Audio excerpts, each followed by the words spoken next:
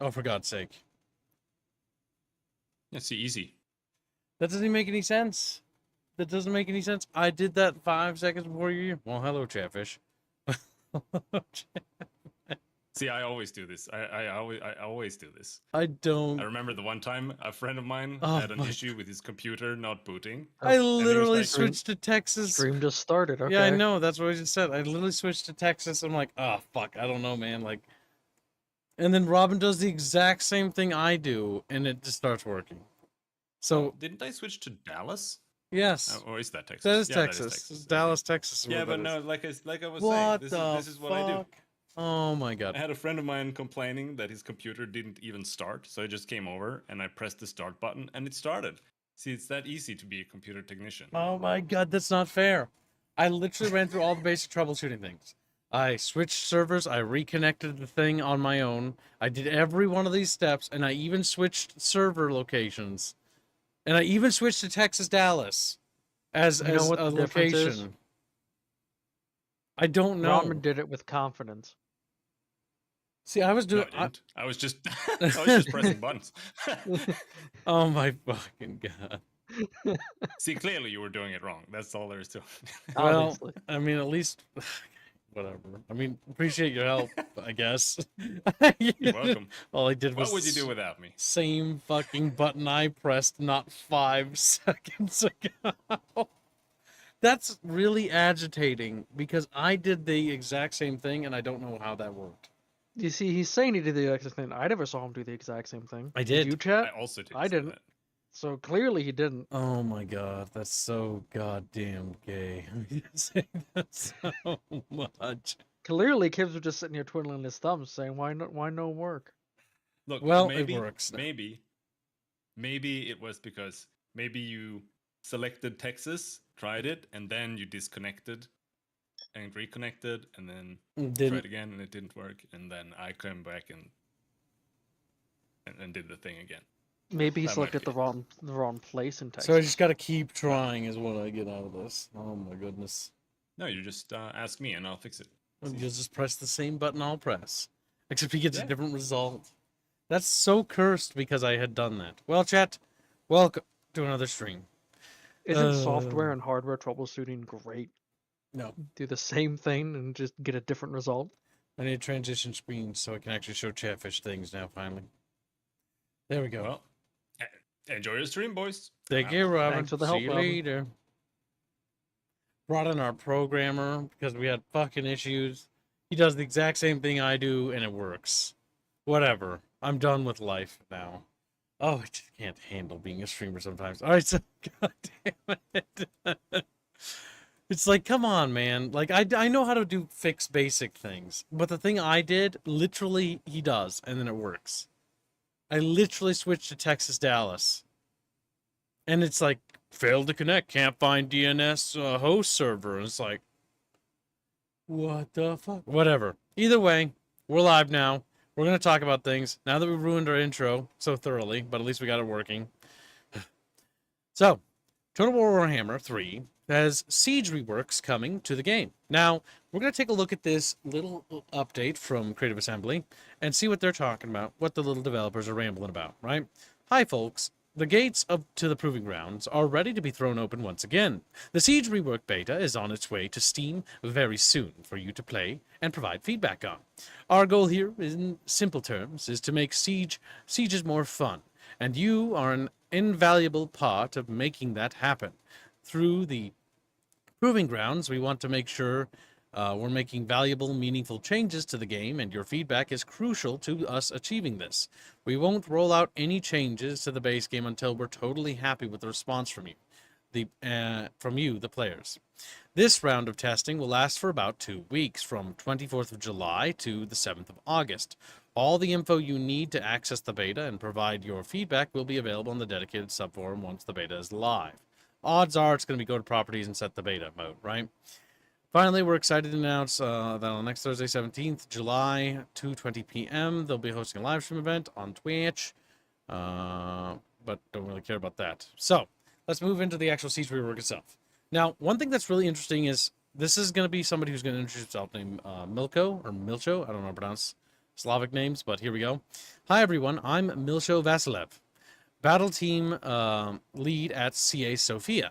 Here to talk to you through with what we've been working on to improve sieges in Total War Warhammer 3. Thanks. Thank you, and let's get into it. So, what we know right away, or what we kind of know, is that the Sofia team was working on Pharaoh Dynasties, right? And they've wrapped up, they're patching Pharaoh Dynasties, but they're not going to add any major content to it. They made that big Bronze Age patch, which add Mesopotamia and like a bit of Greece and a little bit more of Turkey and like the other stuff like that, or Asia Minor, and then they moved on, right? It seems like they've sort of been like patching Pharaoh Dynasties and they've now been taking over what looks like taking over Total War Warhammer 3, basically repairing and patching things and actually tweaking it. So that big lull in when Creative Assembly wasn't releasing any content and Total War Warhammer 3 sort of seemed dead, kind of felt like the team had just left. I think that this is a theory, but I think this is down to the fact that the main CA team is working on the new Total War. The current TA team, the Sofia team, is working on basically fixing Total War 3, because Total War 3 is in a really bad state, and so they're trying to make it better.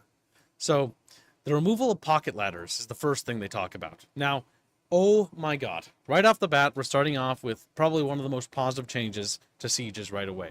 So let's read what they say. What we changed. The biggest change that we will be focusing on the most in this update is the removal of the so-called pocket ladders. Oh, they're pocket ladders.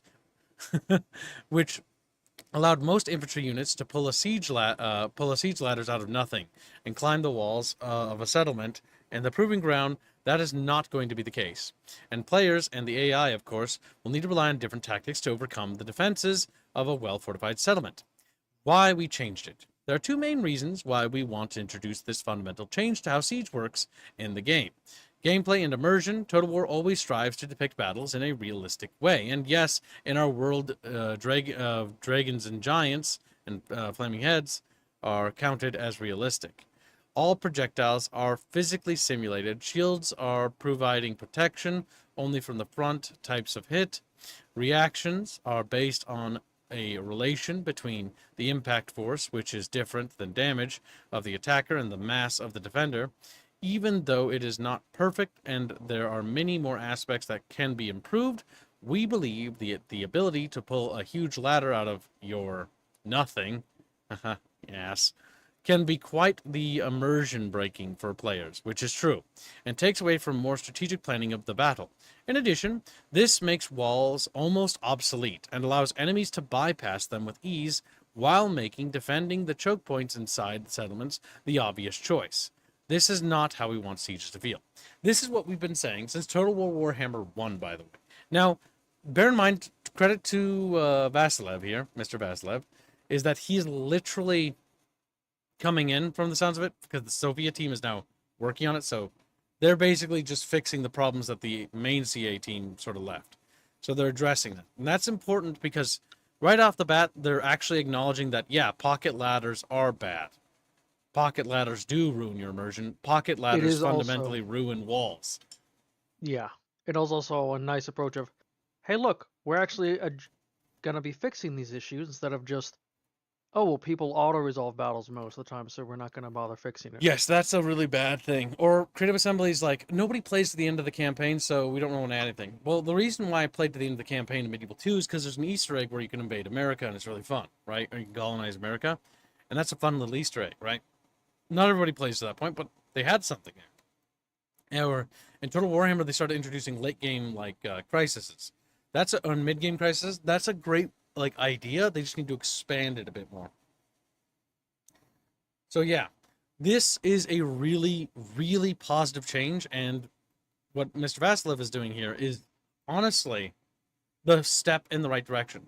It's the first time I find myself actually covering a Total War change in a stream. In a positive light. Yeah, because this, unironically, the fact that Total War Warhammer 3 is actually turning or making moves to turn around, and as one of the biggest critics and cynics of the entire franchise, who's literally been here since Rome 1, not the very beginning, but Rome 1 was my first one.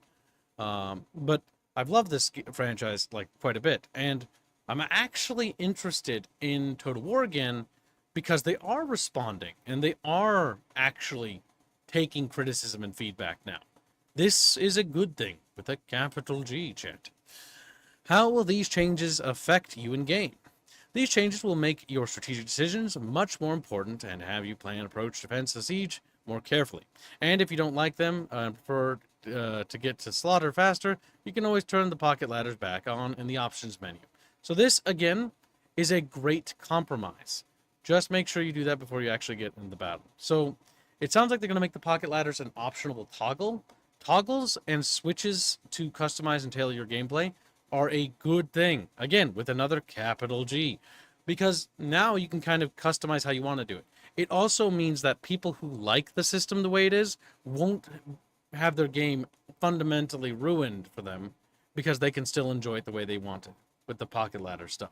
It just means for the rest of us who like actual siege battles, we can actually finally be a little bit more interested in siege battles. This is a step in the right direction. There's a lot more, but let's get through all these before we talk about everything else. 2. Siege equipment rebalance. What we changed and why we changed it.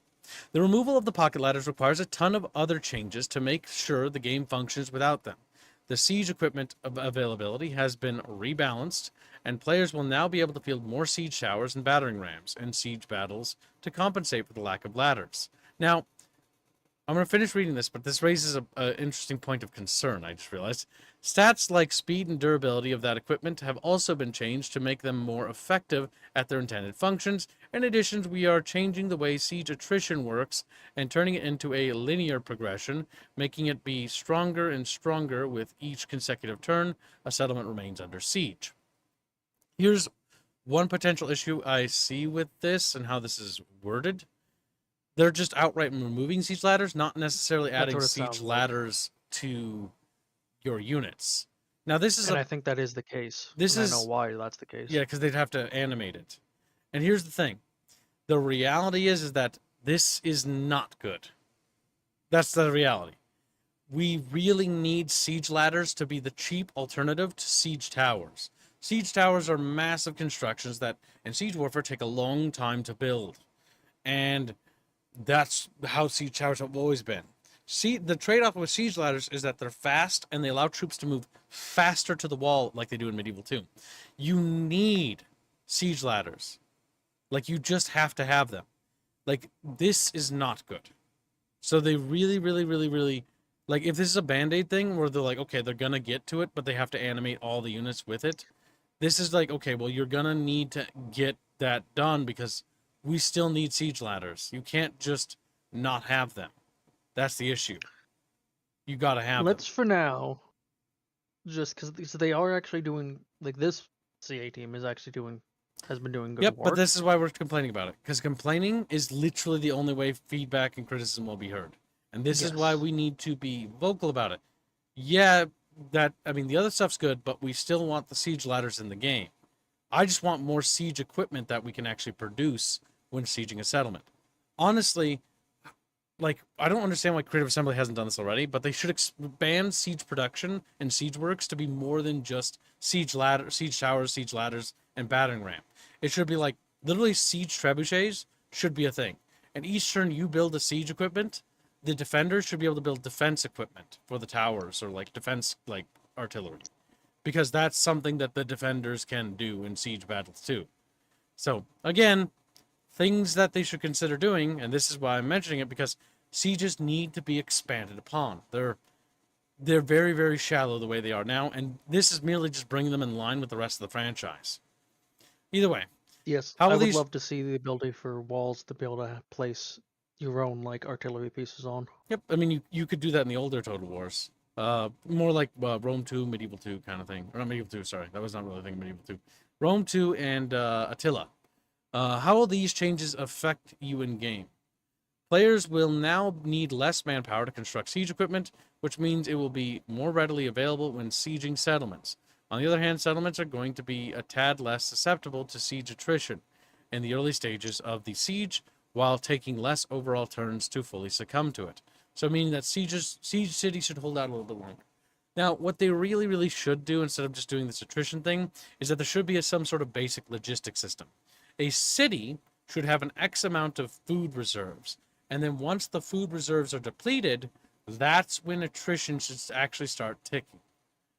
Because that's kind of how it works in the older Total Wars, is that a city usually would, well, they have like some trickling down because it's simulating like, okay, like some people were killed and like the sorties that happen and the things that happen during siege warfare, because technically siege warfare is a lot more complicated if you know anything about medieval times or even in this historical period, where you'd actually have the defenders sometimes send out sorties if they could to harass the enemy line, and sorties could potentially destroy siege equipment, buying the defenders precious valuable time.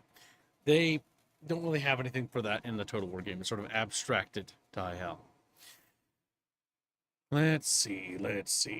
I thought I saw something. I thought I did. I'm not entirely sure. Weird. All right, well, moving on. How will these change affect you in game? How changes? I can see that there's some editorial problems here. Well, English isn't their first language, probably. That's fair. Players will now need less manpower to construct siege equipment. Yep, I already read that. Oh, sorry. I'm sorry. I was caught up on thinking about that. I got derailed by a DM I just got. Defensive adjustments. What we changed.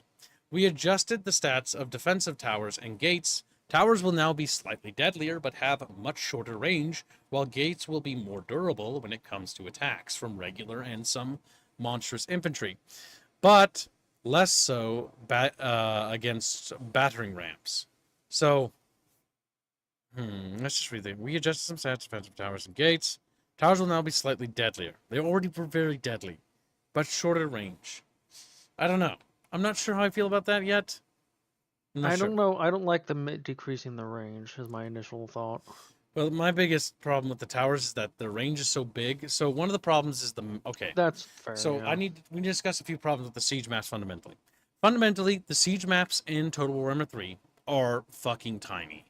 They're not an entire city, and so because they're not an entire city, you can't attack it from every angle, and there isn't a lot of options. It's really just, here's a wall and some city streets, and that's it. There's no maneuvering or having multiple like attacks across the city. There's a wall and there's some city streets, and that's it. Yeah, you can attack different sections of that wall, and I word it that way because it's literally normally either an L or it's a line with like some lumps in it. And that's it. It's not actually a fully encirclable city. And that's one of the fundamental issues. Cities need to fundamentally, the cities must be redesigned. That's not really up for debate. They need to have map editors fundamentally redefine how cities work altogether. These changes are a step in the right direction, but cities need to actually become cities. That's not really up for debate here. That needs to happen. They're going to have to scrap the current city maps and replace them. That's what they're going to have to do. Because the current status quo is unacceptable and has been unacceptable since Total War Warhammer 1. They're just not good. None of the city maps are good. None of them. They're all bad.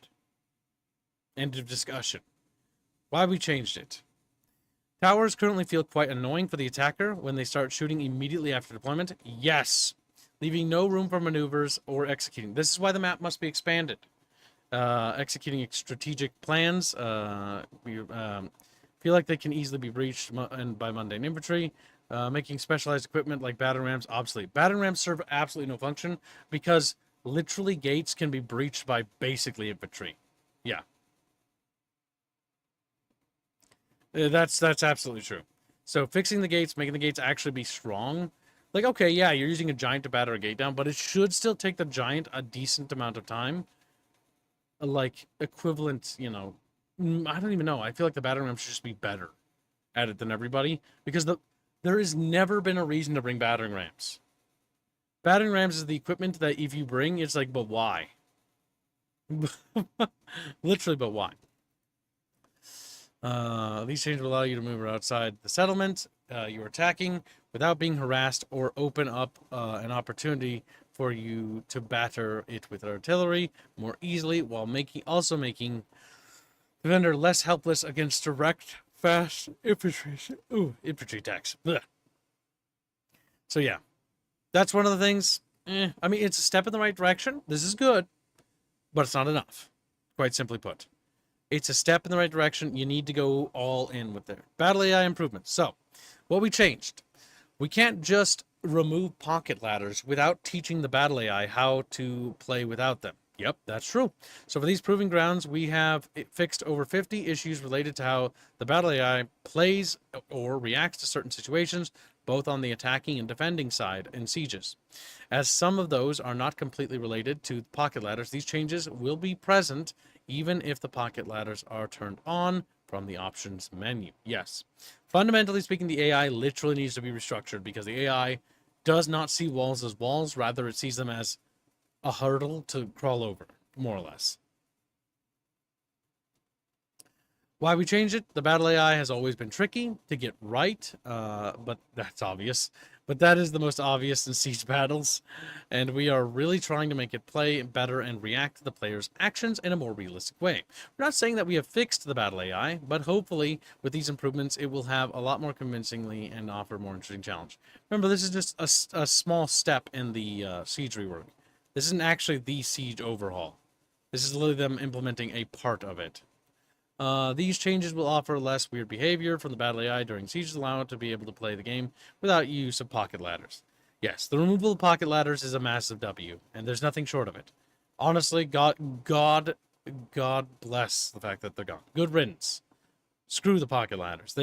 They fundamentally made sieges that were already bad worse. Siege map improvements. What we changed. With this update, we are also starting an initiative on reworking old siege maps to make them play and feel better. For now, we have only done 3. 1 for Skaven, Empire, and Orcs. But there will be more to come in the future after getting your feedback on them. I cannot wait to see these new maps to finally see where they're going to push the direction. I sincerely hope that these are not just walls with corners and stuff like that. Like, I genuinely hope these are multi-tiered cities. Like, please, for the love of God. Please. I can only beg. When is this test coming out? Let's see, we'll scroll up. The test we can apply for the beta is 24th of July, so soon. And we are going to try it when the 24th rolls around. Because, oh my God. Like, oh my God, please. Just make the city have more avenues to attack it and more like layers to it. And if you can, this is something that they need to do the battle maps. The battle maps are tiny. They need to be bigger. Not only do they need to be bigger, but they also need to scrap the pre-made map thing and reintroduce the map generator, which is in the Warscape engine. They'd have to rework it to work with this game, but they need to do it. It needs to read the map and actually generate maps accordingly. Like, there's so many overhauls this game needs to become the ultimate Total War it needs to be. And the big thing is that this game, yeah, it just has to. Now, whether or not they can do that, whether or not the Sophia team has the budget to do it, resources, I don't know. But from what it sounds like, the Sophia team is now in charge of fixing the game, and I have a lot of confidence in the Sophia team because of what their work with Pharaoh Dynasties. Pharaoh Dynasties wasn't the most perfect Total War ever, but it was a step in the right direction, and to Sophia's credit, Sophia CA, they actually seemed to care, whereas nobody else did. Yes, when Troy came out, it was a Saga game, and Saga games are bad. There's nothing, we're not going to try to defend that because I hate them. But when they came out with Troy, they did. One thing I noticed is they tried their best to fix the game, and they were receptive to criticism, which they had a lot levied at them. And they never gave up, and Pharaoh's Dynasties was basically a Bronze Age Total War that people had requested, and they're still patching it. And is it perfect? No.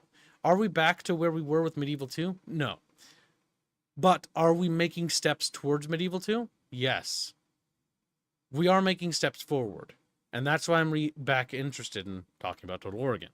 If they're going to show signs of improvement and growth, then I, as an actual fan of this franchise, will be interested to see if they'll actually return to form. So let's move on to the next subject. Siege map improvements. Let's see, we read that. Why we changed it. Siege maps can often feel a little too cramped. Yes, with little space to maneuver. Both sides, inside and outside the settlements. This is due to the map size. With our reworks, We are looking to open up those maps a bit more, approaches to the victory points, as well as wider spaces for larger forces to engage one another. So, not sure what that means internally, if they're just going to widen the city streets even more than they already That's are. kind of what it sounds like. Because the city yeah. streets are already pretty wide. This is not necessarily a Creative Assembly Sophia problem. This is more of like a Warscape engine problem, because the flocking mechanic has issues with tight corners. And even Medieval 2 had issues with tight corners. Like, one of the problems with Medieval 2, one of its biggest problems, is it's also its best part. The siege battles in Medieval 2 are fantastic, but they're also the Achilles heel as well. It's a double-edged sword. It's so clunky trying to get things to move. It's clunky to get things to move in Medieval 2, but it's really fun. Dough Girl donates $5. Welcome back, little Dough Girl. I'm glad you're my little bucket fish. He says CA probably removed ass ladders because of how popular the ass ladders removal mod that is in the workshop. This is good news. That is probably partially true, Little Doman, but it's also related to the fact that we need to go back up to the top and address what we talked about before for those who are just entering the stream. If you're going to notice this right here in this section of the announcement, I am Milsho, I don't know how to pronounce Slavic names, Vasilev. He's a Bulgarian. He's from Sofia. Well, probably. He's Slavic in his naming convention, which means that this isn't the primary team. And that's interesting to me, because this means that it's the Bulgarian team. The Bulgarian team has been overall very receptive to criticism and critique, and they take it on the chin for the most part, compared to the British team, which historically has not been receptive to criticism or critique. They've been very, very rude. Very much. If you don't sing our praises, we'll remove you. I can't say if they're still that way, but I remember a time when they had a bunch of like people as community managers, and they were horrendous in their treatment of other people and their treatment of people in general. And that's just not okay. So I'm interested because the Bulgarian team is out now working on Total Warhammer 3. That's why I'm actually talking about it. Because I'm actually interested. Because you like that team. That team, I understand that they're fighting an uphill battle because they're a little team and they don't have a lot of experience and they're new to making games. And to clean up the messes. Yeah. But I can give them, I'm willing to give them a second chance, because the Bulgarian team, despite the fact that Troy wasn't very good, they tried their damnedest and they tried to make it as good as they could. Then with Pharaoh, they tried again and they did that. That person left the studio, Psycho Dad, but yes. And that wasn't even the worst thing they did. You can actually look up a lot of these things, what happened to people. Now, I'm going to break one of my own rules. We don't talk about the content creators here, but this one time, we'll talk about 2 instances that I know of. One was the treatment of Legend of Total War. A Total War YouTuber was just abysmal. Regardless of whatever you think of the guy, they should not have treated him as rudely as they did, or as the other YouTubers they did with the community managers. Second was when they literally called one of my friends, Arch, a dickhead for no reason on a Twitch stream. That was the last statement from the community manager as he was stepping down. Yep, he was stepping down. That I don't really blame Creative Assembly for. That I particularly blame the individual. That's incredibly unprofessional. Whoever he is, he should be honestly haunted by that. Because if I, like, to be honest, not that he would ever work for us, but like if I was hiring community managers for Battle Lamb Studios and you did that shit, you don't do that. No point ever do you go out and call your critics and your fans, even if they're angry. Because the thing is, when you're angry about a game, like I got angry about Total Warhammer 3, Total Warhammer 1, so angry that angry video I made, I deleted a long time ago. It was because I purged all my content because I wanted to quit YouTube. Then I got back in, but I made a review. Some of you might be here or remember that review. Or not a review, a video talking about the upcoming Total Warhammer 1 and how mad I was about the Chaos DLC and how livid I was. Because it's like you took out a core faction and you're cutting it out as DLC. Like Creative Assembly had already done this in the past. And for the most part, I was like, okay, well, like the Greeks, you know, they weren't important anymore at that point. Like it was mostly the Macedonians. The Greeks were kind of a minor power in Rome too. The Vikings and Attila weren't really that big of a deal yet, because At that point, that we're dealing with like what we call proto-Vikings more than anything else, like the Utes, the Danes, and the oh god, I forget the G one, whatever, the Geats, if I remember right, the Utes, the Danes, and the Geats. But the one big thing is that when they did it with chaos, it was like okay, now it's not like, oh, it's a tertiary faction. It'd be like if they did it with the Stalia or Tele, right? A minor faction of Warhammer lore. Now they did it with a faction that was the big bad. Chaos. It's like literally, it'd be like the equivalent of Total War Attila, for those who are historical and not big fans of War Fantasy. It'd be the equivalent of Total War Attila, the 4th century. You take Attila and the Hunnic faction, and you made them a pre-order DLC. Could you imagine how outlandish that would have been? And that's why I was so incredibly enraged by that. Not because I hate Total War, not because I hate Creative Assembly. I love Total War. It's always been one of my favorite franchises, strategy games. And it's played a big role in my life. And I still like it. But it breaks my heart to no end that the franchise has degenerated into what it is now. It's just not what it should be. We should be so much further along. And when we look at Medieval 2 is this paragon of a game. It still is. It's a beautiful game. It's flawed. It's got bugs, it's got unit padding problems, but by and large, its soul is still there, right? And when I look at the modern Total War, it feels like we've lost so much. Like, to break it down real quickly, a siege battle in Medieval 2 has multiple layers of defense, can be attacked from multiple angles, and is a very large map. Not only is it very large, but it also has dynamic destruction. You can destroy towers, walls, and stuff like that. And it's got animations for walls falling apart. They don't in Total Warhammer. It's got animations for when you collapse non-important buildings. The buildings you build in your cities actually matter, and you can see them in your cities. You can target when rocks and cannons miss parts of the wall. They would hit sections of housing and buildings, and it would create dynamic voxel destruction. The city itself was completely destructible. Every house had different breakable parts. Churches, you could collapse the spire and it would animate it and it was fall over and crumble to the ground. And like if you shot like cannons at mosques, like they'd cave in and implode. And it was just like really, really cool because the entire city was dynamic in its destruction. It felt like it was real and breathing. And there's so many new features that the new Total Wars have. If you could combine them with Medieval 2, take Three Kingdoms, relatively modern Total War, that has dynamic fire destruction. It's really, really fucking cool. It's like fires can spread in forests and stuff like that, and it's really cool. And in Pharaoh's dynasties, they expand it, and fires can expand into grass fields, and they can expand into cities and stuff like that. And you can get this fire that washes over the land, and it adds all this environmental destructibility, which is really cool. They're tying the environmentals together, and environmentals like storms and stuff. Now imagine if we merge those mechanics of dynasties with Medieval 2. That would be incredible.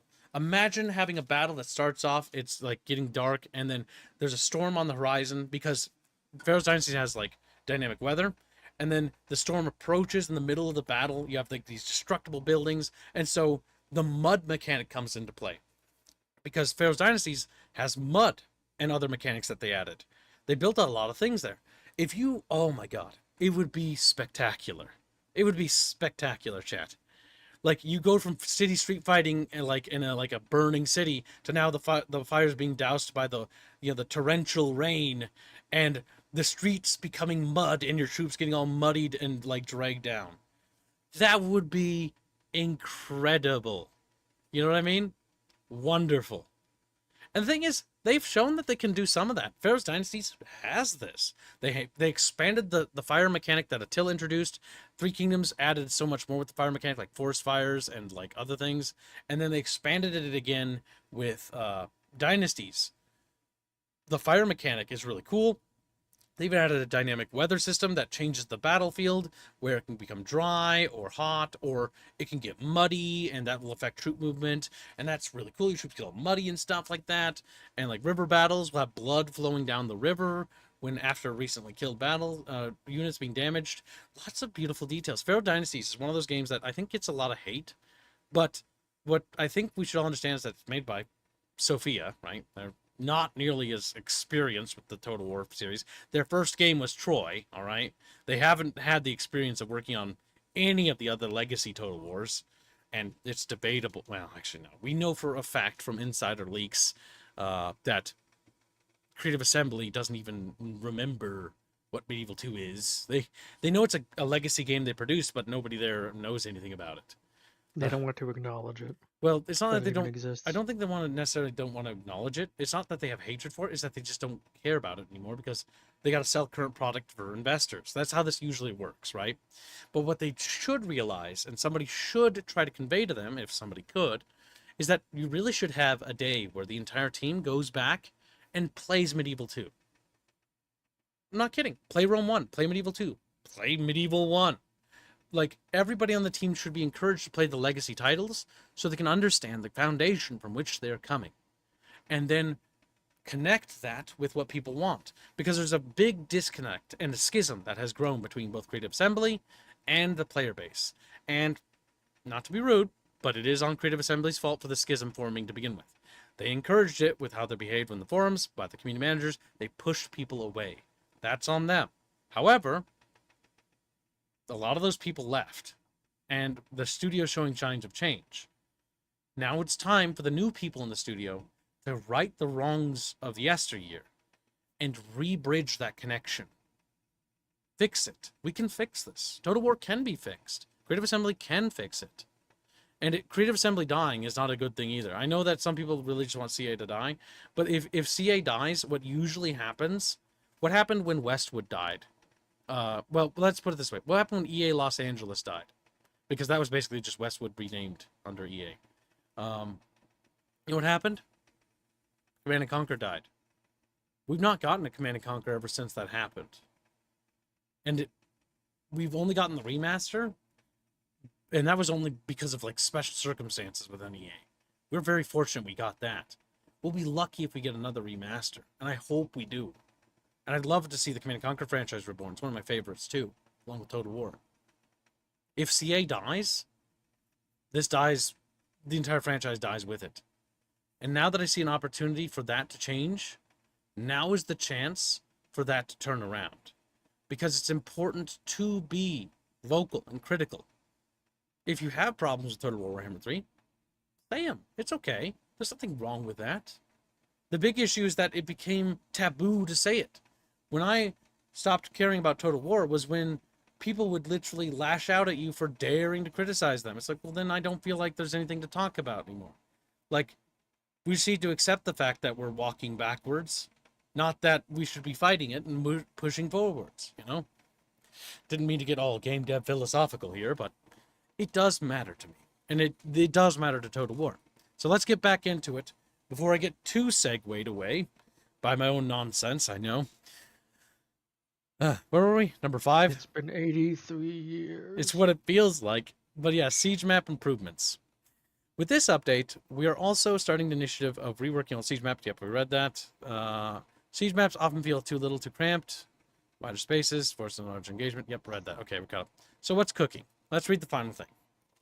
Everything we have listed here are just the first steps for us to get sieges where we want them to be, and we are looking at this as a long-lasting effort to improve the game. This is a good thing because it means that it's not just like, oh, this is it. This is step 1 of reworking sieges. It's a band-aid solution, but it's a step in the right direction. In the future, we have a wish list of possible options to explore, as introducing ladders as new constructible siege equipment, addressing my previous complaint. Yes, I want that. More constructible siege equipment. Rebalancing the way garrisons work and what units are available to them for all factions, changing the way the buildings of towers or barricades work, as well as more battle AI and pathfinding upgrades. Good things. Changing the way building towers and barricades work. Yes, that's good. So let's address that. How the siege game, tower defense game, minigame works. Firstly, it's fucking terrible. Oh my god, I hate it.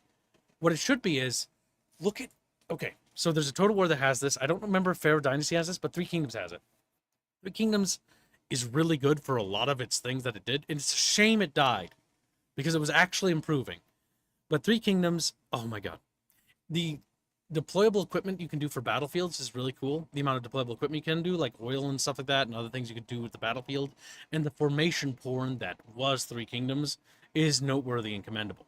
We should play Three Kingdoms. Three Kingdoms is really good. At some point. At some point, yes, we should. Because it has a lot of great things about Three Kingdoms. And it's mostly do with how they handled formations and the fact that there were so many types of formations and that they also were artistically stylistic with it. And there was a lot of other good decisions they did there. As well as basically the siege battles in Three Kingdoms were just Attila siege battles, but slightly expanded with more defensible options. Barricades and being able to deploy barricades in city streets is really cool. I love that. The defender being able to set up things is really wonderful. What they could do, hear me out. This is my proposal. The longer a siege goes on, the more points, quote unquote, that supplies in the pre-battle setup the player has to deploy customizable siege equipment, because that simulates the amount of time the defenders had to set up barricades, towers, defense lines, etc., right? Which is historically accurate to how sieges worked in real life. So we basically just take that and we abstract it to the siege timer. So yes, if you wait a few more turns to build siege equipment, that's good, but the defender gets more points to build barricades with, so that there's a trade-off, so that, okay, if you attack right now, you can attack right now and the defenders will be at full strength. However, even though they're at full strength, they won't have had time to prepare more barricades and more defenses internally because you're attacking them quicker. That would be really cool. Also, the other thing is, because they opened up this conversation, customizable garrisons. Let us actually customize the garrison. If I want to go into the core of my empire, I want to click a button and I open it up and like, you know what? To cut down on the budget part of my empire, I'm going to cut some of the garrison. And because I cut some of the garrison in the internal parts of my empire, it's a risk I take, because if somebody sneaks through, that city will be easy to take because its garrison will be incredibly small.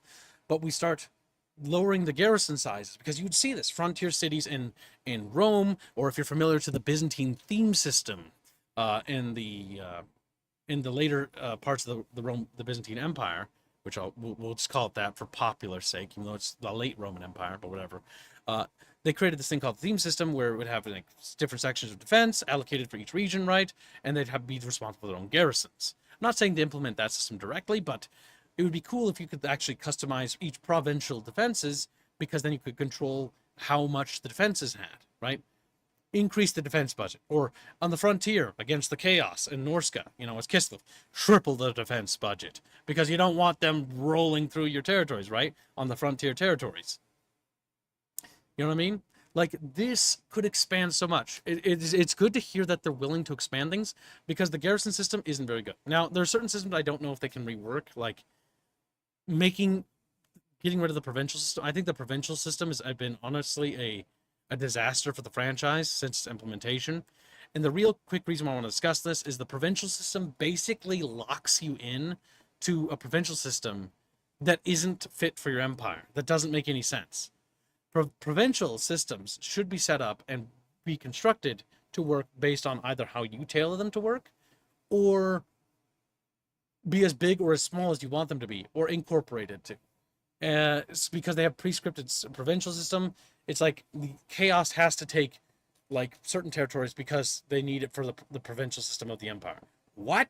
Like, why would the orcs care about what the elvish fucking Ulthuan provincial system is? They don't give a damn. They don't give a damn. Yeah. Their logistics don't even work the same. The same way, for another empire, when the Ottoman Empire took over, chunks of Hungary, right? Like, did it need to rework, base it around the provincial system of the Hungarians? No, they sort of incorporated it into their empire and made it work with them. They didn't make it work the same. There were certain things that stayed the same, like certain roads and cities and locations, but the restructuring of it was different as nations take over different territories, because they're going to make it work for them, right? Alsace-Lorraine, right? Between Germany and France. They incorporate it into their own system, right? Or Germany incorporates it into their system, French or German, right? They're not going to make it work like it's French if they're German when they occupy it, because they want it to be part of the empire, right? You don't understand, Kibbs. That city in that mountain has to be the major city of this province, no matter what faction you are, Provi- even if you can't really colonize Yes, mountains. capitals and provinces move. For example, the capital of the Roman Empire moved from Rome to Mediolanum, because it was the heart of the empire. And then during the barbarian invasion crisis, it was then relocated, I think, back to Rome. I can't remember for a bit. And then it was relocated again in its final days to the city of Ravenna, because Ravenna had this swampy marshland that was basically was a way to retard the attackers from basically pushing in. It didn't really help in the end, because the final battle for Ravenna was pretty much over. But yeah, they do these things because, well, this is what nations do historically. And so even in a fantasy setting, they should behave historically. Like, let's say the empire's collapsing, right? And it's unified under, one of the counties or whatever. They become the emperor or whatever. Like, okay, that's cool and all. But, like, that means that maybe they should relocate their capital, or maybe they should move their capital to, I don't know, Ostermark region. I don't know. Maybe they do.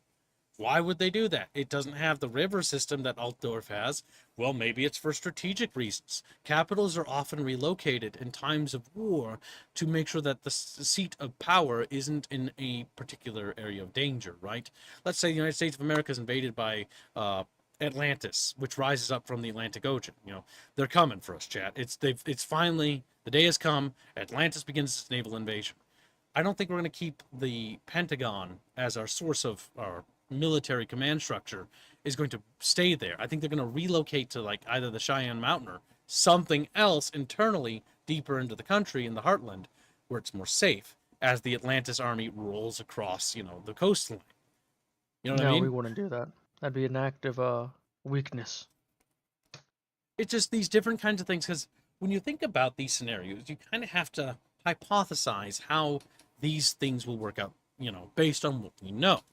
And that's something that's really interesting. Capitals often move all the time. They don't really anymore as much, but that's also because we're in a state where the world relatively, even though there is conflict ongoing, and we're not going to talk about that shit, but things don't really move. Things are kind of static right now. And so we're kind of so used to that static nature because it just is that way at the moment. But there was a time earlier in history when wars were a lot more commonplace, and large-scale wars between more nations, where you'd see things shift and move a lot. We don't really see it as much as we do now anymore. There's a lot of status quo. Two things. What? Adoman donates $1.99. They can get rid of province. A few modders did it too. That would be good. And Gregors was saying, would the Shogun 2 area system be better than the modern one? The Shogun 2 what system? Area system. Area system? Can I get a little bit more details? What part? Shogun 2 does a lot of different things mechanically. Shogun 2 basically had each province have like little buildings inside the province that were special to each one. Different regions. That was fun. That had problems though. It had problems in Empire and Napoleon because that was it was introduced first in Empire, and it was in Napoleon, and it was in Shogun 2 as well. So let's recap this system real quickly. The area system. You have a city, right? And each city has little buildings around the city. Like, here's some farmlands, here's a mine, there's a school, there's a monastery. And these things do different things. It can be upgraded to be doing different things. And that was cool. And people could the problem with that system though is that armies could go and raid those areas, which is cool fundamentally. That's actually really cool. But it became incredibly goddamn annoying. And this was because in Empire and Napoleon, troops could move around without generals. Now, this is really cool, but the AI abused that quite a bit. And that's why they later in Shogun 2, was it Shogun 2 now? No, they're still captains. Shogun 2, you could have units move. It was Rome 2 that did that. I always forget. But yeah, and so the big thing here is that you want to make sure that it's going to be tricky. If they can pull it off, that'd be really good because, yeah, you're absolutely right. Technically, there should be farm field regions that are much better for farming, and you should be able to raid those. And it would be really cool if they went back and had the Medieval 2 dynamic map thing where it read the map, and then you could be like, if you fought there and there's a river there, you could see the river. If there was a fleet off the coast, you could see ships off the coast. And in Rome 2, they expanded this a little bit. It had its own problems, I know. But then you could actually have the fleet come onto the battlefield and actually help with combined arms. There's so much they should do here. And I really do believe that, look at the game like Bannerlord, right? This is going to sound silly, chat, but Bannerlord did this. And they finished the game, sort of, not really, but they're still working on it. But they're making an expansion pack that adds naval combat to the game and also the ability for naval stuff to interact with land stuff. That's fucking cool. I'd pay for an expansion that added Warhammer's naval combat and added coastal battles and coastal cities and combined arms warfare between ground and sea forces. That would be fucking awesome. And in the Warhammer universe, it would be really fun because they're very, very, like, it is one of the weirdest aquatic warfare things ever. If you ever look into it, because how the Warhammer Navy stuff works, it's wild. It's all sorts of goofy. Sura says the Total Warfare has outposts that give regional buffs, army buffs for visiting armies, and can be targeted by the enemy. Yes. Pharaoh also introduced the idea of creating forts, where you could create a fort and you could house your troops in the fort, and it would actually reduce the amount of cost that the troops would be, expending and stuff like that, which was really cool. Again, if you look at all the Total Wars, and this is why it's really important that we talk to Creative Assembly in this regard and encourage them to look at all of your games and your library. I know a lot of you guys, I know Vasilev, you weren't there for Rome 1, Medieval 1, or hell, you weren't there before anything before Troy, because that's when your team probably was introduced to this, But you could, in your spare time, you should, because this is good for your work, play Rome 1, play Medieval 2, play a little bit of Shogun 2, play a little bit of Empire, even though Empire's not very good. It's got a lot of problems.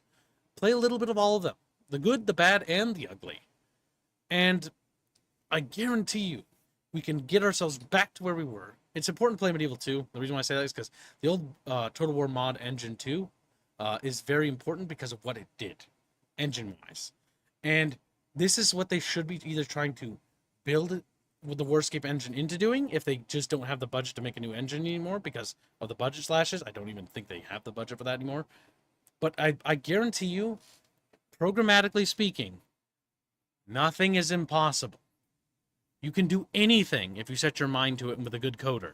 Look at what the Helldivers 2 devs have done with that old 2018 engine, right? Fucking decrepit. But they pushed that thing so beyond what it was supposed to do. They can do the exact same thing with the Warscape engine. Mark my words. If budget is an issue, you just need to push the limits and actually do stuff. Any programmer that tells you that it's impossible is lying to you. Anything is possible programmatically. It's just they really, really need to figure out, okay, well, what will it take to do that? What would it take to add the ability for voxel destruction to cities? How much work would that be? Now, that might be untenable, but what would it take to add naval combat to Total War Warhammer? What would it take to add the ability for we ditch the pre-made map stuff and have it read the world and generate maps based on where your army is? What would it take? That's all you got to do. And the reality is Total War Warhammer 3, if corrected, it could be like Rome 2 is still sold for $60. I want to point that out.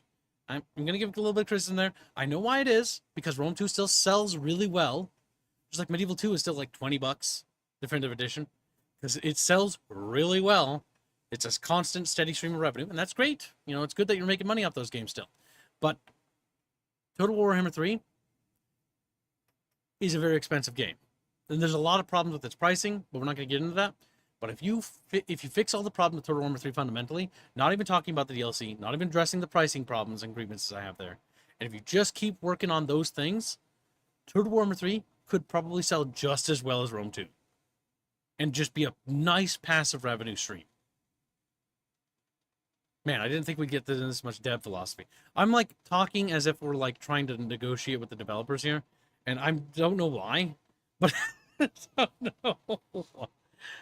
But it's like, these are like simple things. I'm just trying to convey these ideas to you guys, because maybe we can help these ideas expand, right? Maybe you guys can build upon these, my own ideas, and we can expand them to be even bigger and greater than the small ones that I have. But I think yes. Go ahead. For all the chat that are currently working on Warhammer 3. Yeah, for all the chatfish. Our Warhammer 3 chatfish. Yeah, it's true. It's true.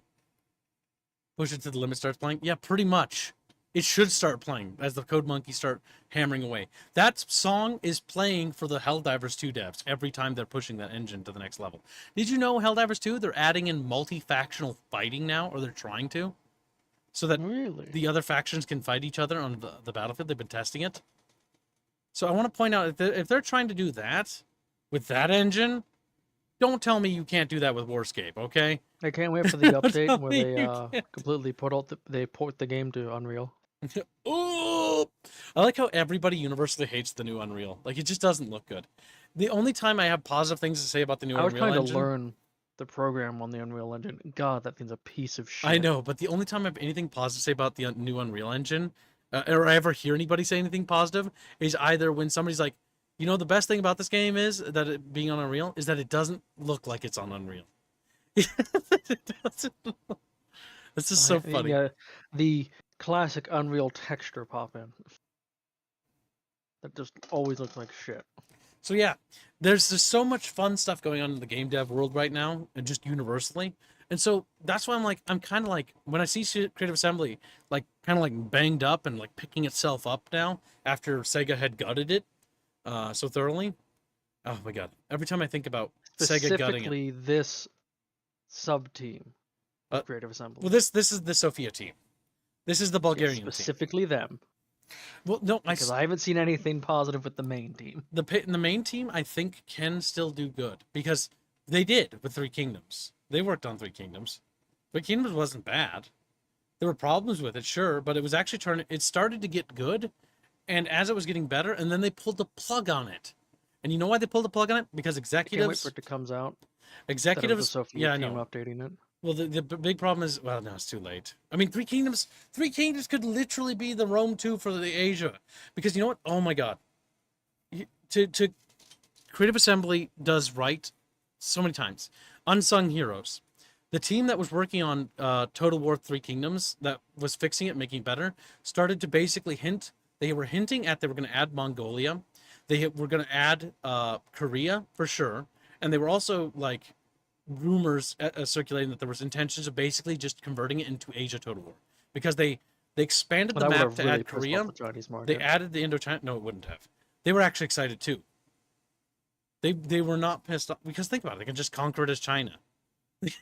I'm pretty sure Three Kingdoms got blocked in China, actually. Yes, but do you think that stops people from buying it in China? No.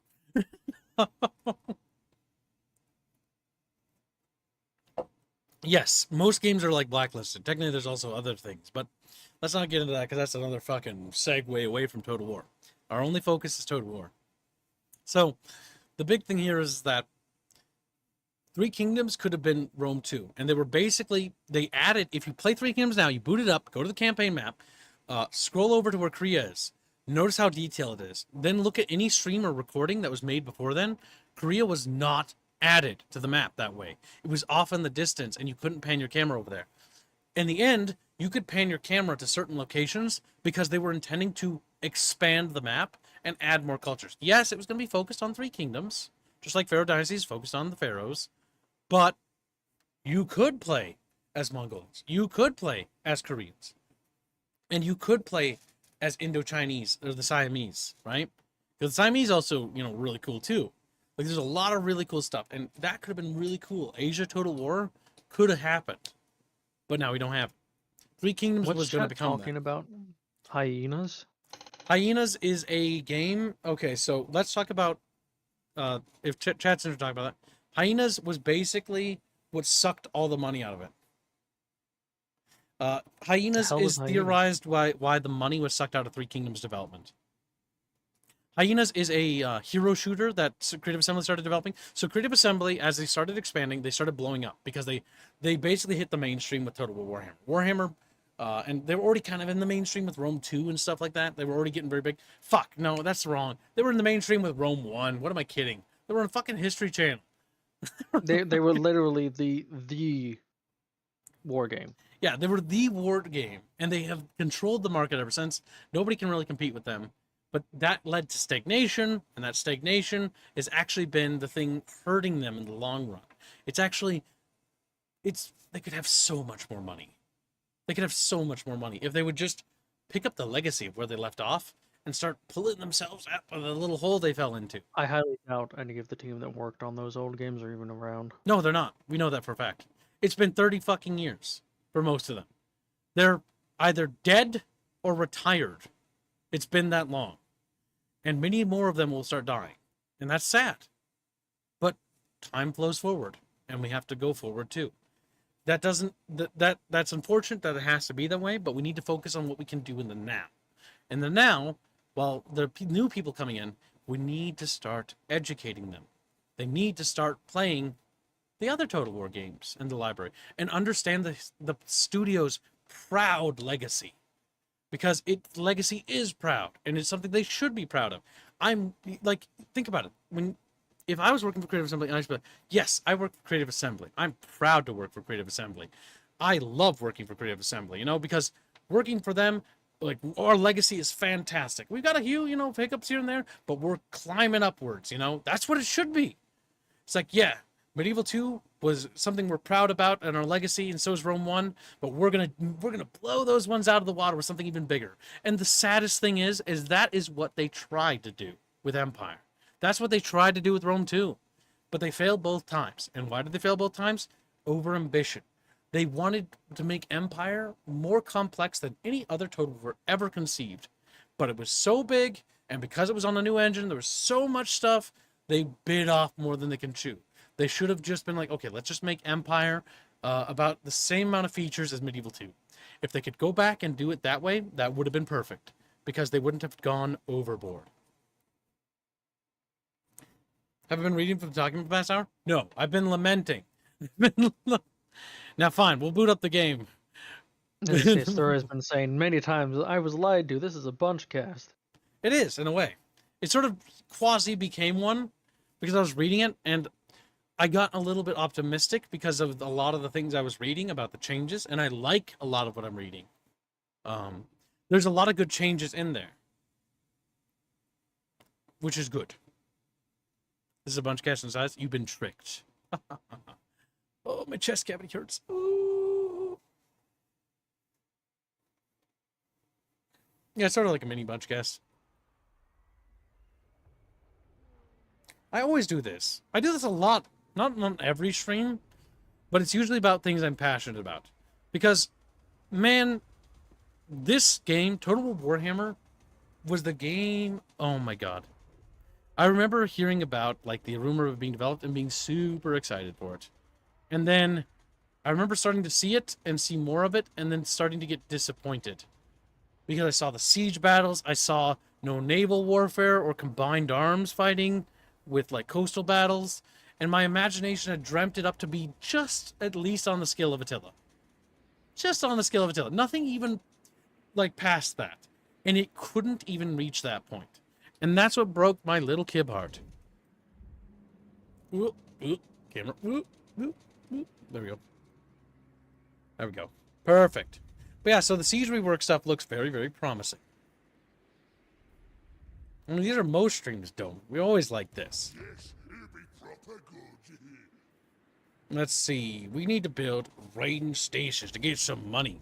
But yeah, so the big thing is, like, there's so many rework things. Like, for example, when I talk about the provincial system, the provincial system is literally like, okay, so it's hard to see because you don't see it overlaid here, but it's all these little settlements are tied to this one settlement called Rust, right? That's kind of like, like, that shouldn't be that way. Does that make sense? These should all be independent and be able to grow independently of each other, because technically Rust occupies this territory right here, and this is Rust's region. You're not doing a province edict? What?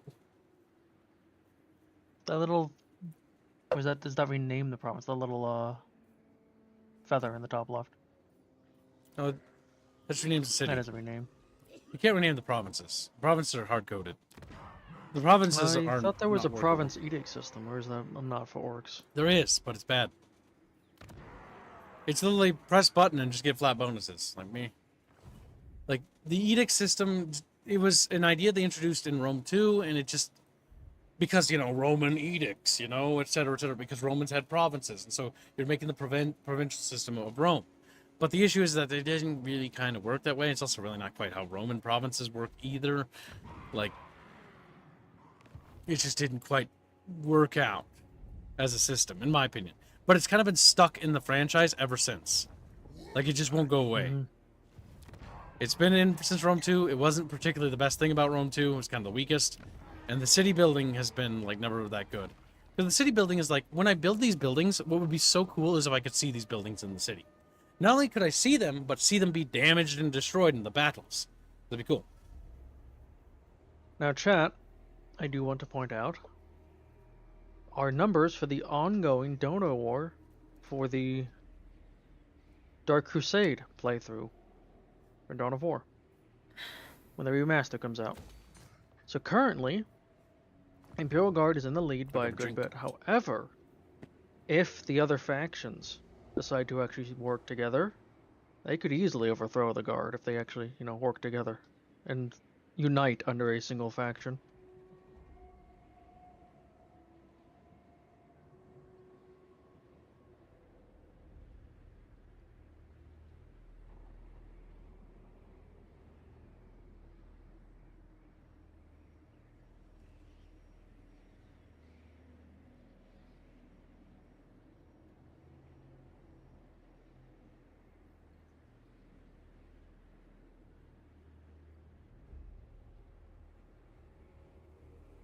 Or you could just double down and triple down on, you know, Imperial Guard, like Morty wants you to do. That is also an option. I mean, if you keep funding Imperial Guard, it could get a statue. That's true. That's true. If the Stone War goes well enough, I got a could drink. commemorate it I said that. Oh, frick. with a statue. Which, do you want to show them? The Hell Dunkers. So, I'll also point out that if you end up donating towards this Donor War, because this is an overhead one, They're back. if you end up donating We're good this time. $25 or $50 in total, Okay.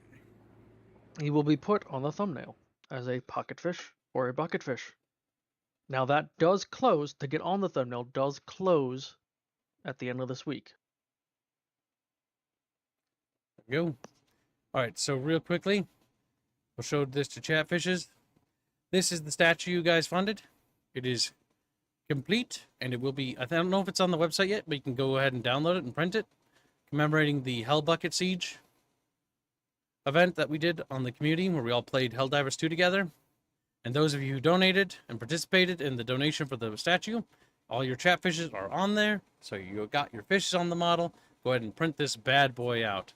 Man, I wish I had a 3D printer, because I would love to have this on my desk. This looks so cool. Baffuse did a spectacular job. He's going to be taking a break from diorama work, and he's going to be working on our game stuff now.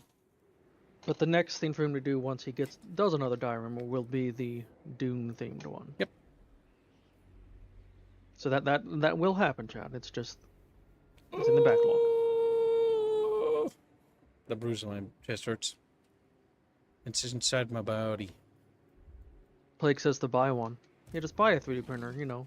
All right, so I tweaked my mods a little bit. I've turned off one mod, and I've turned on a new mod for immersive banners, because the immersive banners look really nice.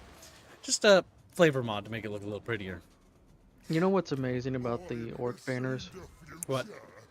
Just picture an orc sewing a banner. Funny. That is funny. Little needle thread just... I'm gonna dedicate this to Gork and Mork. Okay, so really quickly, let's check our provinces. Everybody's becoming happy. This is good. Abyssal Glacier is not generating any revenue whatsoever, but it is happy. Hashtag 3D printer fund. I don't think that's gonna happen, Sturha.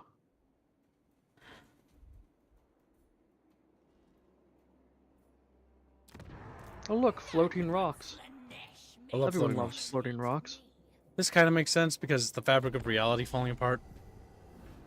Because chaos. But what that should is disappear now, actually, because I've destroyed chaos down here. No. I'm cleaning up the South Pole. You can't destroy chaos. Buy one, kid. Buy 3D printers. I can't afford one. Like I Morty actually is don't proclaiming have that any money. Indio has betrayed him, but I haven't seen him elaborate on how or what the betrayal is. A valiant defeat? I don't think so. That shit looks a little goofy. I missed the old fort maps already. Remember, they currently have pocket ladders. So they have pocket ladders. I turned off the fortress map stuff because I want to see how sieges feel currently. I know I'm not looking forward That to one's it. not the worst looking one. It's better than just the one wall. This is better you because you can attack from all around it. This is true, but it's also a little bit claustrophobic. Because I see that issue where it's claustrophobic. It even looks claustrophobic. Yeah. And even feels that way when here. Like, this map should be bigger. Like, it should be... Oh yeah, that's It's so tiny. It's just the tiniest goddamn thing, isn't it? Now, I don't recall if the AI will move. Oh, after you no. deploy. These mechanics are on. They're broken. Is the What answer. mechanics? The building magic tower shit. I hate that. Oh, I might turn that mod back on after like a round or two of this. Oh god. I'm not aware of this mechanic. What's this do? It literally builds bullshit towers as the game goes on. This is the stuff that I don't like. It's really bad. It's one of the reasons why sieges are almost unplayable. See, this almost is perfect, like map-wise, almost. It needs to be bigger. I actually kind of like the layout of this. I really dislike that, for whatever goddamn reason, when they built these walls, they're like, let's stop and let's make a big. Why? And I also dislike that there isn't like a fighting up here or something like that, or like more stuff over there. It sort of ends. To be fair, there's clearly lava going inside that building, so... You know that. It's like going up there. I don't think you could get in there without going through lava. I will point out that how the fuck was this castle even fed, even if this was grassy at one point? So this is one problem with the map design. Map designs aren't believable. For example, the roads don't exit the city or go anywhere. And where would the farm fields be? That feeds They're this around place. that hill that you can't see with the camera. Like, Just the the super farmers lush live down here and they like have to cart their food like up this little fucking thing. No, that's Magic. that's The answer is magic. these slopes are too steep and nice. These slopes are This is why those like things are weird. Also, chat, we were almost caught up to yesterday's goal. Remember, Indeed chat, we are. we got to make yesterday's goal just so we can make it, so we can make today's goal, chat. Think about the big thinkies. Big thinky! And then they look at you. The thinkies, the biggest they could possibly be. The biggest they could possibly. That's some big friggin' thinkies, chat. Man, I hate magic towers. Also, chat, there is $10,217 remaining in the skirt fund. It's very close. See, the issue is that because of how the meta works, like, if you want to make as many magic towers as you can for when they get inside, and your magic towers magic them. Like So where's your like resource you're using for that? Is it the top right? Supplies. See, my solution to the magic tower bullshit was basically what I said earlier. You siege a city for an X amount of turns, and then I just have these resources, and I have no more. I cannot get more. But when I hit start battle, I will passively generate more. You see how that's cancer? Oh, so you can just keep building them as the battle goes. Yeah, that is cancer. Yeah. And these are just like more bullshit towers. It means that the defender, instead of just like fighting a battle, like they get fucking massacred. They get stronger. Well, if they can keep building, if you can get more towers the longer the battle goes. Yeah, the defenders gain strength as the battle goes on, which is like, what? Like, that's not... What? That's not... That's not how the Force works! You know what I mean? Like, it isn't? Isn't how the Force works? Force does not work that way, okay? Okay, Chatfish? Okay, keep... Chatfish? What are these? Archers? Oh my god, this is right. We talked about the siege rework, but that doesn't exist yet, so I'm already disappointed with how this works. Now, I understand I'm disappointed, okay? You could get that mod that was mentioned earlier about... The fortress mod I was just using 5 seconds ago? No, the mod that just turns off ladders. The AI's not coded to work with it. You see the issue? Like we turn off the ladders. The AI's coded to work with ladders. You turn that off, the AI's gonna break. They just run at the wall and stay in there. Well, they might. I'm not entirely sure how it'll work. They got some flying I'll be right units. back. Chumpus has betrayed me. Chumpus! Chumpus! I'll draw pocket fishes as they ugly little sisters on the Bioshock thumbnail. Oh, I need to talk to you about the Bioshock thumbnail. I want to do some things with the environment and hard lighting that you're going to practice on. And we need to put Aerith in a super squexy pose, okay? And you need to layer it. And then you put the chatfishes on it. I was thinking, literally, there's a scene in Bioshock where you go to a bar, Indio, and, like, the opening area, and then there's, like, this, like, partially like, the ground is wet. Like, I want water, like, everywhere on this. I want it to be a very wet art piece. We're gonna have you practice water. Indio just looks at me, begs under his eyes growing. He's like, whoa. You're gonna work on Wawa until you die. Whoa! Okay. Okay, so we're gonna start the battle because I don't really know what's gonna happen. See, a part of me is like, yay, this has got more complexity to it than the base cities. It's almost perfect, but it's not fully encapsulated. It's got this weird mountain thing, which I'm fine with. Maybe it's like a Minas Tirith style city, but like, it's better. I'm happier, okay? I'm happier.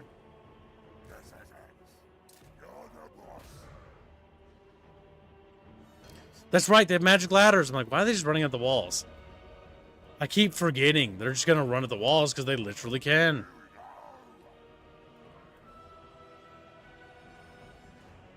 Oh, the bats are already fucking on the walls. Okay.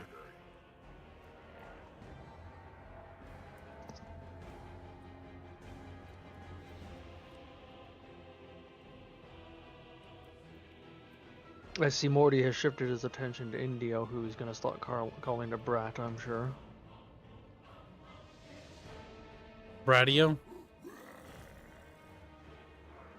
Smellio. And so now, because of how the meta works, it's better The to enemy pull back. ladders have docked on your walls. They're docking. They're like, eep! And now we get off the walls, if we can. You don't seem to have gotten more supplies. Oh, maybe they don't do that anymore. And how do the AI keep building towers? Maybe just They cheat. saved. Or maybe, okay, maybe they cap the supply limit to deal with that. I still am not a big fan of it because these towers are fucking bullshit. This is what they... This has also been a long time since I played like an OG Siege. But I do remember them passively generating resources in settlement battles, which is pain. So, oh god, unit pathing. can they destroy those towers then, or are they just there forever? They can destroy them. But they're not with infantry, if I remember right. They have to capture these command points. Which is why all I gotta do is set up around defensively and basically force them to engage in areas where they'll be fired by these towers. I disagree with having towers that can just magically shoot. You should have the towers and stuff should only work if you have people actually On them. physically, like actual units shooting, not just tower does damage. You should have to actually have a unit shooting.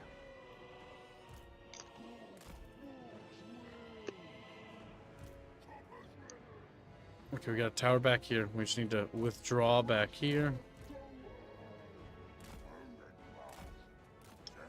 Oh god, city pathing. Ooh. Ooh, there we go. Like, have the towers be something you have to man, like the siege equipment. Our little city's like, whoa, she's like, whoa, and they look at you. Their faces.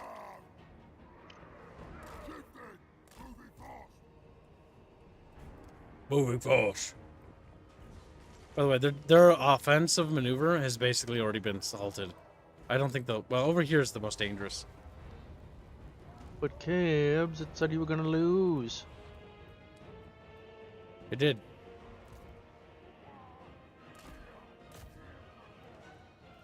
Wah, wah.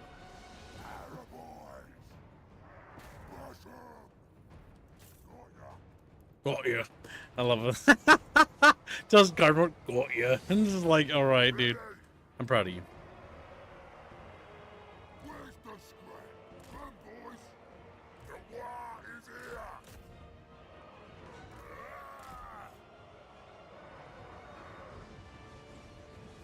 Actually, Do they want to run past? Nope, they're coming. Morty, was your comm slot ever actually assigned?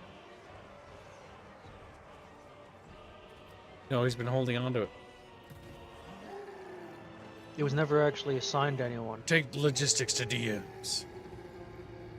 But yes, the forts won't last a week in siege realistically. But I'll have to wait for 5 seconds. You're not reading the important things. The chatfish.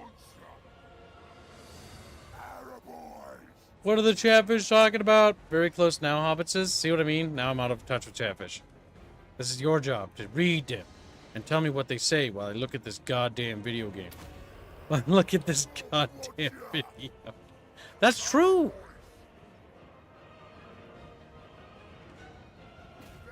Oh my god, this has been an absolute massacre based on Siege's work here. Honestly, the towers are too deadly. Look at all the dead bodies. I didn't have any archers here. They killed like all these people. I feel like, I don't know if buffing towers is the right answer here. Like, they're already too powerful. Shortening the range will help, kinda. But towers are kind of dangerous. But over here, then they didn't do anything. I don't know. I'm very confused. Getting mixed signals. Oh my god, game, please. Unipathing. Getting stuck in corners and shit. Where's the scrap? Run, boys. Moving fast. Oh, give me trouble. Give me trouble. Oh, that's why my chat wasn't updating. YouTube froze for me. Yay! Shifting. Run, boys. Oh, no, yep. Great time. Oh, no, no, no. Arrow boys. They're pursuing my our boys. Arrow boys. Alright, my boar boys need to hold I them thought there. he was saying arrow going for a second there. Our little orky borkies are firing the little... Pshoo!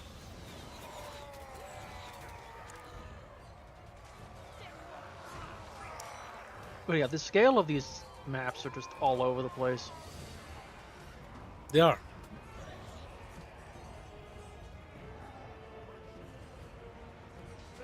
We're the great time.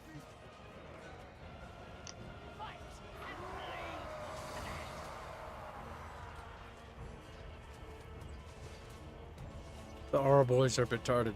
Arrow boys. Remember in Total Warhammer 1 when they made towers able to shoot you at the start of the battle? Yeah. They just had a Oh. cross map range. It's like, get in there, boys. It was like Normandy with towers. It's like, sir, why did we deploy our towers within tower range? Yeah, there's so many fundamental designs issues with this game that can be fixed, actually. But it's just impressive how many there actually are. Oh my god, Yeah, that was... They had like So, they had the hold siege up. battles so trash. So more importantly here, look at this, okay? The game said this was going to be a valiant defeat. This, I barely took... Like, I took some casualties, but, like... See how strong it is to be the defender? The AI doesn't know how to do siege battles at all. It does not know how to handle it.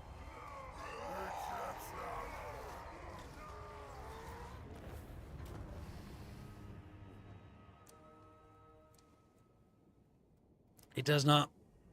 Like, even as is, it just didn't, like... It spawned, like, a big stack, but the problem is, because we had relatively equivalent forces, it was doomed. Like, it just did not stand a chance. That's one of the issues. I think the towers are just... I'm not sure how I feel about the towers. I think there are, A, too many towers. We have too many. B, the towers have, like, a weird cone thing where they're, like, effective, and they really kind of shouldn't, because it's not how siege towers work. Or not siege towers. It's not how towers work. Like, they're literally meant to shoot everywhere on the wall.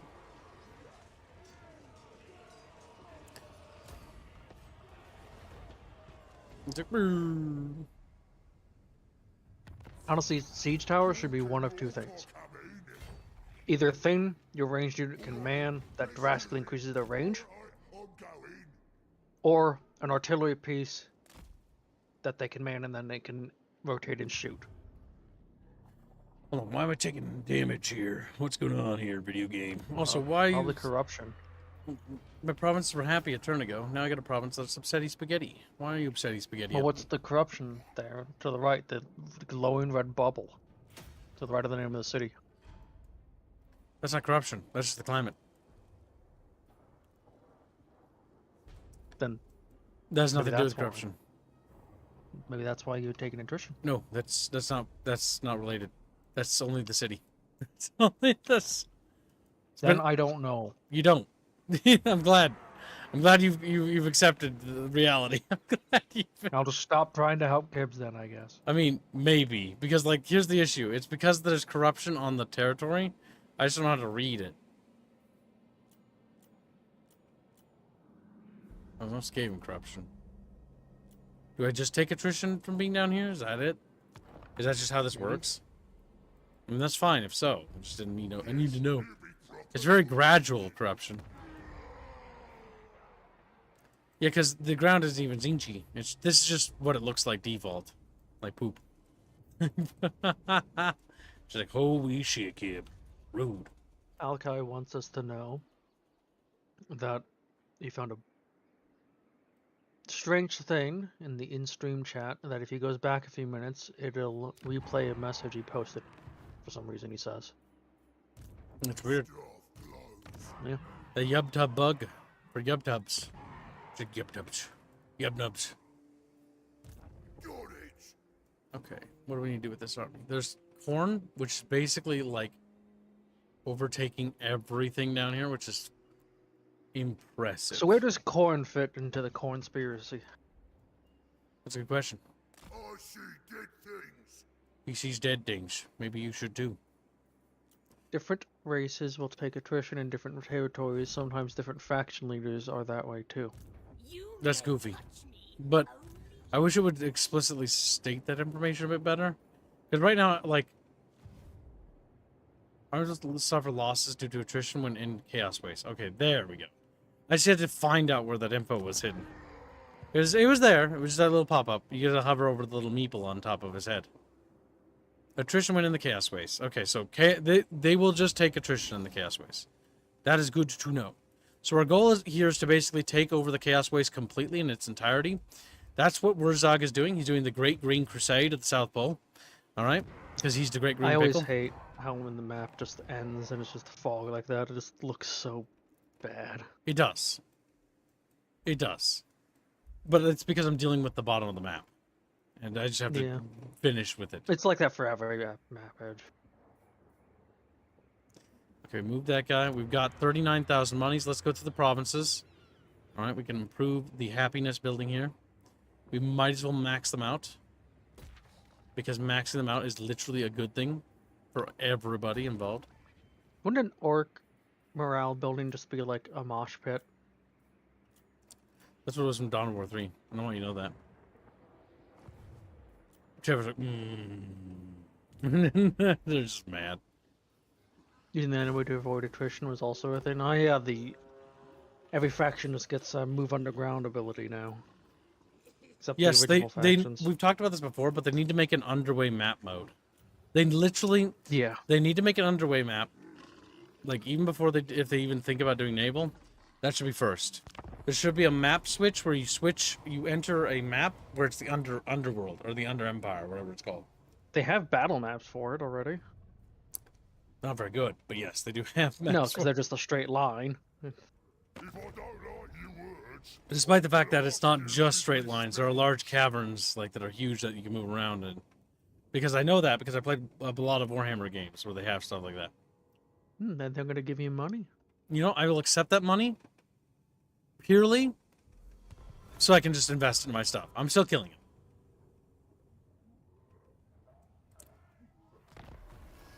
The gentleman says Dawn of War 3, Kib's favorite game. Chatfishes, don't be sippy with me. Like, snippy. They get snippy. Man, I can't wait for Dawn of War 4. There you go. And they're dead. Check our provincials. So like in Heroes of Might and Magic 3, that has an overworld and an underworld. Yeah, that's a You great. can move between. I've never played that game, but that's a great suggestion. You never played Heroes of Might and Magic 3? Nope. I don't think you. I I don't haven't know. either. I don't know why you think I would. I just know that there's a lot of fanatical fans of The only thing I know about that that game game. is on the back of my Sid Meier's Civilization 3 manual, complete edition manual, is there's a thing that talks about the game. There's a picture of it for whatever reason. That's all I know of it. Yeah, that's something you kids could try, moving in Garrison mode. So you don't suffer attrition issues. Moving Garrison mode. Basically just moving to switch to Garrison mode, or camp, or whatever it's called. for No, the that'd be orcs. bad because I'd raid myself. They're orcs. You don't have it, you don't just have a Garrison, you Mm, only have raid. They only raid themselves because they're orcs. Okay, so this makes sense canonically. Orcs wouldn't just sit around. They go smash shit up, and they go smash other orcs up. And they start raiding themselves. Other factions don't do that, but the orcs do. Yeah, that works. You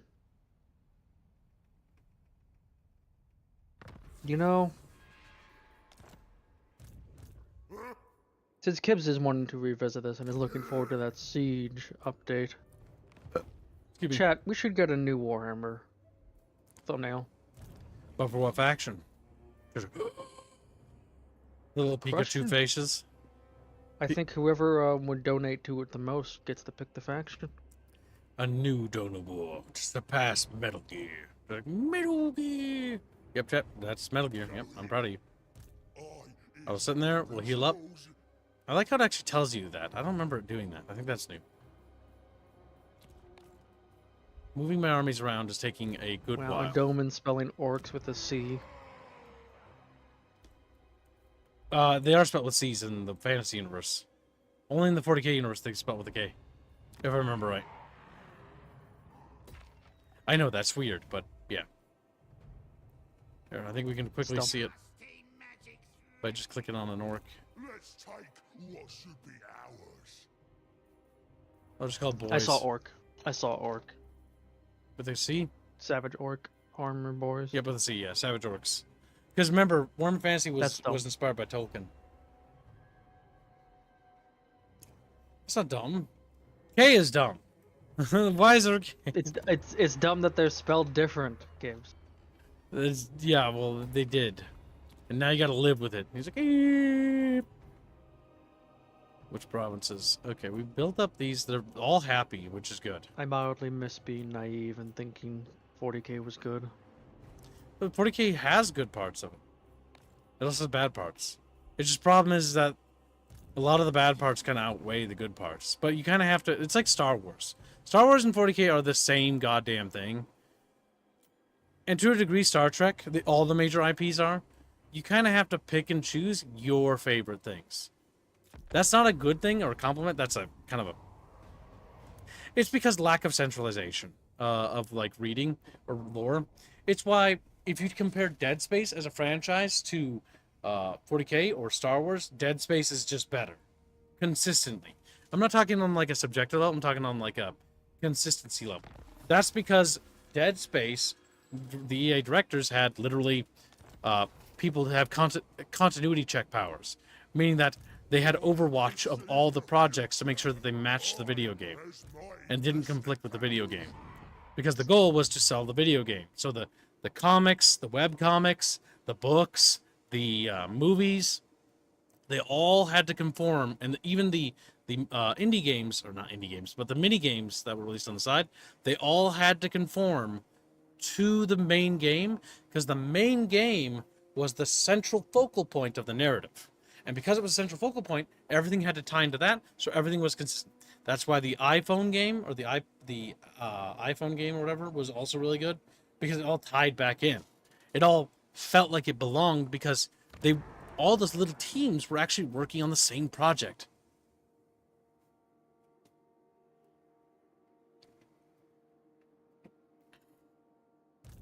Yeah, I can't imagine why Dead Space was a money pit for EA in the end. Yeah, Star Trek is owned by Paramount. Somebody the other day was trying to tell me that they were owned by Disney or something. They're like, Star Trek, Disney. And I'm like, what? Disney? Like, Disney doesn't own Star Trek? Paramount does. I'm pretty sure it's Paramount. They're not a very good company either. They're not very... Okay, no new buildings to build yet. What was that? It's Rite of Sotek? His Living Faction has performed the Rite of Sotek. Any armies? Ulfeth was saying that they renamed the orcs in Age of Sigmar. They did? What are they called now? Oh my god, they renamed them for copyright reasons. Let me guess, they're called like the Dukachins. And like Dukachin. I don't know what the fuck they're called. They're called the Orcaroos. Orcaboos. Take from the dead gits. Right, now it's time for us to do these little quests. We'll teleport and do this quest. We'll get the Baleful Mask, which is a legendary item. All provinces, Lord's Army. These scenario battles are neat, but like they're just a click to teleport. Oh, I need to be... Yeah, I can't be moving that fast. That's because they realized the quest battle system doesn't... Like, I'm glad they added the teleport thing, and I'm okay with the quest battles existing, for the most part. I don't mind them, because it's a Warhammer game, and there is sort of a narrative to the campaign. But, yeah, they're a bit goofy. The Urroks, they're now called Urroks. Oh my god, they're called what? Hold up. Oruks? Oh my god. It's literally just stealing another Tolkien thing. Uruks. U-R-U-K. Uruks. If I remember right. Which is literally just Tolkien. It's like Uruks. But they added an extra R. Uruks. Oh, the Uruks are attacking. Copyright. Excuse me while I just smash my head against the wall. It was fine when they were just called Oryx with a K. It was funny because they misspelled it because they're stupid. But then they couldn't. They can't copyright it. It hurts my soul. Right. We're going to switch to base movement. I'll use me spells. Spells. Right, then we're going to... The dwarfs are Duradin. Oh my god, really? Duradin? Are you serious? Durin? Fucking... Why can't they just... Okay, like, there's taking inspiration from, and then there's just, like, ripping. Like, I did this initially with the naming convention for Terrestria, but that was placeholder, and now I'm fixing all the problem. Like, Colossi, they're literally not called Colossi. Oh, you mean Colossi? Colossis, yeah. Colossi. Placeholder names until we get better names. It happens. You know, you got to put something down. You can come up with a name later, right? The reason why I told you guys that because, you know, well, it's cool to see behind the scenes, but you don't actually stick with the names. Ugh, God. Okay, I'm bothered by how dumb that is. Beyond Gouten. Global recruitment -1, which is good. +2 global recruitment capacity, which is also good. Oh, the elves were renamed too? What are the elves, Gregors? Or do the Baleful Mask. Oh, the Wall Army doesn't come with. Sad. I was like, oh, that'd be so funny. Just have the Wall Army do the fighting. The quest battles are okay. I don't mind the quest battles. They're kind of fun because it's like, oh, there's a bit of a narrative and you don't have to do them if you don't want to. I don't mind them. What I do mind is heretical nerd breathing. He's like, ah! Scream. Well, chat. $83 from yesterday's goal. That's true. I should know, because they told me they don't like him. He smells right funny. He's got some crazy funk about him, all right. Go and kill the git and all his mates and get my mask back off him. They nicked it, and I want it back. As he's wearing his own mask. It's a placeholder.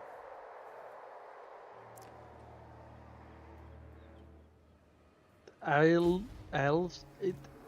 What the fuck is that? Look at how look at the Gregors wrote. AEL VES is the new elves. What? Elves? It's so they can copyright it. It's like this stupid Astra Militarum.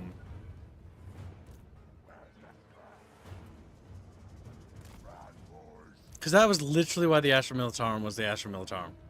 Eric Nord says, Kibbs hates me. Why? Who said that? Oh, yeah. Eric Nerd. Yeah, no, it's because I made fun of him. I forgot about that. I forgot about that. Wow, he's so easy that forgetful. Ding! That forgettable. Just immediately forgot. Thanks, dudes. Hey, man. Thanks, dudes. Oh, thanks, man. Damn. Beano's life. Summed up in like 3 catchphrases. Oh, thanks, dudes. Thanks, man. Damn. Like they changed. So when's a Beano plushie with a little pull string to make it say things? When's that coming out? See, the problem is that they should commit to the fact that the Eldar are the Eldar, not the Eldari, or the Eldari. Like, this is just like, how do I explain this? As a writer, because I haven't released my work yet, I can do that right now. They can't do it because they already released their work. So that's how that works. Like, I can do this, you can't. Why can't you do it? Because you've already released it and have started selling it. Once you sell it, it's canon. That's the thing. Like, if I want, I can erase a section of my lore and I'm fine. But the minute I release my product, my video game, or any product for that matter, it's canon. As soon as I start selling for it. Which is why as soon as we sell something, that's when it gets serious. That's why everything we have is free right now. So that way if anything needs to be fixed, it can be fixed. I'm really annoyed that they've set up like this in this weird little goofy fucking...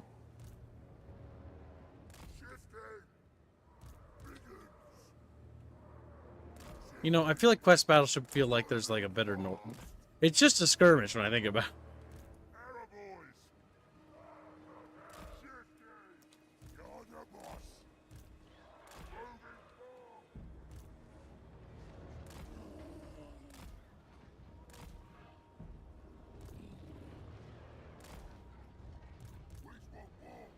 We just want war.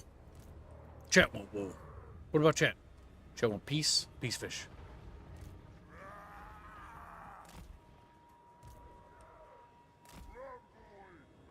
I think the AI broke.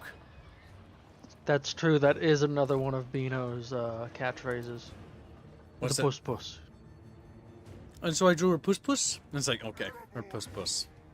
All right, Beano, thanks. The puss puss. I remember when he was drawing the lute, he's like, so I put her what do you call it, boobs? Oh, the tit. No, he didn't call anything funny. But he calls the puss puss. And it's goddamn funny. Her puss puss.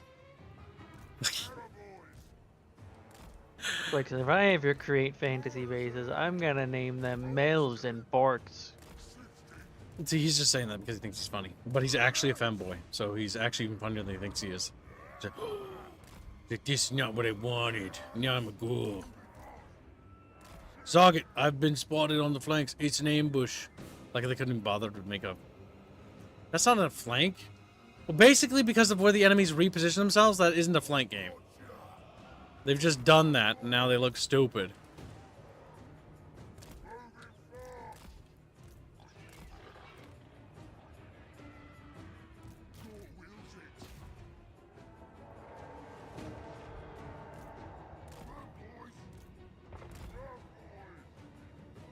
Kibbs continuing to use very unorky tactics. My orky tactics involve me going up the slope and just rushing him.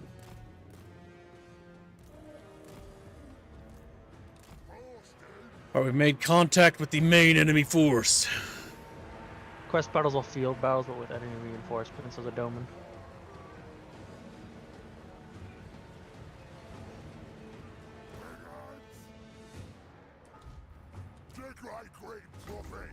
The great prophet.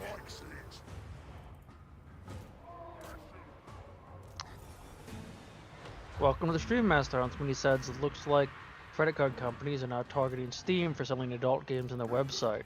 Who? Visa and them apparently are pulling funding from things, like making it so you can't buy things on Steam. That's terrible. Visa and MasterCard, they're tyrannical. Mm-hmm. That's actually terrible. They should. No one should have the power to do that. Someone needs to they need to be taken to court. They because do. They're literally telling you what you can and can't spend your money on. That's not right. That's wrong. That's fucked up. That's just I think fucked the up. only reason they haven't been taken to court is because no one's big enough to really take them to court. Yep. That's probably also true. Wow, Gregor's just ignoring poor little Sturm Rat.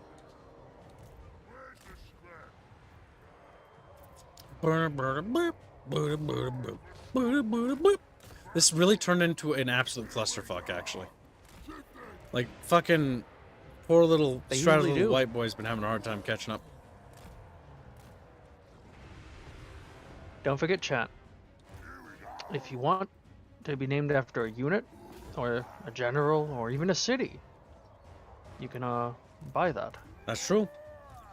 For $5 for a unit, and $10 for a general in a city, correct? Yep, that's true. Or city. Apparently nobody's joined the army. I just have random names, like Duke Nukem. And Frank. Where's Duke Nukem at? Where's Duke Nukem? And Curly, don't forget Curly. Oh, Duke Nukem's over here. Severus Snape? He's running them down.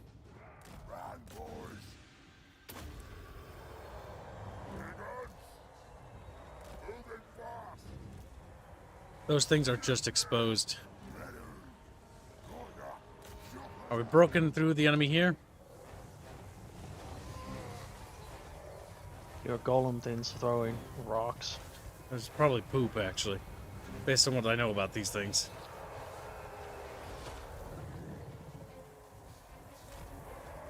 How are you supposed to sue the people who move most of your money? Very carefully.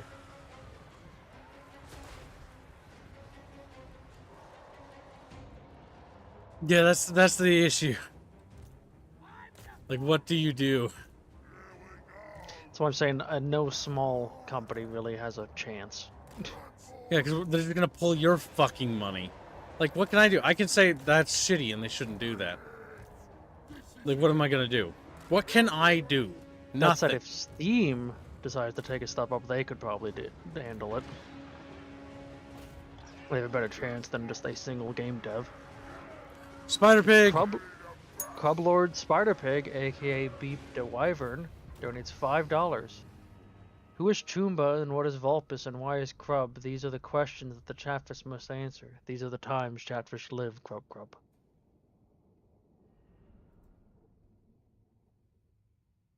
Wise words from the only Wyvern in the chat. Hashtag free show. Show is almost free. I think the goblin should remain caged, personally. Money. Oh, we got the Baleful Mask. He automatically put it on? I think he does. Yes, he does. That was an easy way to get some easy experience points. Make him slippery.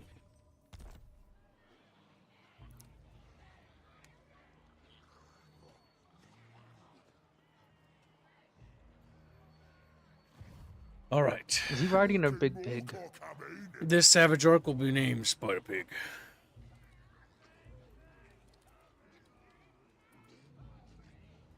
Spider Pig's boys. He's next to Curly and Mo. Thermite says, do I have my shaman yet?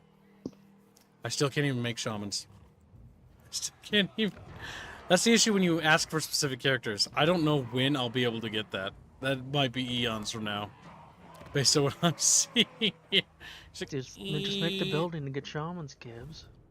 But I don't want to make the building there because I get these units.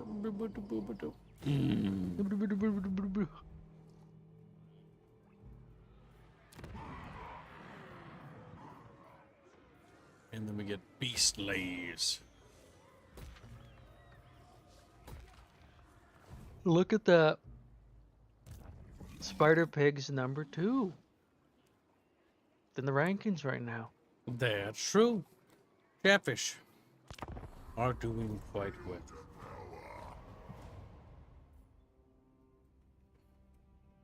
That's right. You can pay to get higher in rankings now.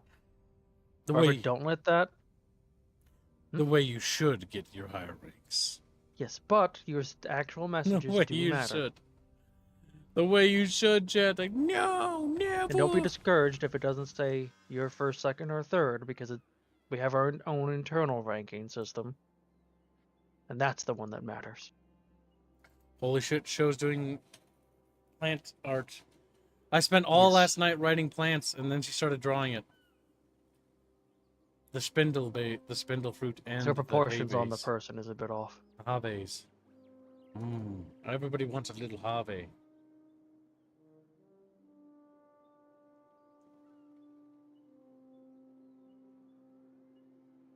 The spindle fruit. It looks so good, doesn't it? Very colorful. Ease. They're fine good.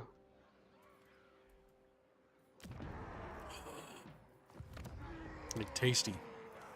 I've given terrestrial better food than we have. God help me. What have I done? It's just better. Just, Well, what the yeah. fuck? It's just Look at all that delicious Lyak meat, just big chickens. chinkums. Yeah, chinkum. Chatfish. Oh, he's so goddamn retarded. No, we can't help but give. We's a little bit retarded. Gibbs designs the Astrian diet around whatever he's currently hungry for. I wish. They like things that I'm not particularly keen on. Some things. I'm not sure. Astrian's cuisine isn't 100% my kind of food. Celeste starts eating a big cheeseburger with a chocolate shake. Now that's my kind of food. Which, found out last night, chat, McDonald's chocolate shake, pretty good. It's kind of hard to fuck up a chocolate shake. They You said say that, I've had some pretty mid ones. How do you get shamans in this fucking game? Forest goblins? Where do you get shamans from? Catfish, am I missing something here?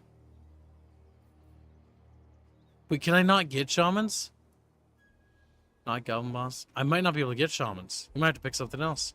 I don't think I have shamans. Am I missing something? I don't know. I thought it was under this tab. I've never played orcs. I don't have shaman. Oh wait, is it a general?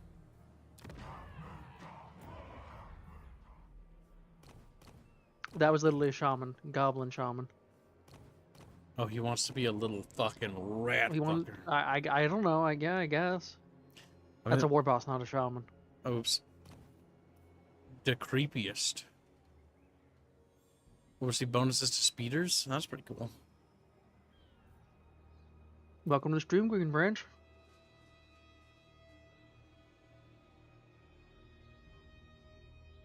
It applies to a lot of baseline units. What's the bonus? The following units receive the bonus. Stock can move hidden in any terrain. That's fucking cursed. Oh my god. They can move hidden? Or Arachnarok spiders? That's fucking wild, dude. Alright.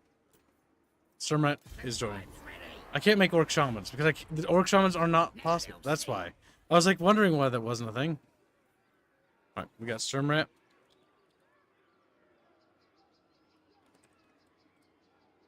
Alright, who wants to join Sturmrat's army? Yeah, we should start leaving. He's like, no, Sturmrat! Screams. I volunteer. We should get spiders. Yeah, we should build this. Now I'll have to get his baseline troops from a different province, sadly. Sneaky Stabbins, Mad Mushroom Cap. Oh, what's that do? Oh, God, please. There we go. All right, let's see. Night Goblin Shamans brew a pungent fungus potion that, when drunk, will send the fanatics into a spinning, whirling cyclone of death. Meh. I don't really care about that shite. Winds of Magic. Ooh. We'll just get this for start. So his troops aren't garbaggio.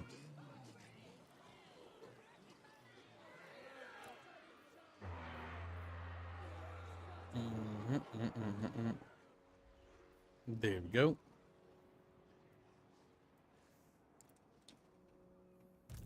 Remove this little army here. All right. They're slowly but surely moving there.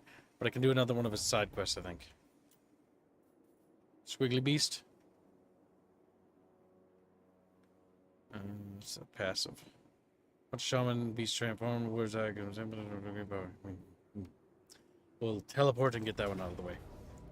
Got to smash up more gobos.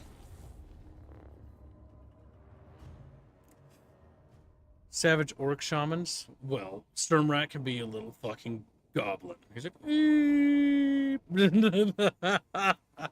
Because he's a little rat fucker.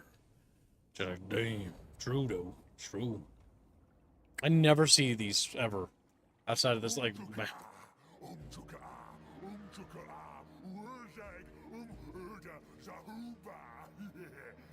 See, there are big caves like this. And there's Mithras me at those git stealing my squiggly beast. We gotta go and teach them a lesson.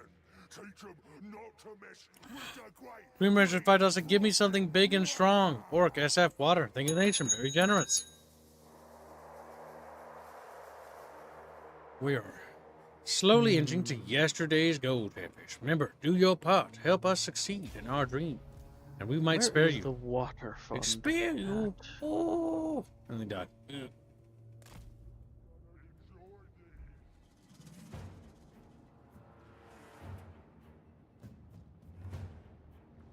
I guess they have to make a water fund.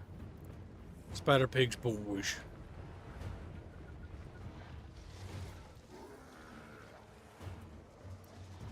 Orc, orc, orc, orc.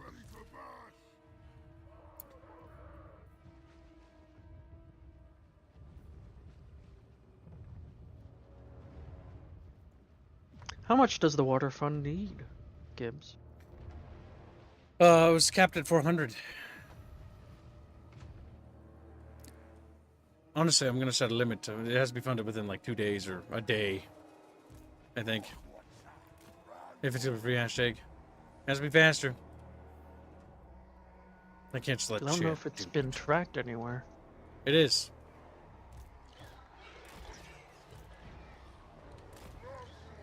For a fact, I know that there much. it is. There it is. I found it.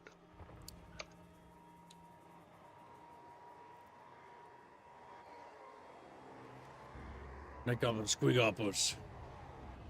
Just hop on squigs like, ooh.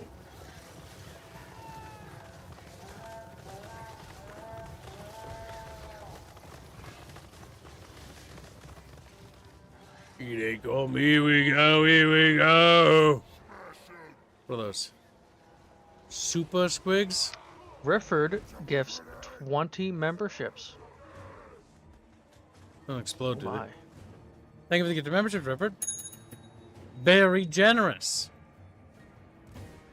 That definitely makes yesterday's. Good job, Pifford. Pifford is hero of the stream. Indeed.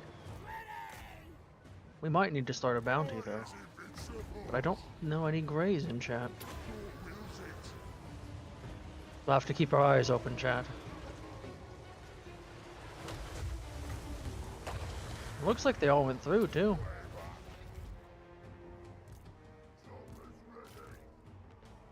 Moving fast. Choppers out. Are those squigs like detonate or something? What's the Alpha Protocol and my choice. plus? They just died. Oh, they do detonate. Decisions, the shizzins. Where's the scrap? Where's the scrap? I think skirt fund. 15. Right there, scrap. All right then.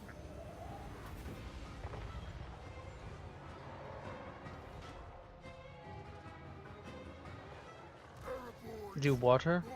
No. Oh, Let's have some. just keep summoning more bullshit.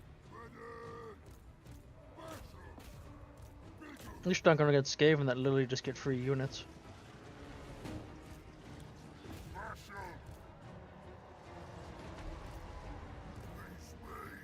We's Bane. We's Road. There's green.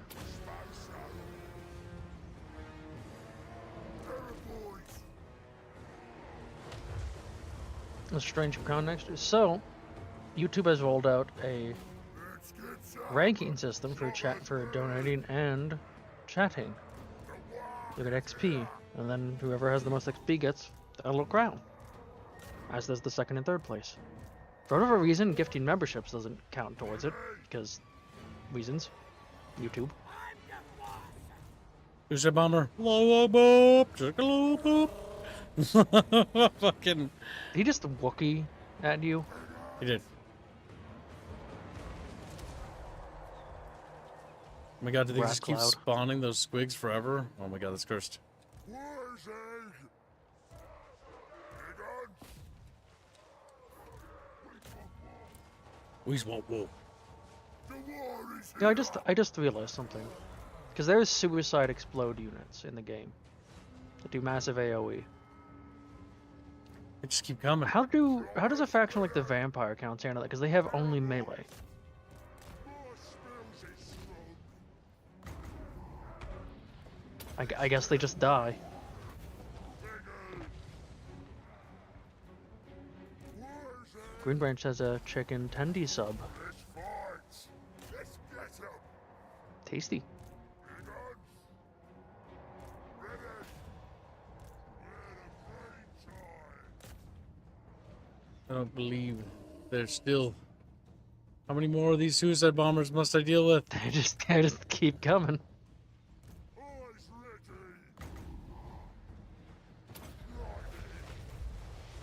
They're getting that one's going for that archer unit. Yep, nothing I can do about that.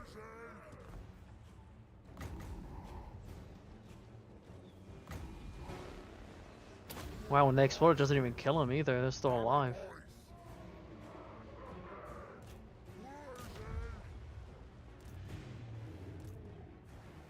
Bring it on.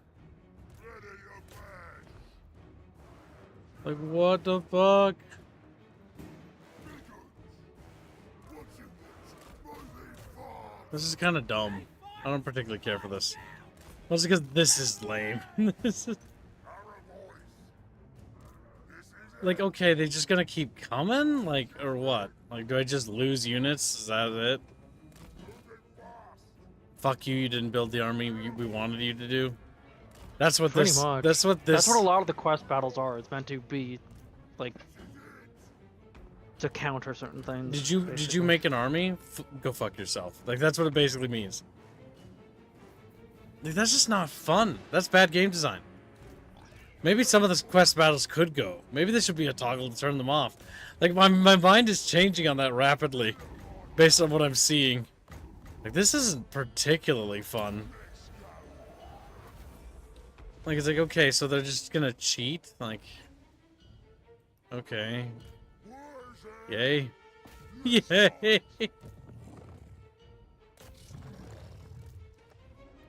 Every time I ever did quest battles, it's basically make sure you have a super high tier army, otherwise most of your army's gonna get just fucked. No, that's not the issue. I mean, the issue is that my army's high tier as fuck. It's that these fucking units are just bullshit.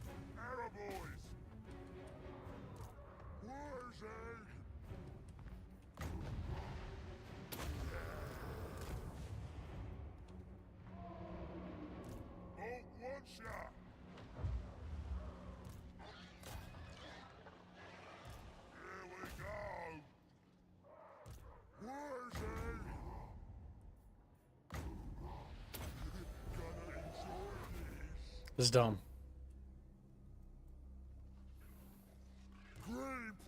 I've come to the conclusion that this is retarded. This is retarded. Yeah. Like, he won't even cast the spells in it because these units don't actually work. He's just stuck. Okay. To power. 10 out of 10. 10 out of 10. Things that need to be improved. This quest battle. Removed. Are these units removed? I don't even know what these are. Are these units removed? I don't even know what these are. I've never seen these in the entire game. Honestly, it's better for the Lord to just eat them. That is dead. Does seem that way. That's so stupid. That's so bad. Well, that's stupid. Okay, so I'm about to end it. God damn it, Chad. We got lucky. We got lucky. Or at least I can see you moving around. Let me check YouTube. We are. OBS did shit Yep. itself. That is true, Chat. Well, at least it came back.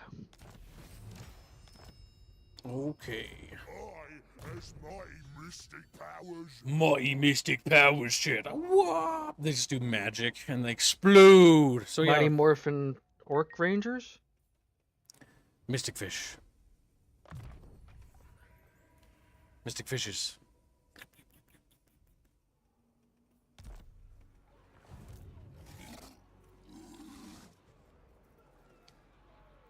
Alright, who donated to become a unit? Rifford wants to be something, I assume?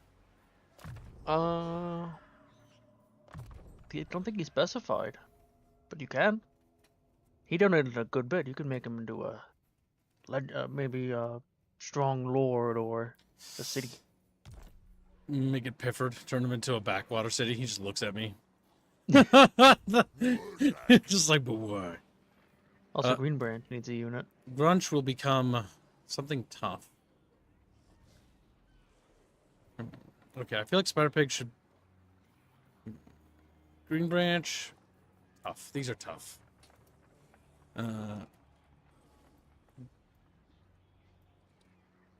Green Branch... Gruncha Buncha. Damn it. Alright, fine. I hope Grunch is fine with it. Gruncha Buncha. Gruncha Buncha. Crunch a bunch of candy, crunchy bunchies, or whatever. Wow. Crunch a bunches. Oh, crunch a bunches were awesome. Welcome to the stream, former ghost. I'd always get crunch a buncha when I was a kid. The crunch a No, I do have bunches. bad news, kids. Is that what that's called? What's that?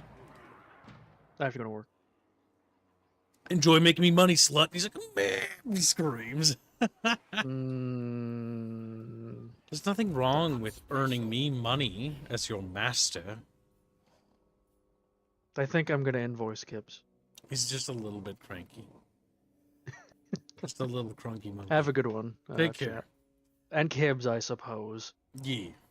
All right, chat. We're on today's goal. Now that Chumba's gone, now's the time to donate. Donate right now. Give me all that chat bucks. They never.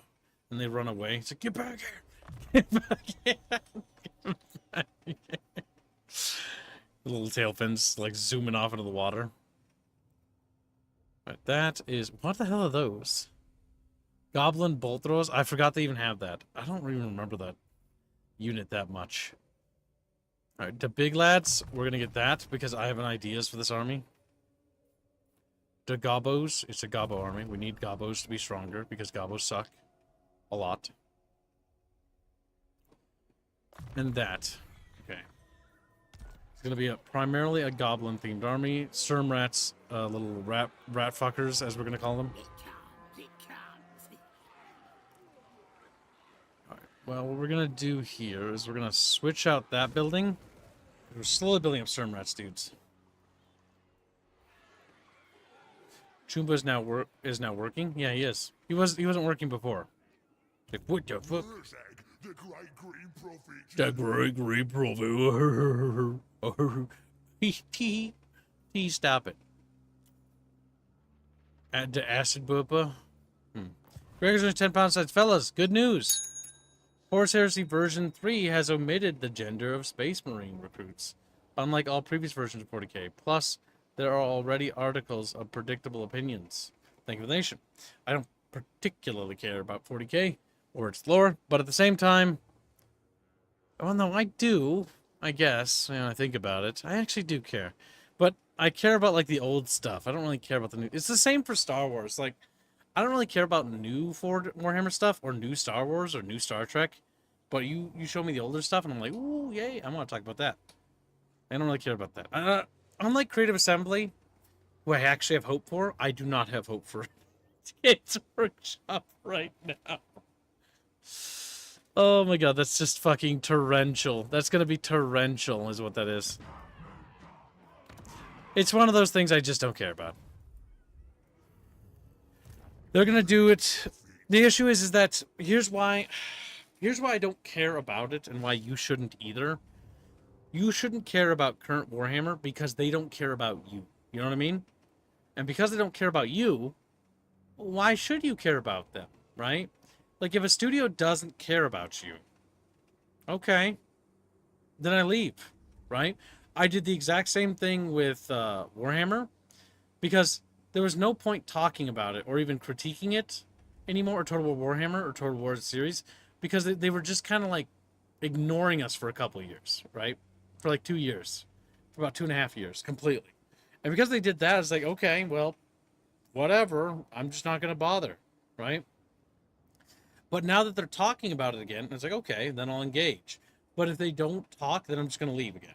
Like, it's how it's going to work. I can tell you verbatim. If Total War Warhammer 3, let's say Sophia Studio just drops the ball with Total War Warhammer 3, and this stops talking to people and stops doing what they've been doing so far, and being responsive and taking critique and stuff like that, I'm just going to leave. I'm going to leave again. Because why should I? Like, why do I care about Dune Awakening? Why do I care about Helldivers 2? Why do I all of a sudden care about Total War Warhammer 3? Because there's a reason to care. Because they gave me a reason to care. You take that reason away, I'll be like, okay, I'm just going to go back to playing like Medieval 2 whenever I feel like I want to play Total War game. And then that's just going to be how it is. Maybe I'll even play Attila or like Shogun 2 or one of the other older ones. But it's going to be one of those things like, that's what you get when you lose my interest. I'm not going to care. I'm not going to force myself to participate outside of doing it for like a streamer because it's my job, right? Like, if Total War makes a new game, I will stream it and I will cover it and I will talk about it and I'll be honest about it. But if it's really bad, I'll be like, all right, this is really bad and I don't want to play it again. And then I close game and then we end stream and we go do something fun. True Kibs, we should care about good things coming. Yes. We should focus on the good coming, because if we pour too much attention into the bad, like, how to put this? There are people who specialize in just focusing on nothing but negativity, and that's good for them. But I only have so much time to care about things. Dune Awakening's been doing good. Helldivers 2's been doing good. Dune Awakening does have problems, but they're receptive, so I care. And Helldivers 2's getting good. Broken Arrow is like fun, and it's doing its things in its way. I'm more interested in these new subjects because Broken Arrow, responsive, they're taking criticism and feedback. So I appreciate that. Helldivers 2, Arrowhead Studios, taking criticism and feedback. Love it. I love that kind of mentality. If they don't care, I'm not going to bother with it. Also, welcome to Stream Skittles. Let me guess, you only noticed me and chat, and then you saw I was in the call. Yeah, pretty much. We're playing Woozy, Nice. the Great Okay. Green Pickle. The Great Green Pickle. Also, Dogman, would you like to be a unit? You've definitely donated well enough to be a unit. Buy Aerith coin. Keeb will never do a rug pull, Krupp. I'm never gonna do rug. Why would I do that? That would be so goddamn funny. stupid. I've always told you exactly what I've been doing, and I've been doing exactly what I've been doing for the last few years. The only kind of subverting expectations I will do will be something fun with like a story element. Maybe. But I don't even know about that. I kind of like to, I don't know. As a writer, I like to seed the story and like prepare things and like have it seeded from the very beginning. Yeah, I don't really like random plot twists. I don't like that verbiage. It's more like I wanted. there are clues to all the things I'm going to do narratively and whatever I'm working on usually. You just have to look and you'll see it carefully woven in. It's not like, oh my god, it's like 4D chest woven. It's just there. And you'll notice it or you won't. We'll just set it there. It's Like, called foreshadowing. it's like I set the table, right? And there's like, I've made like a bunch of dishes of food and stuff, and you can like see it. And Chatfish might notice that there's behind that little thing is there's a little bottle of mustard sticking out. It's like, make me cannon fodder? Okay, here we go. What do you get when you treat your We should put him community in. like shit? We should put him in You the. get what you We should put him fucking in the. deserve. That's what I wanted to say earlier. Yeah. But you kept going on your tangent. Yeah, I've actually been interested in Total. I don't know if you saw the recent post from Total Warhammer and like who's been working on it, but it's Nope. it's worth taking interest in this game again. So Who's working on it? the Sophian team from Bulgaria. Oh. They're removing pocket ladders. Ooh, okay, that's actually Yes. a big change. They're removing pocket ladders and they're working on overhauling the Siege Warfare. They're even talking about overhauling the entire maps and everything. So yeah, I'm interested. I'm excited again. Because the Bulgarian studio has proven to me time and time again, they try. They don't always succeed, but they try. And I really I empathize and relate and sympathize with people who try versus people who don't. I'm willing to stick around if you try. Starship Troopers Extermination, they're still trying to write that game, and that game has problems. But because they haven't given up on it, I haven't given up on them. I intend to stream it when the next patch releases. Because if you're going to keep working on your game, I'm going to spend time caring about it. Not just as a streamer, but as a gamer. And so the big thing is that... Yeah, that's why I don't want to focus... Back to the question about Warhammer 40k, but that's why I like Warhammer 40k. Until they show signs of recovery, I don't really care about it yet. But when they show those signs of recovery, I will return my interest and look into it. But we're going to first investigate who, right? You'll notice that I always do that. Who. I'm always more fixated on the who is doing what rather than just doing what. Like my first big excitement when I saw the patch notes for this upcoming build that's going to be releasing this month was the name, you know, Vasilev or whatever. Like that was like, that's not British. And it's like Bulgarian team. It's like, ooh, maybe this will be good. You know what I mean? There's a reason to give them a second chance. Or, well, no, it's not really giving second chances. It's more like this is a good studio that's now taken over this project. And so this game might actually become what I wanted it to be all along. Because, don't get me wrong, I've complained at length about Total Warhammer. But that's not because I hate it. It's because I wish we got better. Okay, thinking. Oh my god, no. My tummy hurts because of a certain thing, and I realize... Did you poison yourself again? No, I didn't make food, and I didn't eat breakfast. Oh, I spent all you're morning working on starving. our game. Yep. That happens from time to time, Squilly. You get so caught up with work, you don't really realize that you're hungry until it's too late. We're going to build... So we're preparing Surmat's army here. And Surmat's army is going to be a Gobbo-themed army. We got a Savage Orc army over here.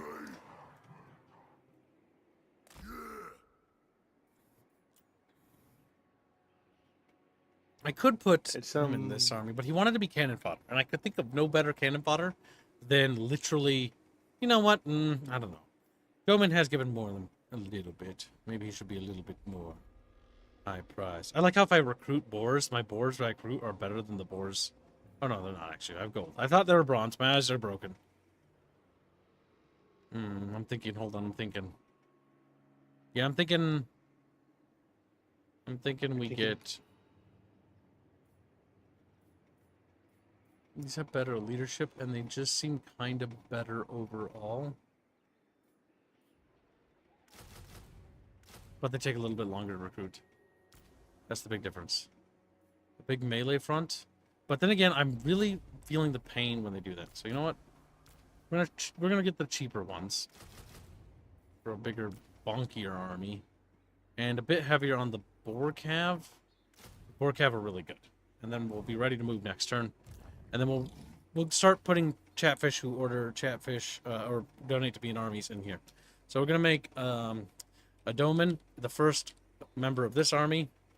Who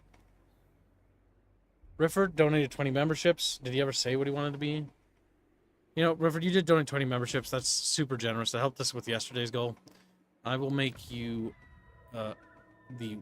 this guy. How do I change their names again? I always forget. The top bar. I don't type it there. You have to press a button somewhere. I'm trying to remember where. There it is, bottom right. Right bottom right.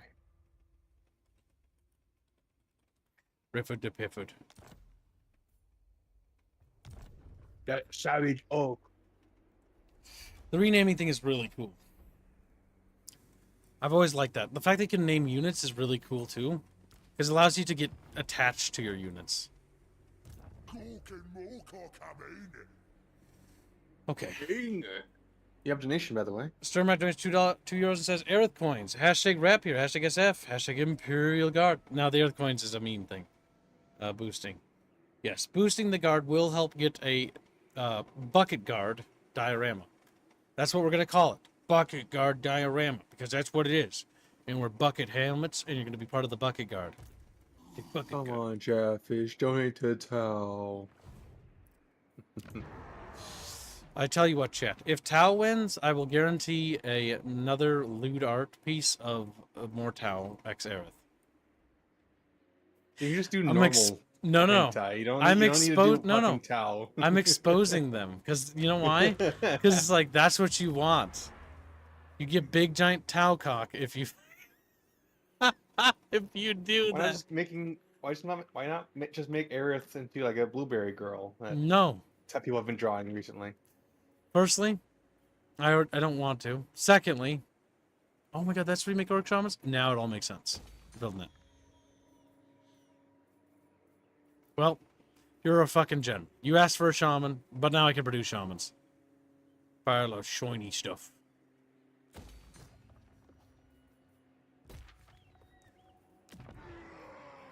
Okay, we should probably... Okay, you know, it's easier to go through here and just manage our cities this way. We also need to check up on Sins of Soul Empire 2. It's been a while. I've been letting that game cook, but I'm not sure if I want to check up on it until the next expansion drop. Because, like, the mods are really good for that. Like, so far, the games are cooking well. What happened here? These are all banged up. Fix those. Just max out all these buildings. There we go. Control is very high, which is very good. Let's take what should be ours.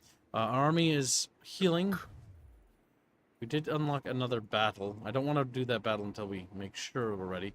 We're going to probably launch an invasion. All right, we're going to let a Chatfish decision. Chatfish time to think. All right, there's two options here for chat. The Bucket Council to vote on.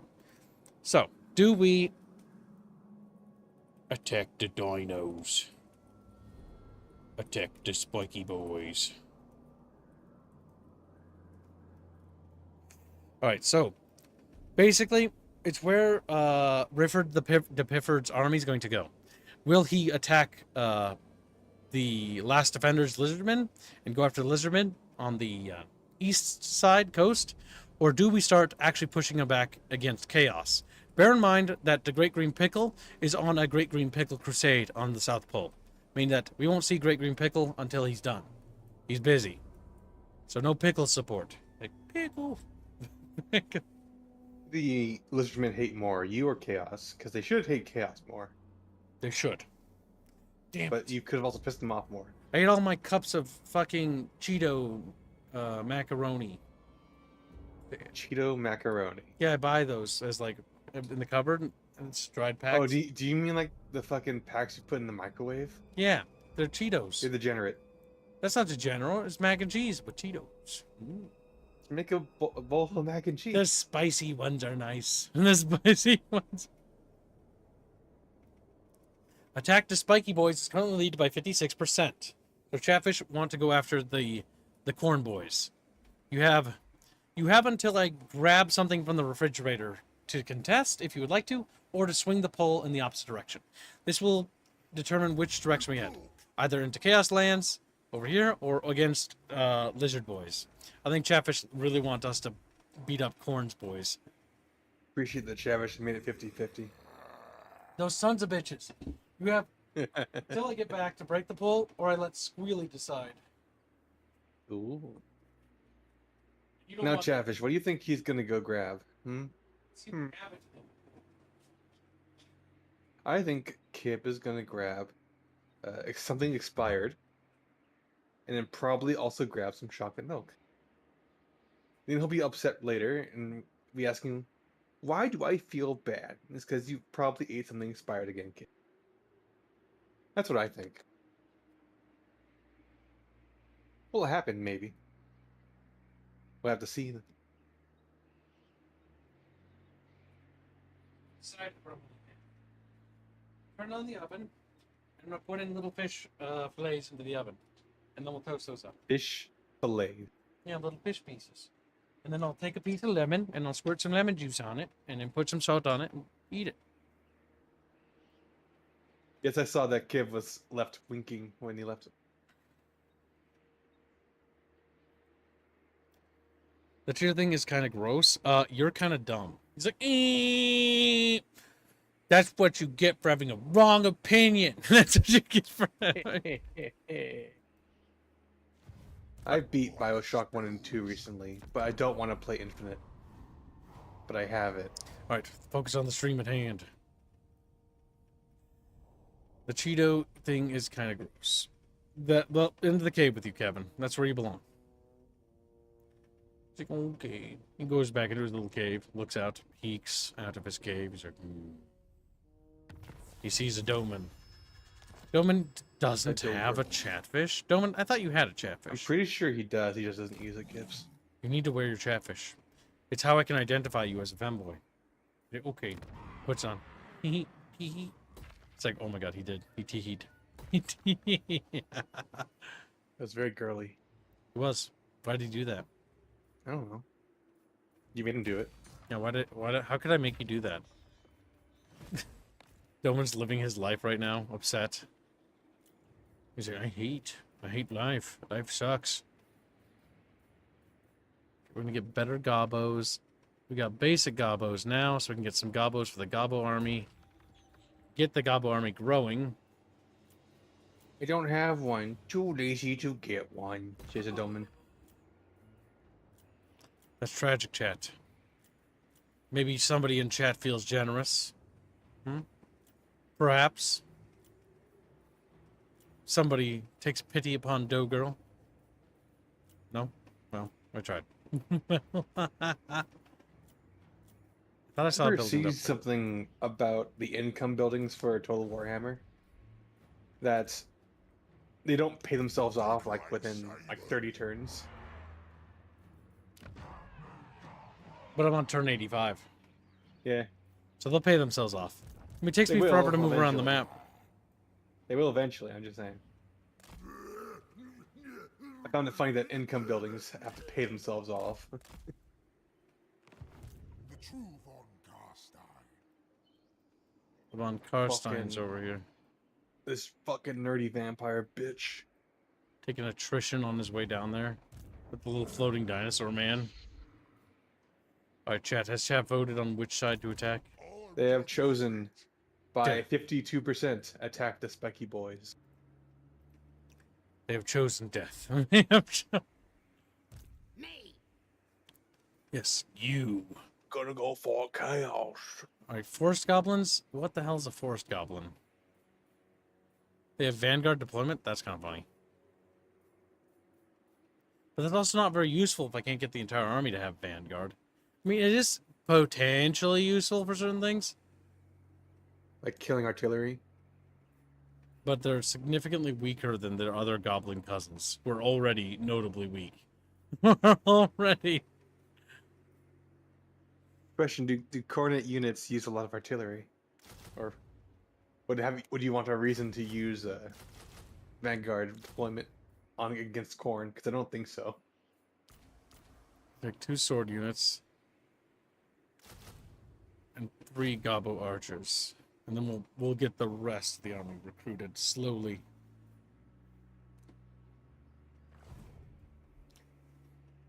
Constructing buildings and constructing building with it. Yeah, it takes like thousands of years. That's my biggest problem with Paradox games. Or anything that isn't Hearts of Iron or like Europa Universalis 4, because in Europa Universalis 4 or Hearts of Iron or even Victoria, it feels like you build buildings and they're done fast. It's just it's not like Crusader Kings. You build a building and it's like 0.02% more gold. It's like, wow, amazing. And like incrementally, yes, it's worth it, but it's like, it's so unsatisfying. It's so unsatisfying. Someone get that man a chatfish. Chatfish for Trusty. SF Water. Well, somebody help Trusty out. Trusty, you may now choose which artist to get a chatfish from. But I think one of the artists is a no-go. It's Indio, yes. Indio's on vacation. I think. Yeah. You could ask him if you want. No. I don't think he wants any more orders because he's trying to clear. He's super far behind. He's catching up. So, Trusty, you have your choice of Alucard. You have your choice of what's the other one name? Beano. Lycanfish? Beano. Lycanfish. Yep, that's it. Those three. Good job and very generous. Good, good. The people that don't have chatfish are slowly disappearing. Not every one of you will hide. Okay, where was I? Where were we?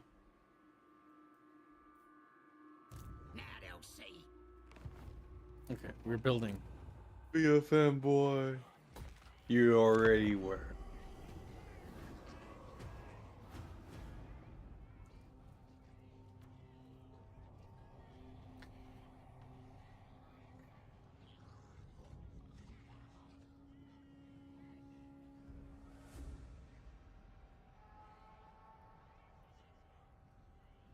French, betray me. Stretching.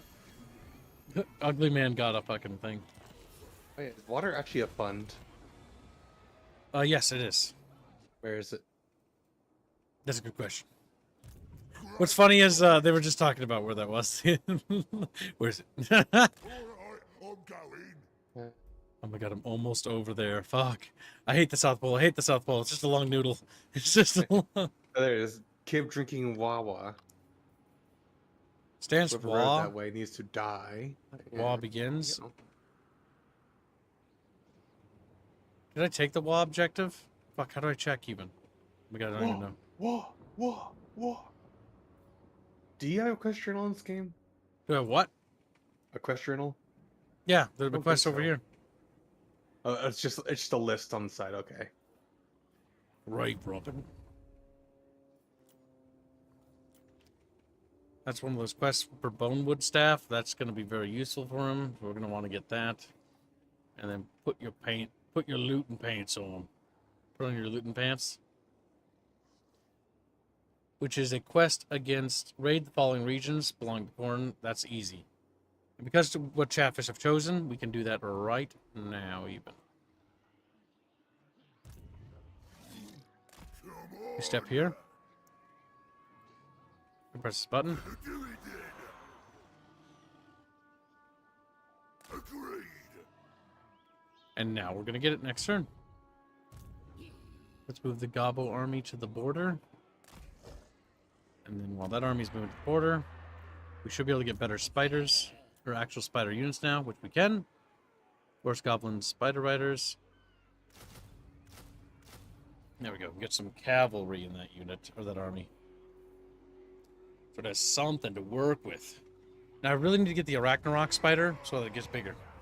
God, was I saying something else? I don't remember. I always feel like I say 7,000 things, but never say the thing I meant to say.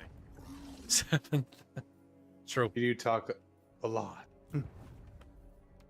That's just how it be. We're fighting some Now, Emperor Trusty. dude. Holy fuck. Look into the fan art section to see what Chatfish you would like to be from. What brood lord? I joke. Chatfish aren't femboys, god damn it. They are fanboys. Okay, there's a lot of dudes coming here. We're gonna make a quick save. Cheater. It's not cheating. In this game, considering some of the cheating mechanics it has, I don't know if you saw what happened earlier, but oh my god. Where it's like, it spawns squigs that just blow up your army. It's like, okay, really, game? Really, game? Really, game? Yes, game.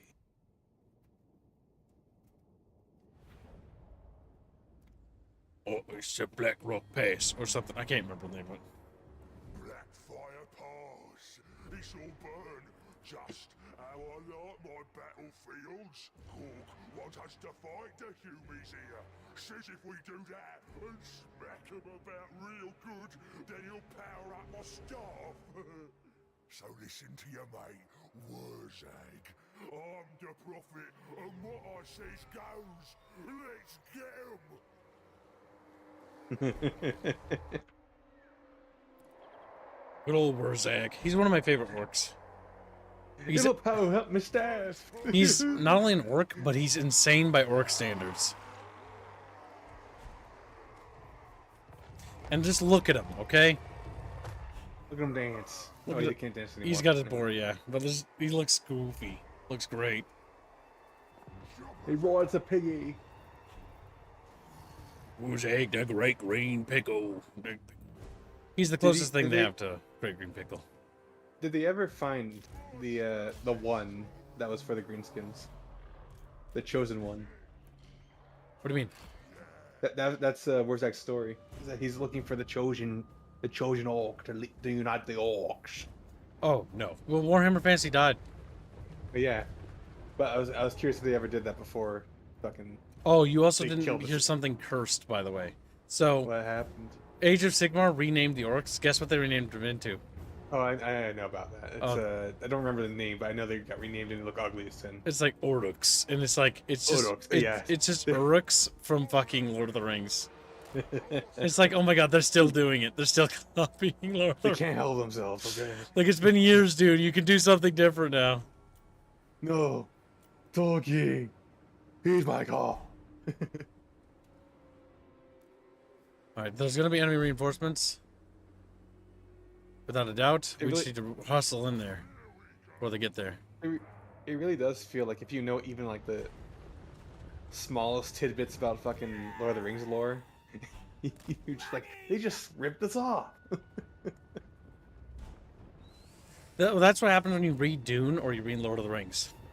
After you read those two books, you start to realize that Dune and Lord of the Rings are almost in everything. Dune is sci-fi and Lord of the Rings is fantasy. Well, the thing about Lord of the Rings is that D&D just ripped it. Like almost everything from D&D is a rip from Tolkien initially, and then they started adding a bunch of random bullshit to it.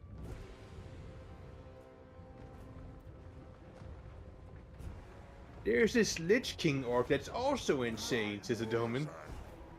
You mean like from Warcraft or from Warhammer?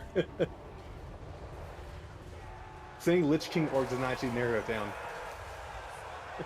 Those guys are so goddamn fast. The one and true Git Grimgor or Skarsnik. As In Time said, there was two of them the whole time. That's fucking lame. That's the most non-committal answer to the one true Git like possible. That entire unit got wiped out by the stomp. I love that. What does Stomp actually use as far as Winds of Magic? Or does not use Winds of Magic at all? They'll use Ninja Magic. It's a spell. Oh, it was just an ability, not a spell. Well, it's magical. You think you could just magically make your foot the size of a fucking column of people? It's a guess. All I know is that some units in this game got abilities that are basically magic but don't use Winds of Magic. There's supposedly like a reinforcing army or something coming, but like it's not here, and these guys are basically fucked. And reinforcements is approaching. Okay, they're coming from the left.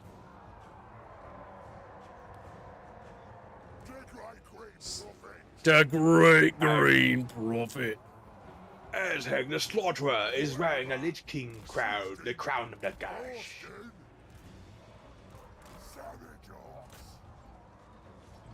The Slaughterer. Fuck it, we're just gonna mob them.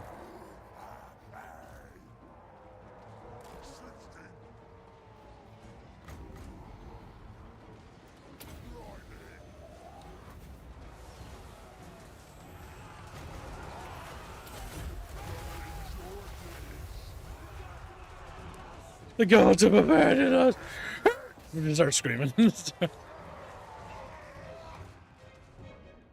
I do appreciate that Azag's Lich King hat has been bent like very, very badly so it can fit his orc head in it. That's cute. Okay, what we do is put that spell. Don't let move, don't let move. Stay there, stay there. Don't move, don't move. No, no. Perfect, perfect. Bonk. There goes that unit. Yeah, our boys will take care of it. Oh my god, they're literally just coming in and getting mogged. That's fucking funny. We have so over-leveled this quest battle that we're just fucking rolling them. We just want war!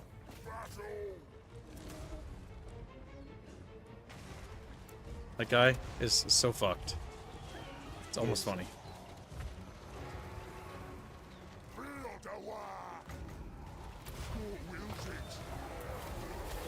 Oops.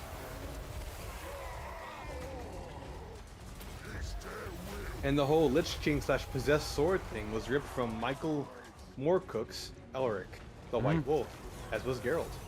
Arthur's the is literally just Arthur from Arthurian legend, and it's very much inspired by that. Yeah, that's true.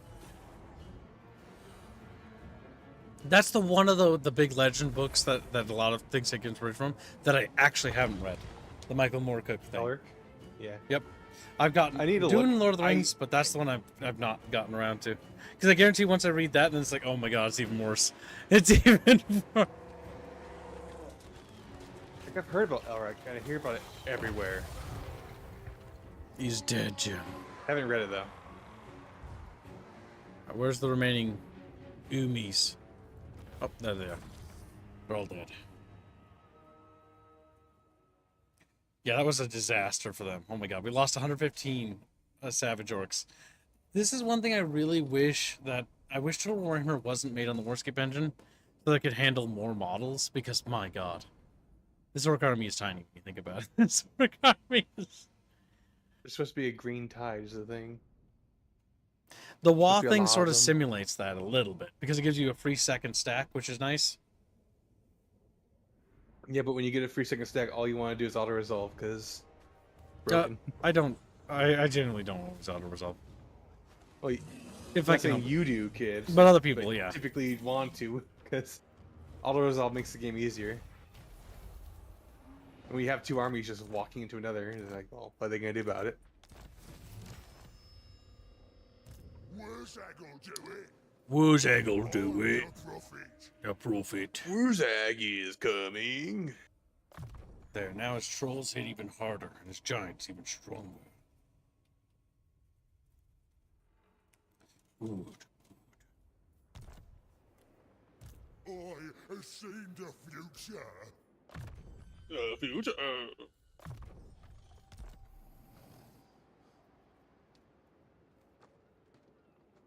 And now he's got his staff. He's even more powerful, shit. Good. Yes. You know, in Total War Warhammer 1, the whole model of Gork was there. Now there's only the foot. We are regressing in regressed game. A part of me, okay, so this is maybe a design philosophy thing. I really just like the idea that gods speak to characters, but this is a personal one. I just like the idea that gods speak through signs and they have to be interpreted, so that way they're always vague and ambiguous, so that way they can be misinterpreted and mistakes can happen. That way you can get sort of like prophecies and stuff that get really fucked up, like with Warcraft 3. When in Chaos was like, there's bad coming. Except the dumb thing is that it's because he just doesn't tell them. He's like, there's doom approaching. And it's like, it's kind of the Eldar problem. Because Maeve, or what's the name again? Medivh. Medivh, yeah. Because Medivh's like warning like the kingdoms of the north, of the eastern kingdoms. He's warning them like, oh, you know, there's the doom is coming. You must take your people and flee. Now, I don't think they would have listened if he had told them, but he could have, like, tried to tell them at least, you know? But then again, it would kind of ruin the story. That's usually when you have, like, a prophet-like character that knows everything. It's like, well, you could just say it, but then if you say it, it kind of ruin it, you know?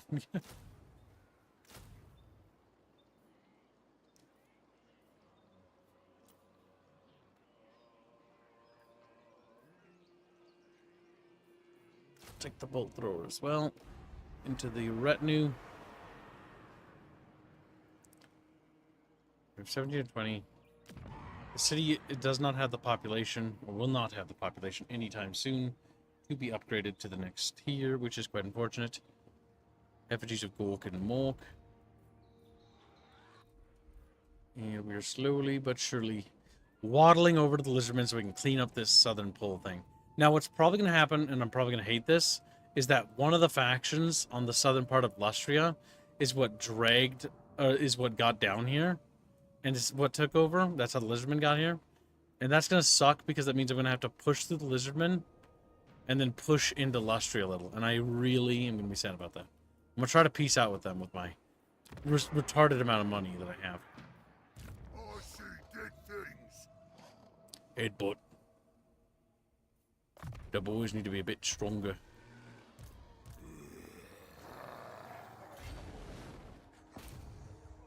Alright, Chatfish wanted this. It's time to declare war on Scarbrand. Scarbrand, who's becoming very powerful. Time to nip chaos into the butt. I did my war declaration. And then we'll have two armies basically pushing frontier. With Wurzag to Great Green Pickle pushing along the southern here.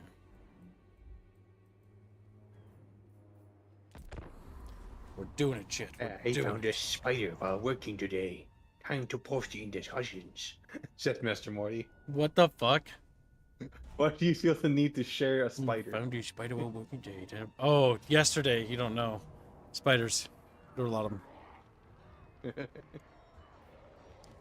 What? The vampire counts are going to try to siege the city? I am not going to go to their aid. No, wait.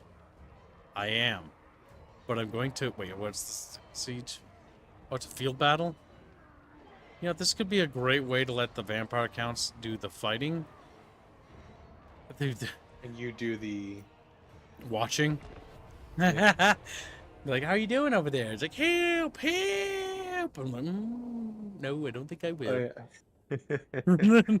I saw gameplay of someone abusing the AI that they're allied with by having the AI like deal most of the damage and then killing off their friendlies, because technically speaking, friendly fire damage doesn't actually do any to you or any problems to your reliability. So he killed off the entire friendly army so he can take the fortification for himself. That's funny. So the demons are going to... I like how my camera's restricted because of this mod. I hate that so much, you have no idea. I'm not a big fan of the Grimhammer mod because it does too many, like, weird things. We'll probably do another campaign without it. I didn't know that this overlay was animated. It's like... I thought it was static. I don't have an army. But you probably thought it was static because it's typically full of units. Like, what the fuck is happening out here? We have our allies, quote unquote. We got ghosts that are just walking through the cornets. Yeah, that's correct. pretty much. Yep. With the little ghouls.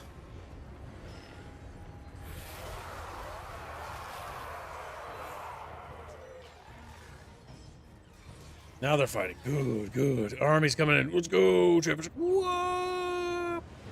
There's the scrap. Oh my god, all my armies came in with one fell swoop. Fuck it. It's just gonna be a mob.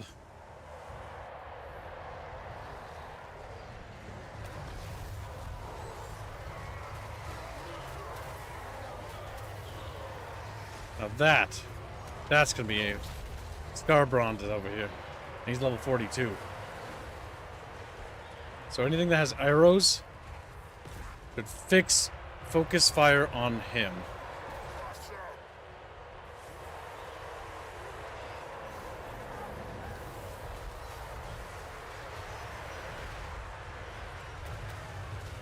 I don't even know what's happening.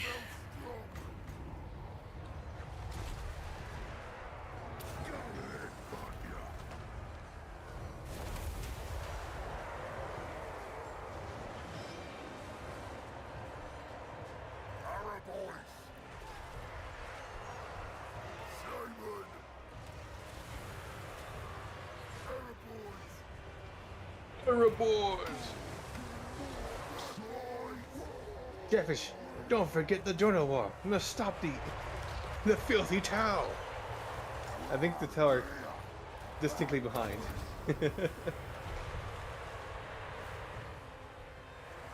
This is a clusterfuck.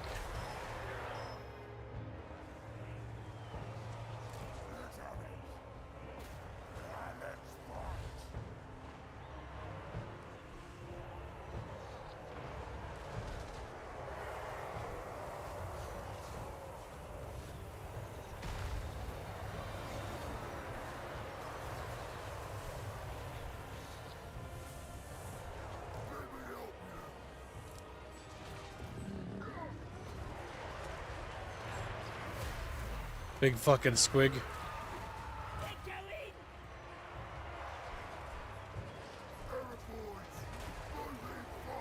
Are squigs orcs? Yeah, I think so. Like a weird spin-off breed thing. I know that the races are tied together. I don't remember exactly. Because like, I'm thinking about like, are they spawned from the same like spores orcs are spawned from? This is just a shit show, by the way. This is just... Just a bit. Adoma says, I am not a fan of Grimhammer myself. I prefer modding in things like making elite units better. No yeet mod and whatever I feel that could be improved upon. Yeah, I agree. I just wanted to see how the overhauls were holding up. 'Cause I have my problems with Radius. Radius, I think, gives us too much money, and so the map just swarms with armies, and then the problem is I'm sick of battles before the game's even over. What I do like about Grimhammer is that there actually isn't too many armies, so that I can actually be like, okay, when I defeat an army, it feels like I actually did something, rather than, well, that's one down. That's all.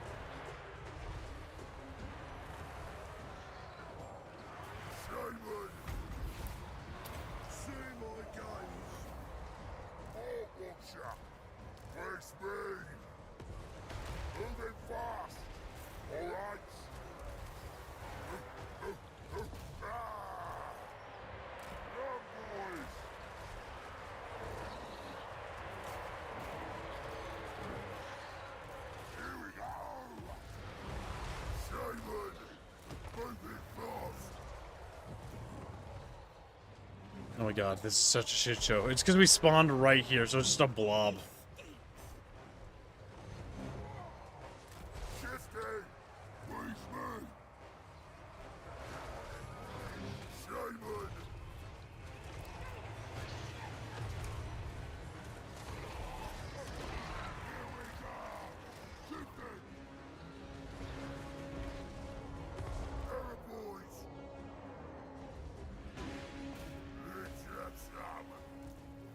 All orkies are technically the same shroom species. Bigger orcs and other things appear once smaller gobbles and others make the area suitable enough. From my memory at least, and it's based on 40k knowledge, says Yellowberries. I would expect orcs in 40k and fantasy to be practically the same. But they can have differences.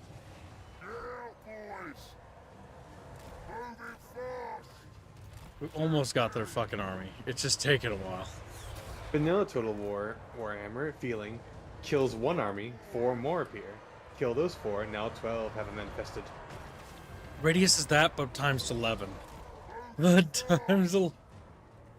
I know there are economy mods, but I don't know if it hurts you or the AI.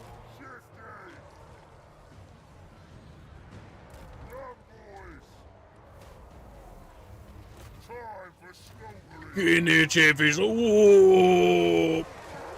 And they stop.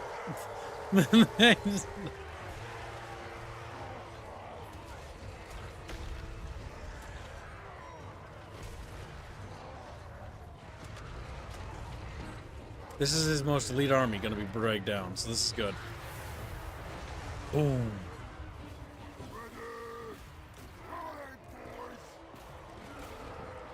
The army's starting to actually fall apart.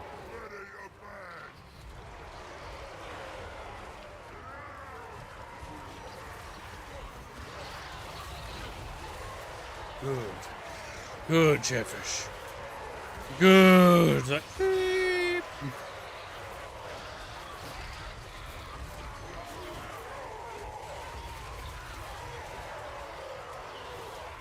Fucking grind pit.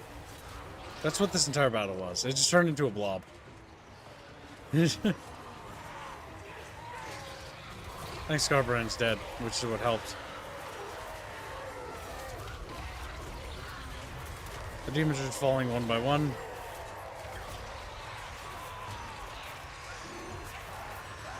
The twigs are a little retarded. Yeah. The animators they hired to work on this game are actually very, like, big-name animators who've done a very good job. But the big problem is, will Creative Assembly waste money on hiring them again? And by waste, I mean spend money. The big issue with hiring them is that these animations are cool, but they don't really make sense.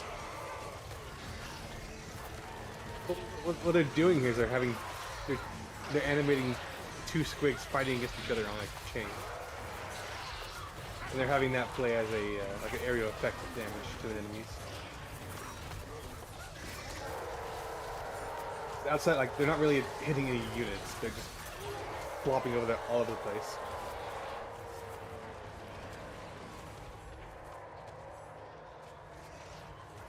Is that it? Is that all of them?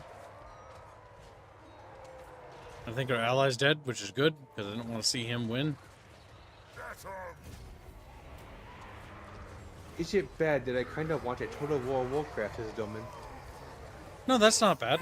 I think Total War would work really well in Warcraft, and it would work really well in Lord of the Rings. Warcraft would be really fucking cool, mostly because of the weird shit. Like, oh my god. So, how do I explain it to people who don't maybe not know? So Warhammer is cool and all, but Warcraft is a little bit cooler in the sense that it has a lot more stuff to do. Because you could do stuff like, how could I put this? You would have like aquatic battles, if that makes sense. Like, it's weird. Like, you'd have your fucking Eastern Kingdoms, you'd have your fucking Kalimdor, you'd have your Northrend, you'd have your Pandaland, then you'd have your Burning Crusade area. And then you could literally go through the Dark Portal to literally enter another world, and Draenor, and to go like, and start mashing things over there. Like, it would be really, really, really cool. Without a doubt. Warcraft Total War would be amazing. There'd be so much. The Naga, there's so much. Like, when you think Warhammer has a lot of different races and factions, like, Warcraft has that, but better. Like, there are so many interesting races that would function completely different. Like, there's, like, aquatic empires and stuff like that. Like, the Naga, for instance, would be a great example. I don't think they could do it. What did Naga really have, though? It'd be easier to make Lord of the Rings Total War than it would be to make Warcraft Total War. Because to do Warcraft Total War justice, it would be fucking wild. Like, Northrend alone, you have the fucking Nerubian Empire, which is underground entirely. Like, they don't live above the ground, they live underground. So they need to do an underground world map. They need to do, like, an aquatic world map. You need to be able to give spells and magic to your army so they can move into the water.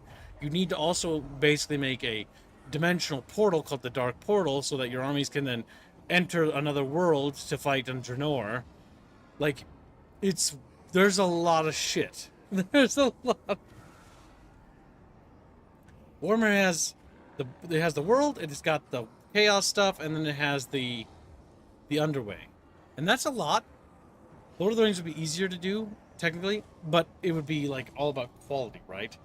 And then Warcraft would be probably one of the more difficult fancies, just because of all the different, like, things. Because you've got the Scourge, which is the undead. You've got the, the orcs. You've got the trolls. Like, technically, you have the different sub-kingdoms, right, of humans. Like the Arathi. The remnants of Lordaeron in the form of the Scarlet Crusade. Being puppeteered by dreadlords. Like, there's a lot there. They would need better tech. Also because the magic in Warcraft is, I don't know, would you say the magic in Warcraft is more powerful than it is in Warhammer? It is. That really It depends. depends on the Yeah. which high-end we're using. Yeah, which 'Cause you got- version? Because it also you got matters the- like who, right? Because shamans from the orcs, I think orc They are shamans extremely powerful. are, They don't summon like giant feet though. yeah, they're not as powerful as Warhammer shamans, but the Kirin Tor, like mages, are way more powerful than anything that the Warhammer universe has. They can move cities on their own. They literally have the Kirin Tor are like one of the most powerful, but the Kirin Tor is like their own kingdom, the Dalaran. Yeah. Whereas a lot of the mages in the schools of magic in Warhammer, specifically fantasy, are kind of like summon big fireball. That's it. The Kirin Tor are like, let's rip a city up and fly around, or let's fucking create a magical energy barrier that will just burn undead that come near it. Like they'd have to do a different engine because, I mean, they could maybe if they had the engineers to do it and the programmers, they could make the Warscape engine do it. Just because magic like terraforms and stuff in Warcraft, like you can raise islands and stuff. Like it's more powerful. You also have Like like you also have the gods that are even more powerful because they literally like snap plants apart. But yeah. we ignore the god part because you're not gonna get to play with those. You shouldn't, because the gods are too powerful. Like, they could do end time threats, like the Scourge would be great for, like, a crisis event, or the Black Empire, if they actually do the Black Empire right. Because the Black Empire is really cool, but it was done really bad in Warcraft. World of Warcraft is bad. If they make it based on that, then it's garbage. If they just took it, we made the difference between seriously and sincerely like a while ago, right? But if they actually just took the Warcraft setting seriously, it would be good. so much better. Yeah. But they don't. They treat it as a fucking theme park, and they're gonna keep treating it as a theme park. Yeah, because the big thing in Warcraft is you have things like atomic weapons in Warcraft, where they just drop things. They're called mana bombs, and they just like blow up entire cities. But you also got nukes in Warhammer. But that's entirely Skaven. That's entirely Skaven. But mana bombs are like, everybody can make them, technically. It's just that they're kind of forbidden and taboo. Because what they do to people is, I think if I remember right, if a mana bomb hits, like, everybody looks like they're fine, until you, like, but they're frozen, until you touch them, and then they turn to like ash or dust or whatever. Because they're actually gone. Like, everything just crumples. Speaking of Titans, you reminded me of the fucking dragons in Warcraft. I'm just saying, we can get panda bears. Panda armies. Panda. Fucking dumb.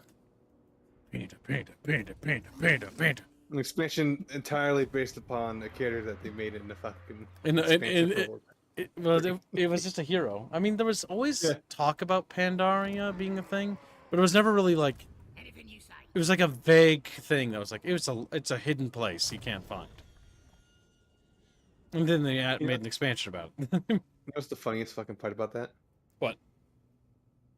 Both the Alliance and the Horde go to Pandaria, ruin it for everyone involved. That's my favorite part.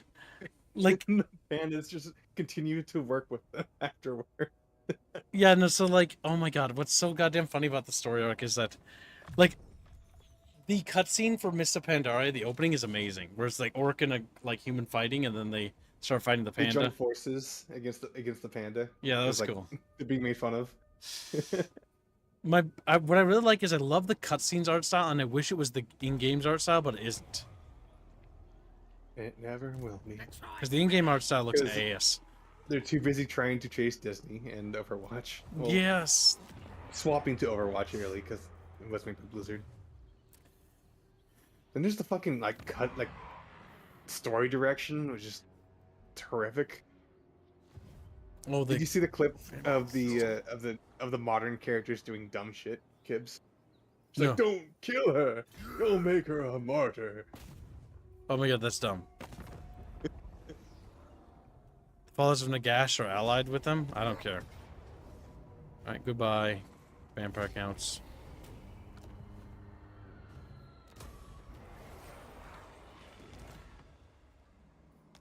does always feel like the people who like write the trailers are always They're dead.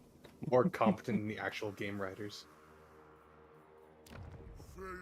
Because you'll have the trailer for fucking like Lich King, and then you'll have the actual story for Lich King, and it's like, god damn it. Oh, it's so bad. Yeah, I know. It's so bad. The trailer for like Lich King is so fucking good. And the game story is like so fucking bad. It's like, I'm a Scooby-Doo villain. Come back here, kids. It's like, oh my god, here we go. Oh my god, why does it say That's that? great. Oh, it's gonna be a city. Yeah, we will be wiped out.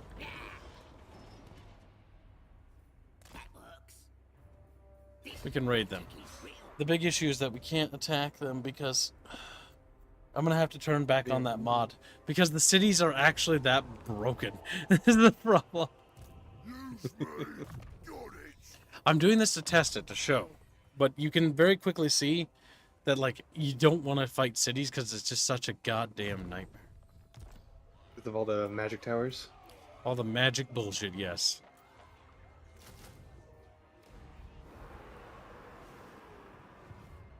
The story for WoW, so story for WoW is bad. World of Warcraft is bad. Like I genuinely believe World of Warcraft narratively is bad. It's overall bad. So, here's the problem, right? There was the occasional like sense of promise when it comes to the writing in the early parts of Yeah, but we all know it was bad the, because it didn't go anywhere. of leveling.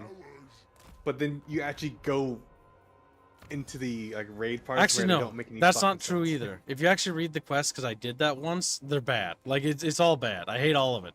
It's all Well, garbage. I'm more so talking about like the what the fuck they called, the bandits in the human territory. What are they called again? What are they called? I have to remember a classic WoW. Fuck. Big uns, big un bullies. Yeah. Dead Mines.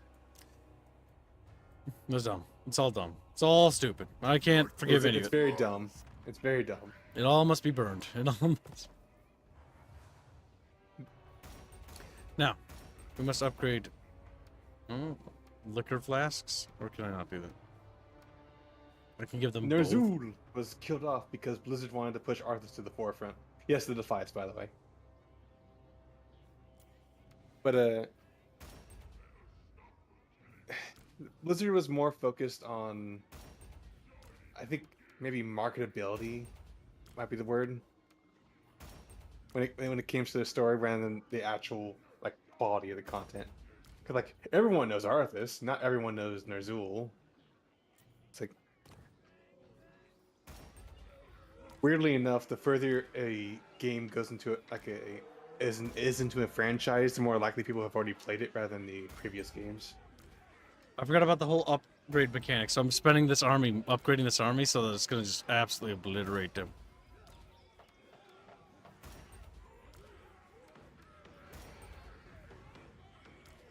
I need to get research for that.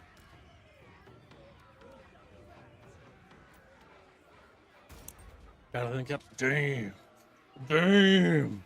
Damn. But yeah, back to Warhammer Total War. Because while Warcraft Total War would be cool, I don't think it's going to happen. At least not yet. It will never happen. And I honestly think. don't want it to happen because of how Warhammer was treated. Because they will not treat it well.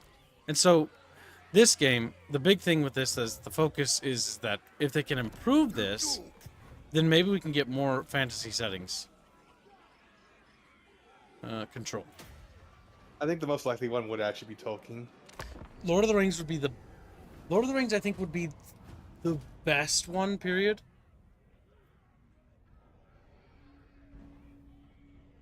It does say Arthas is just Elric Melniboné. Not entirely. He's also based on Arthur. He's actually a bit more than just one character.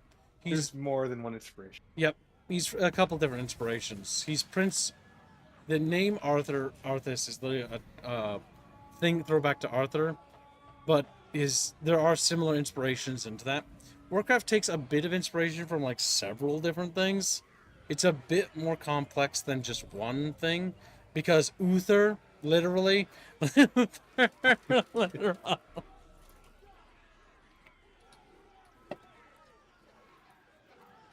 Who's Jaina referencing? I don't actually know. Jaina feels kind of like weird. Like Warcraft. How do I put this?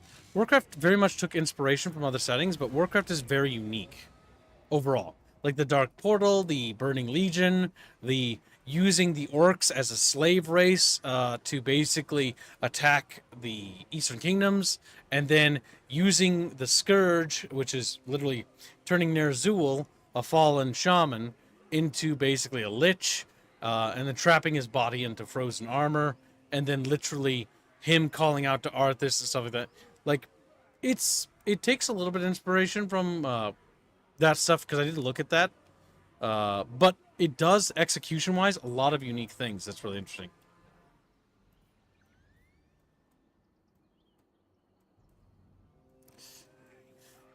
But yeah, he is definitely inspired, for sure. I wouldn't say ripped off, though. Inspired is the key word. Well, the reason why I use that term is because he is not an original character in the sense that he's very original. He's very much inspired by Elric, very much. But he goes and does his own thing. And then his death and everything else like that. Though I really don't like how they handle his character going forward into the stories of the game. Of World of Warcraft, at least. Okay, we can run over here. And finally, we're finally over here where the lizard boys are. So we're going to finally start bonking them. I have seen the future. Orc wants me. This territory will not survive if I run. But we're going to have to. Yep, it's going to probably fall quickly. But we need to press the advantage here. And we need to have the goblins turn over here. And we need something stronger. Because goblin troops are just really, really bad. A goblin-themed army is a possibility. But it's reliant on getting that prop 4. But we're far away from that. I could tear down a couple of these buildings to focus on getting that, because we have so much money. Yeah, I will focus on population buildings. We'll sacrifice those buildings and we'll switch it out.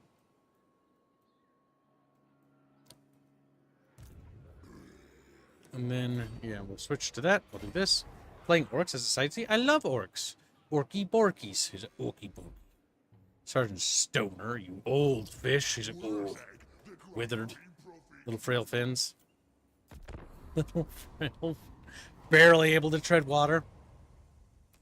You really want a goblin war boss for goblin army? Bear army bonuses. At least in Total Warhammer 2. Okay.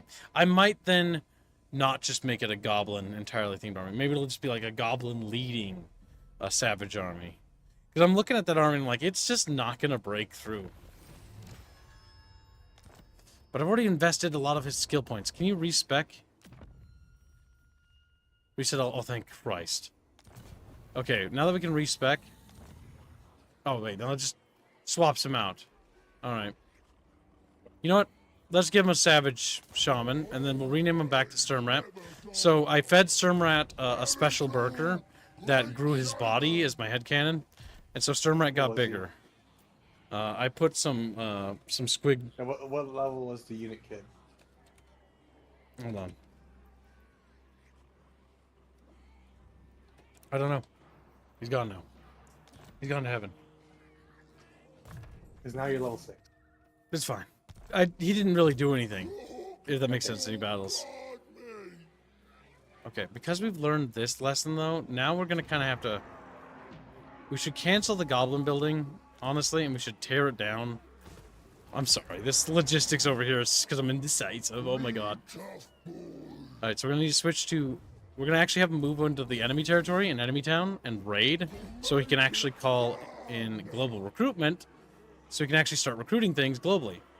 And then we'll give him some siege catapults. We'll dump a bit of the gobos out. And then we'll get a lot of these big boys in here. Oh no, those will take a lot of turns. Okay, let's get something faster. And get a lot of these guys.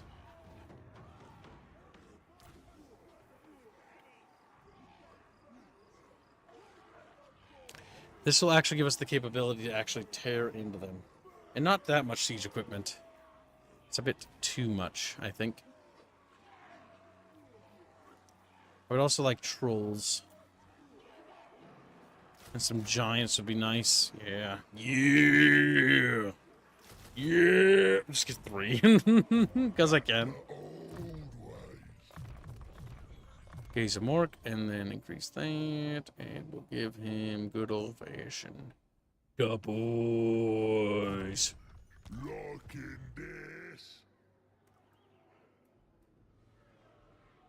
I don't think the orcs are underrated. I think they're in a comfortable spot in this game right now. There's always more stuff they could add to the orcs, but they have a lot of toy split. I am playing modded though, but there's a lot of variety with the orcs. We're mostly doing savage orcs. They're savage. Okie bokies. Okay, we're gonna take Kabasar. There's nothing fucking here. All right, we'll just occupy it.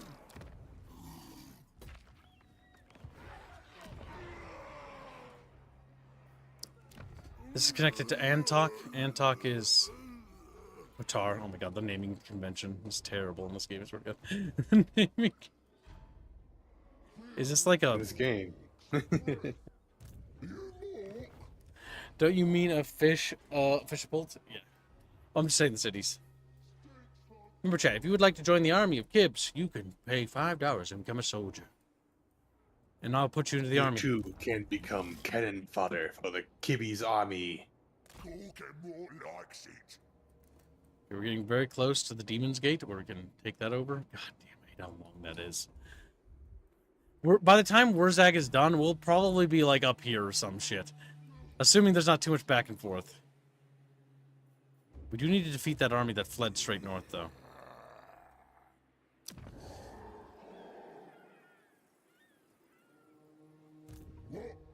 Whoa! Okay, actually I don't want to put too many of these in there. There we go. And perfection. Check our cities. This city has stuff to build. Okay, now we can start focusing on growth buildings.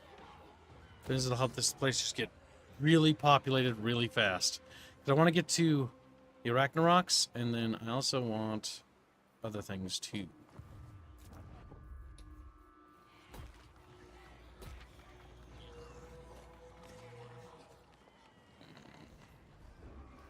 Maybe the shrooms to help grow that faster.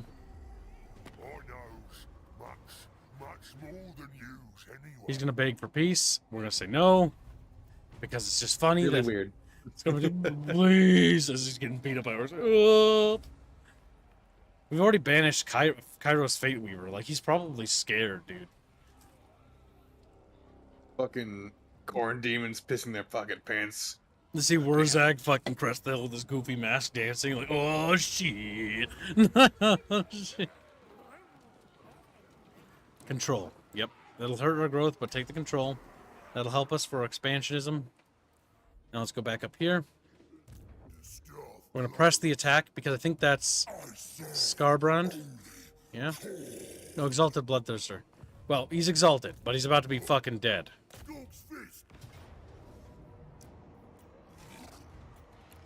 And we'll go and beat the shit out of him. It's time for us to banish the demons. She's like, okay, we can banish demons, Gib. And they slap the demons. What mods are you using? Grimhammer, map mods, and some other stuff. And a fort mod. So that when I fort my armies, there's actually fort battles.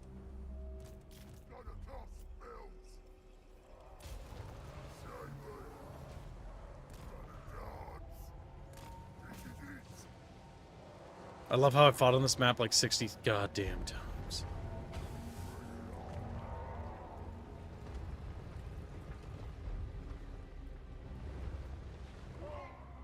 Where's the scrap?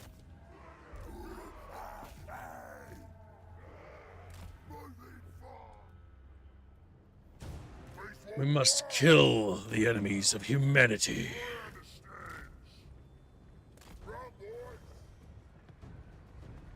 We want war! Please do.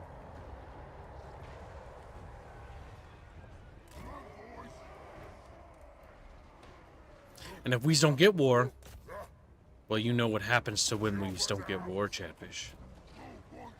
Y'all get sad. Damn, my fat little troll things, they are really bad. They got absolutely eviscerated. Thinking I wasn't watching what they were going into.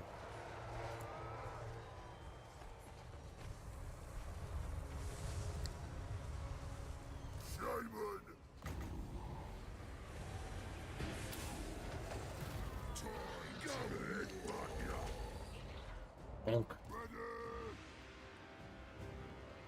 Boom, boom, boom. Our boars are absolutely just ravaging them. Not really, well, there.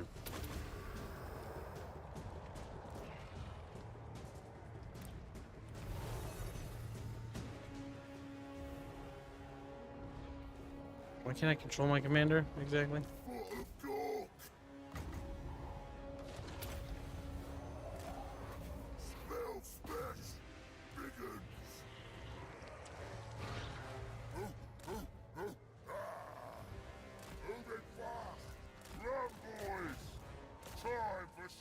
Killing all the Chaos Boys.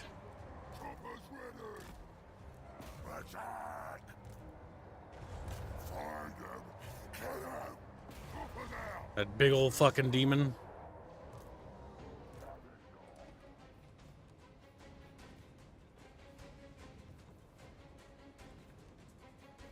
If I group it, I can squeak it. There we go. No squeaking. Yeah, fort battle. I have forts installed, not fort battlefields. You mean, yeah, when you fort your army up, you become a battle. You can fight in a fort.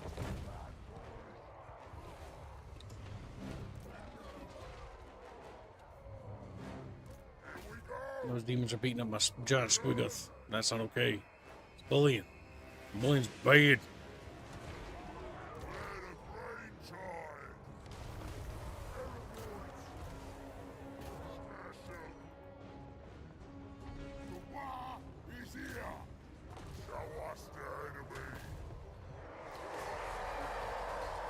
With some uncharacteristically armored orcs for my savage orc army.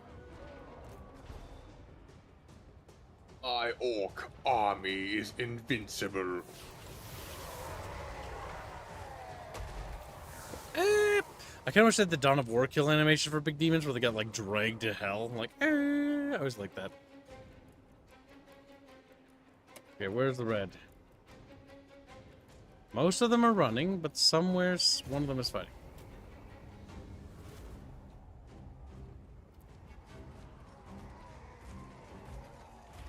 This is the path to hell.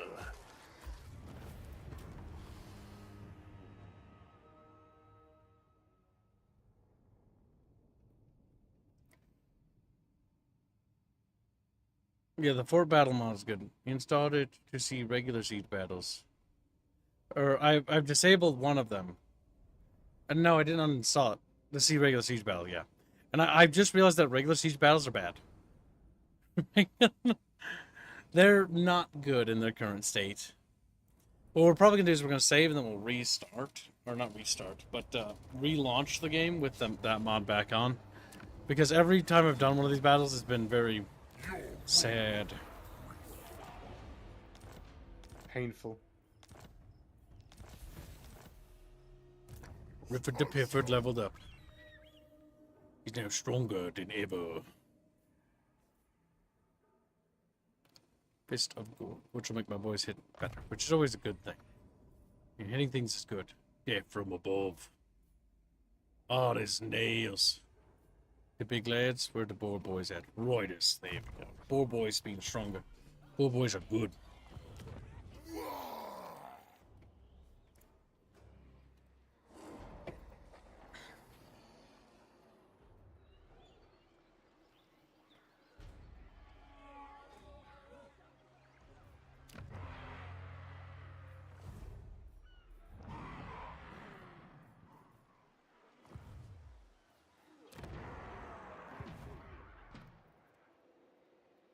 Okay, there we go.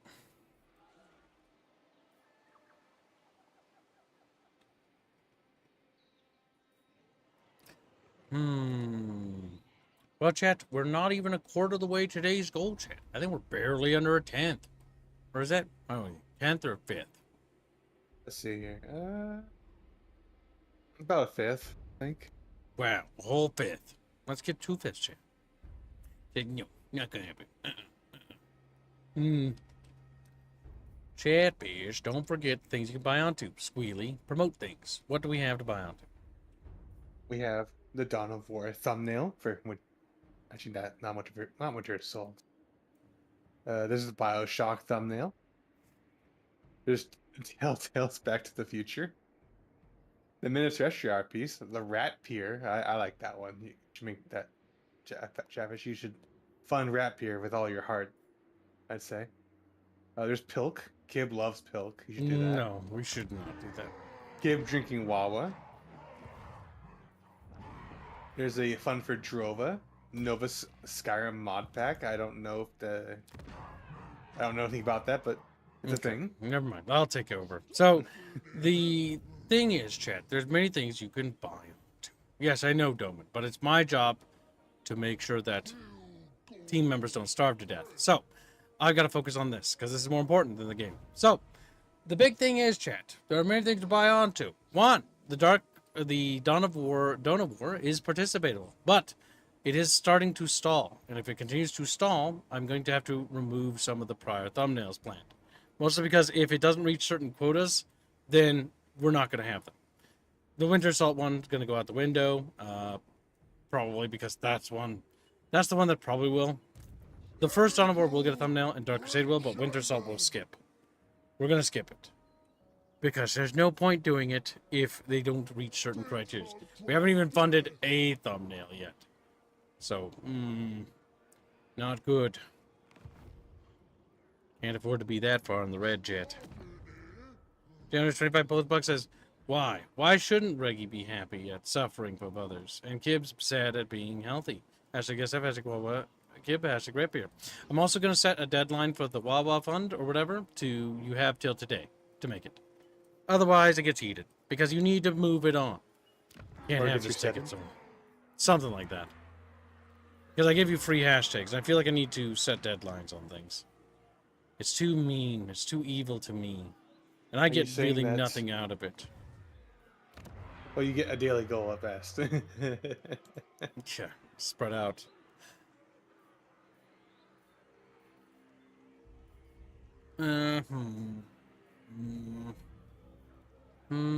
Savage orc building. Get the growth. The growth is going up higher, which is good. I mean, we could get one of the abilities to have something cool down the road. Like that will allow us to produce that. I need to kill Broken Arrow Fun. It's been a month. No, it hasn't been 30 days since it started, I'm pretty sure. It's been exactly 30 days. Oh, it has? Then it must It was started on the 16th, and it's currently 16th, Kips. Yep, it must go.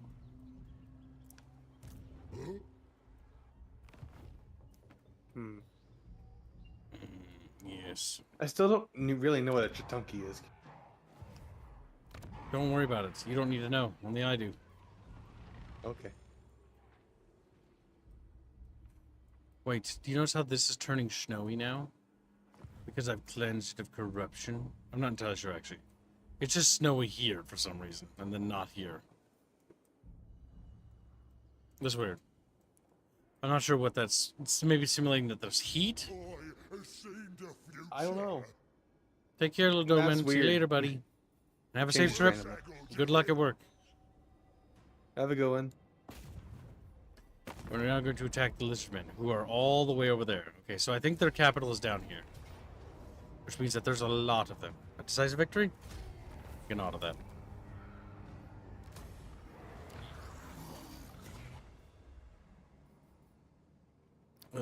Do we have the building that brings happiness?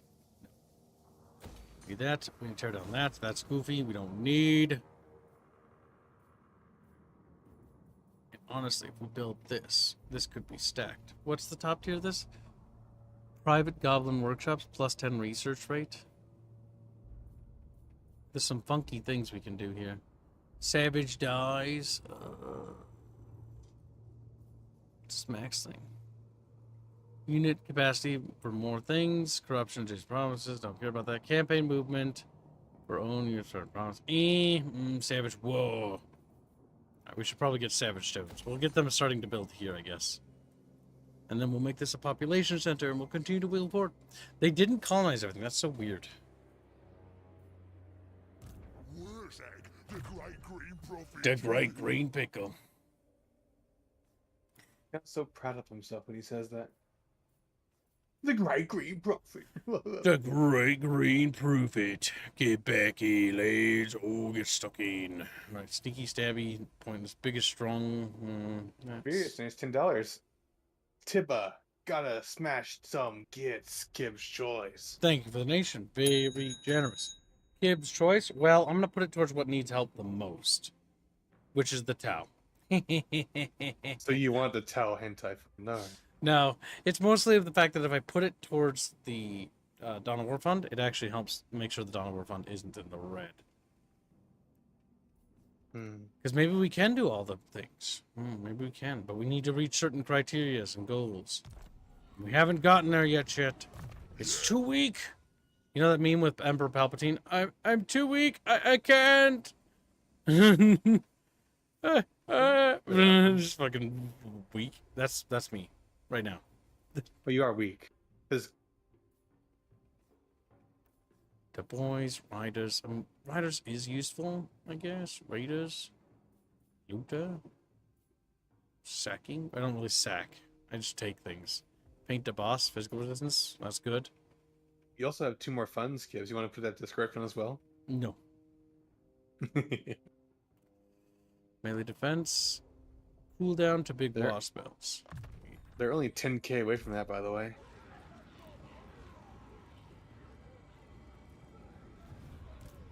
I'm the prophet. I am the prophet. Catfish slipping behind the bucket. Let's see. We build this. And we can build one pile of scrap. That'll help with scrap generation. This globally helps. When under siege, an army on province. Own armies in province. That's pointless. Is there anything that isn't in province? Orcs are the best technology? No, Chatfish are the best. We know that. Thing. Better for defending.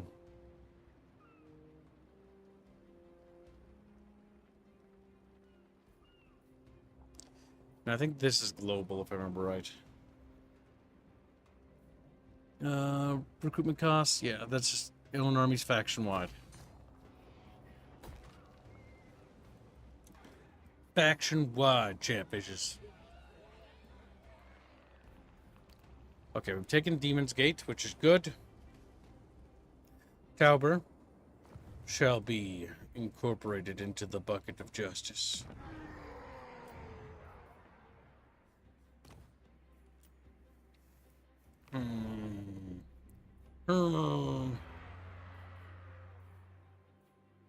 We have to learn from Reggie and put it to here. That has an overhead, unfortunately. That does. Because of sassy rapier man. No! Choppers. Okay. We've done everything we can there. We've done everything we can here. This area's not doing well, I'm pretty sure. They're sad. No, they're not that sad, actually. They're getting over it. Get home and hear that Daily is moving slowly. Travis, don't make me send Strato and Bucky after you all. They won't be gentle. Bit of guitar. Your we father, must- Strato. Yes, to Morty. Yeah. You mock. Shrito, burrito. The Shrito burrito. We must kill him. Oh, I'm the great green Kid. prophet. No. Speak your Non-aggression pact with some rats? No. I'm going to kill the rats, and then I'm going to kill everything, and everything will be okay. Turns out the one Wurzak was looking for was himself. He is. The It was great me dwarf. all along. The stuff glows. Be right back. I need to go put my food into the thingy so I can make myself dinner. Sounds good, kitten. You more? 3 turns and that army will be relatively ready. You have to be patient, Chet. We can't attack too soon. Now we must take Wurzag and start waddling on over. Go in. I'll have to raid my own territory. I'll use me spells. No, that'll destabilize it further. Talking more likes I'll it. take a little bit of attrition. Be proper good. Just a pinch, Chet. Just a pinch.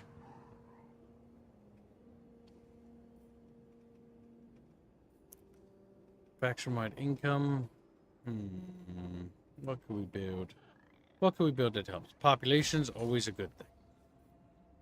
Getting population to go up. Another building ready. Build this. Nice and strong, Chet. Population, so we can get population growth.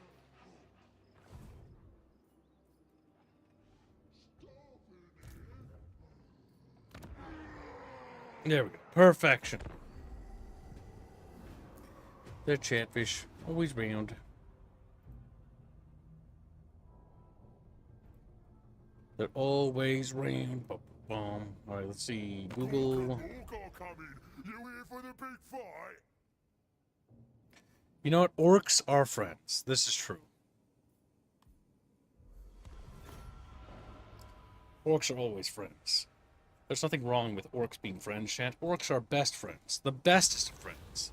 Make them take it back. Diplomatic relations with creeping. That's an orc faction, I think. Sod it. Always. Always help Orky Borkies. Orky Borkies are friends. Orky Borkies are best friends. You can trust them. Gotta give 'em a... Alright, let me just boop.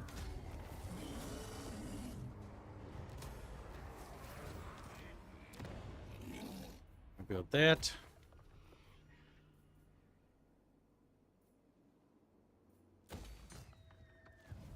We need to take Numos next. We take Numos. Yeah, because if we can start butting up to Orky Borkies to the north, we can then confederate to make Super Borkies. I ain't seeking no trouble with ya. And if I give them a lot of money, because, well, guess what? I have a lot of money. Oh, God. It'll take all the money to do it, though. Okay, what we do is military alliance is a bit of a tall order, okay? That's just insane, but at least it tells me now what it takes, okay? But Right. Crooked Moon's not a big fan of me. Don't care. Bit closer. These orcs, not worth negotiating with too much. We've got military access and non-aggression, which is great. It means that we're going up, because my goal is to confederate with the Ironclaw orcs, because if we do, we can then be very, very big and very, very strong very quickly. I'll have to fix up all their provinces, though. I have no doubt about that in my mind. It'll be a shit show to do.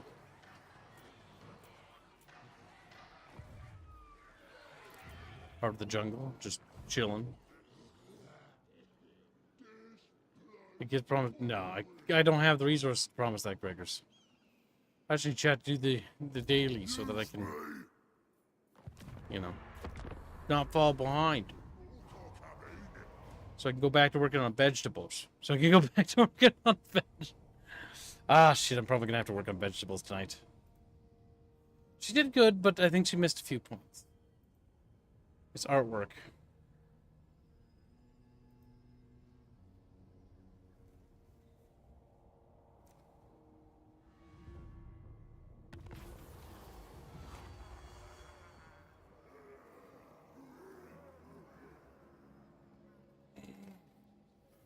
Yeah. Yeah. Yeah. Ah. That plant is very cool, I will say. Who knew that a little bit of research onto how plants work, and you can start writing all sorts of crazy shit. Now, let's see. Print scraps, hell yeah. They confederated, good for them. I'm proud of them.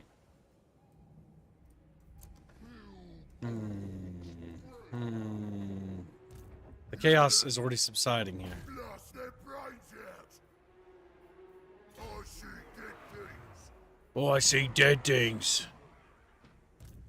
One more turn and he's ready. I'm gonna launch our attack here. You want to see that chaos is so big. Once we have them wiped out, though, this will be completely gone. It'll be wonderful, chat. It'll be wunderbar. Wunderbar, chat. Yes, chat.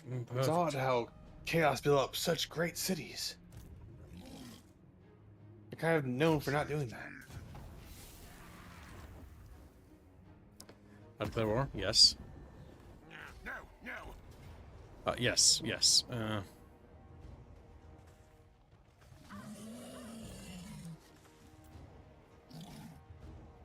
We'll fight this battle on the fields. We're not fighting against the Skaven.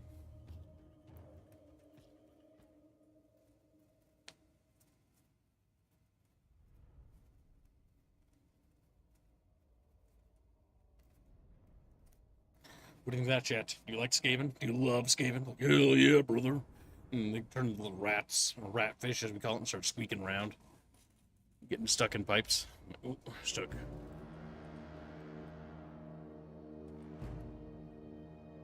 They have a lot of fucking trebuchets and shit. We'll take our boar boys and we'll just double up on that side and we'll just lock this as a group. That great green prophet. And we'll actually, no, we'll move them there. Move the giant here. Move him a bit back. Relock it again. We order them to immediately attack before they start lobbing shit. We get going. Is the giant actually good, by the way? Yes. Shredder's little white boy has done. He's been in the game since the beginning of the game. Oh, he's Master Morty. Okay. Yeah, Mamu. He's been destroying things. He's a little white boy.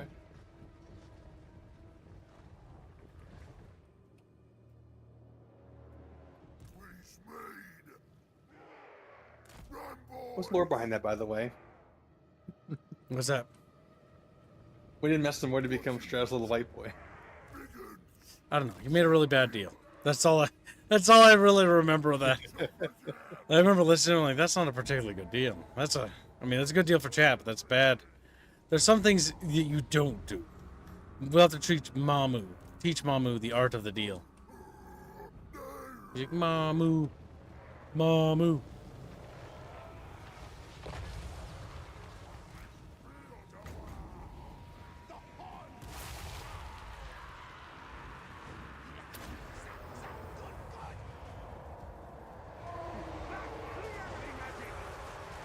Damn.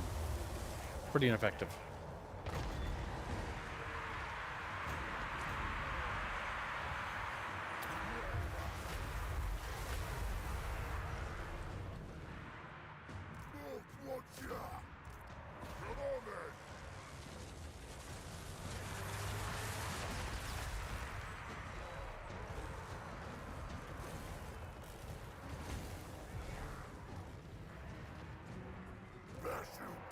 This is not going to go well for the rats. Yeah, because the rats are just going to chain run. Yeah. And there goes their entire flank. That turned into an absolute fucking massacre, by the way. The Skaven are in full retreat. Broken! Run them down! Time for slaughtering!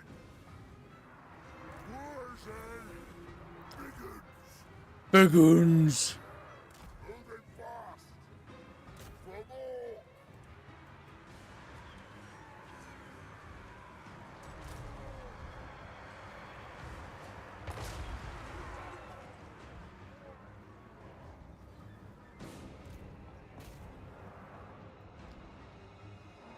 Choppers Little Skaven on that hill. Go kill him. More spills is strong.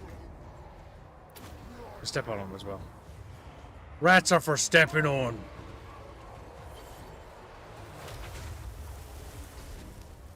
It's made for crumping. And that's what I'll do. One day, my feeties will crump all over you.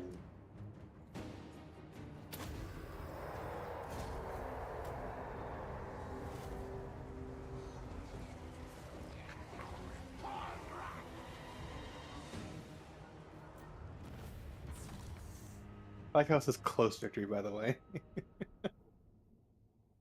You lost 43 units.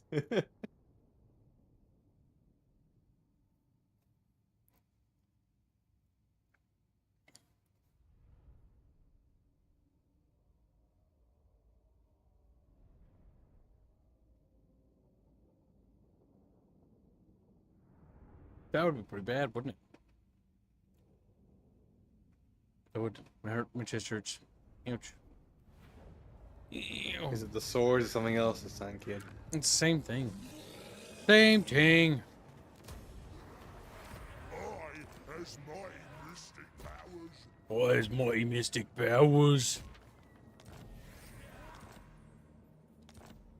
Okay. Skrulk isn't dead? He probably has territory to the north. I am blind to this. His army wasn't even present during the battle. Not taken. He could potentially launch a counterattack, and that would be dangerous. Could do damage to me, but I don't think he is a threat. Because his army is really shit. Like Night Runners and fucking Skaven slaves taking up slots. And then he has like some fucking chieftains and shit taking up slots. Like, okay. Like, that's terrible. That's terrible armor. Terrible armor. I have seen the future. The future. Chat bitches. Chatfish, what do you think of that? Like, we just got called bitches. We fucking hate that. Oh, we fucking hate that. They like being called bitches, though. They love it. They loathe it. They despise it. They're mixed feelings on it. The stuff glows. There is We're ready next turn, and we've got the biggins, which means our biggins are even stronger. +2 to rank for them. That's just really good.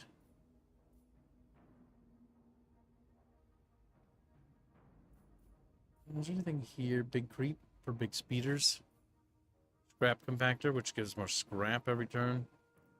Income from raiding, 30% plus battle. That's good. Avalanche smash. Weapon strength of rogue idols. Goblin lobber, 10% stronger. That is good. But we need to make more money. Because as we found out, having as much money as we does, isn't enough. Next province, upgrade. Next turn, we can launch our attack with Sturmrat, while Rifford de Pifford's army is doing stuff there. I honestly think that, I think Khorne might be stuck in like 2 wars or something, because his southern front is just evaporating. It's not looking good for him, Bosh. Not looking good for him at all.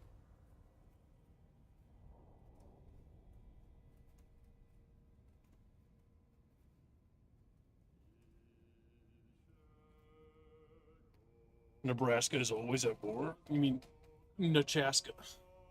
Got him destroyed. He's like, damn, Nechaska. Got in the chest. you mocked. Do it then. We take Numas, and then we just auto that, because nothing to play against there. Occupy it.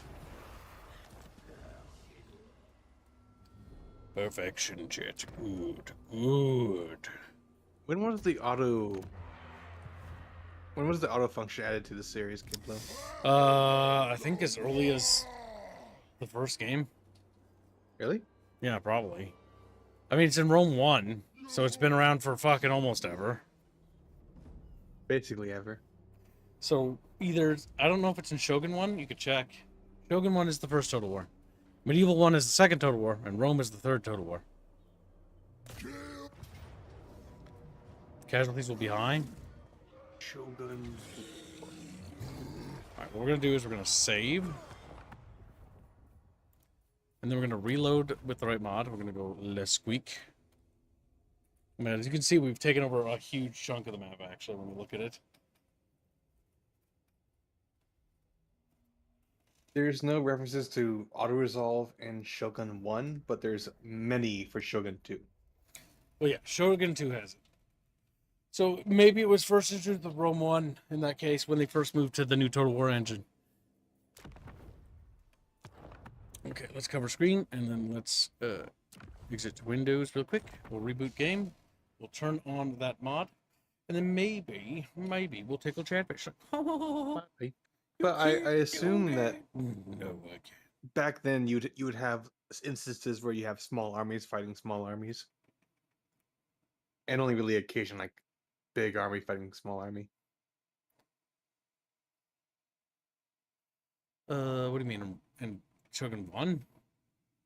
I'm guessing. Shogun 1 was a board game. That was a board. Oh, okay, never Yeah, mind then. Shogun 1 and Medieval 1, the whole moving your army across the map with tokens thing did not arrive until Rome 1. Originally, you actually had like your stacks or your army stacks or whatever were tokens, yes, but they were pieces on a board, and you'd actually pick them up and you'd move them. You'd also pick up like their titles and then drag titles on top of characters and stuff like that, and you'd pick pieces up and move them as if it was a board game. I actually really kind of like the way Shogun 1 and Medieval 1 look visually in that regard. Never played them. Maybe we'll stream at some point, chat. I just want to see what those look like. That sounds They're different. very different from how they are today. They are very different. Because Rome 1 revolutionized the franchise, and to be honest, after Rome 1, it really didn't change that much. Like Medieval 2 polished it, and then more or less it's been stuck at that point forever. If that makes sense. Like we've not been going very far. Like we'll add new mechanics occasionally, but then they'll like make one go away. And you know they've been having issues. But yeah, that's where it pretty much stopped the progression. And what was I gonna do? Yeah, I was gonna turn on that mod. That's right. That fixes the forts, because right now, as is, the siege battles are just not very fun. Modding them out and replacing them with the fort battles is more fun. Mod manager.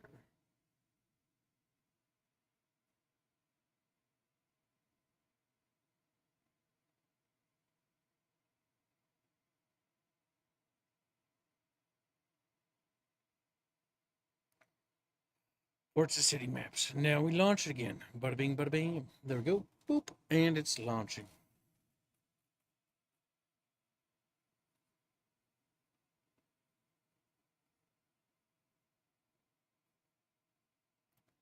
Wow, Chatfish.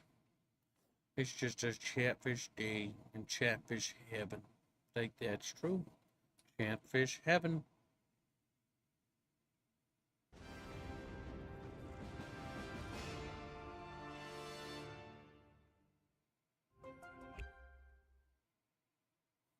Chat's talking about the value of silver and gold for some mystical fucking reason. Skip. Continue.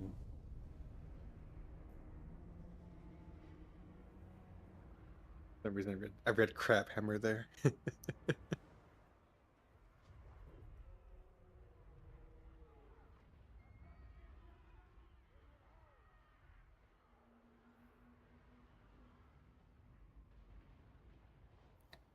One of my issues with the game sometimes is it turns into waiting till the next time to build the thing you need, to wait till the next turn to build the army.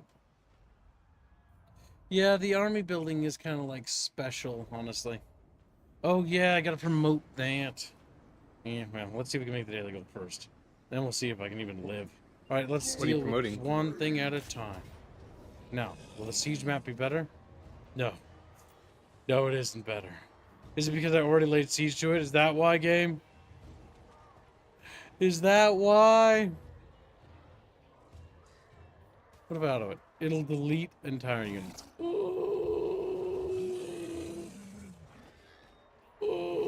But they have so much chaos units that they would actually bog me down. It's going to be better to do it this way. As cursed and as terrible as that is. The House of Chaos rejects you. That's good. That's funny. The House of Chaos rejects you. Great Shaman. It's funny they sound like the same voice actor almost. Alright, let's see. Because they are, probably. Probably. But now I need to replace the dudes I just lost with more savage or big uns. Big guns. Remember during the moment Lacey? Yeah, so it saved it with that map. Which is very cursed because that map sucked ass. Wants me.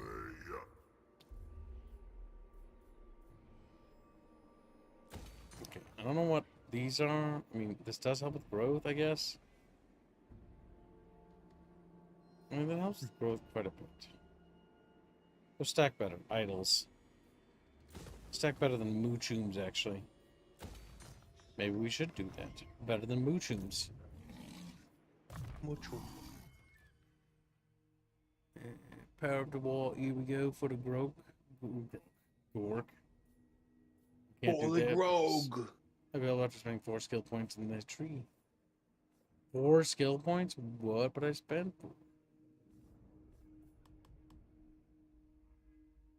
It's weird. It's gonna get brain burster as well. It's so strange. So strange, Chatfish. So weird, so funky. We take Camry next. Then the Pyramid of Nagash. Nagash. I think they're removing the magic ladders, Kibs. Do you think they're gonna make it so that spiders can climb walls? Or certain units can just climb walls? They might. Where did that Skaven army go? Oh, it's went They're over probably there. ambush stance. Oh, they're right I want to be mean. Run right next to them. And then I'm going to encamp. Because now I think he's going to have to fight me. If he wants to move. Which means he'll have to die.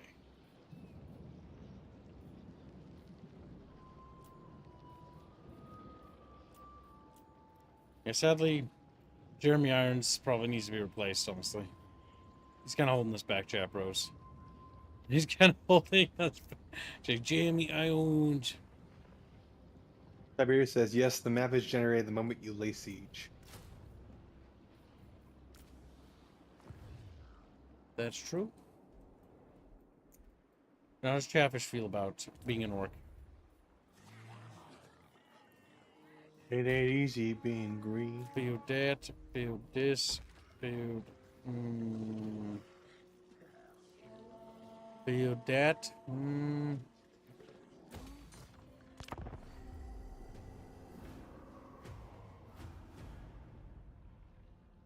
My god.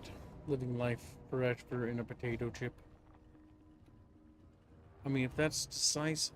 Jeremy Irons will die if we do that. Yeah, by the way, how's your dinner going in the oven? I haven't put it in the Or oven. microwave? I just had a pre-baby. Oh. We'll fight him. He's scrolled. He should be fought. He should be battled. But yes, I should go put fishies onto the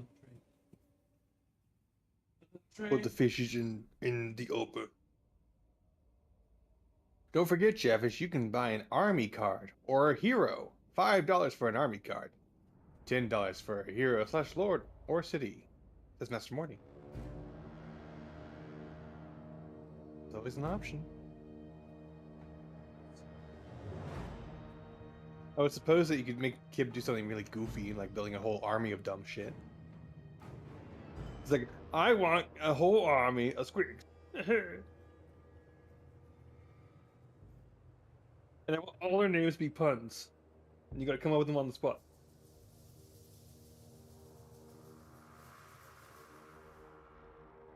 You gotta enforce pun naming with Kib. It's like Squigga, Squigler, Squiggy. And we're like, Kib, Squiggy isn't a pun, Kib. Dumb, stupid Kib. We hate you. And then we laugh at Kib because he's sad.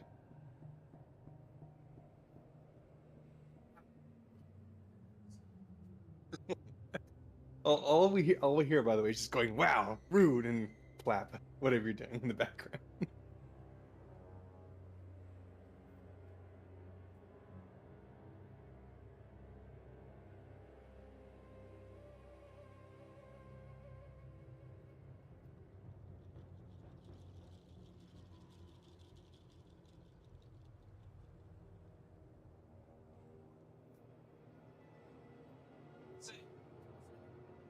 Second.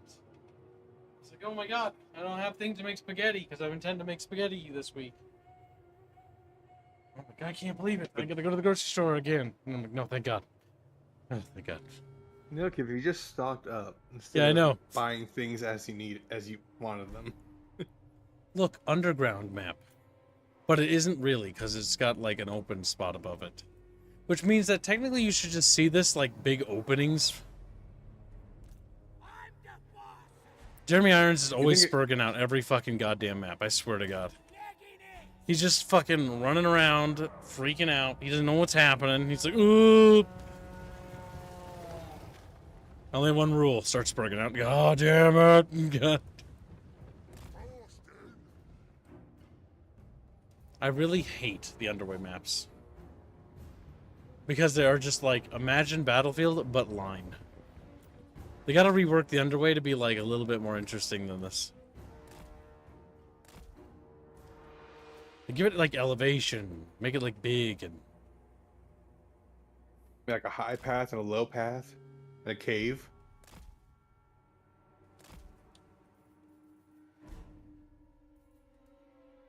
I want to note, by the way, there's trees in this fucking ravine, by the way. yeah, down here. I also want to point out that structurally speaking, that does not work. Like how rickety it is.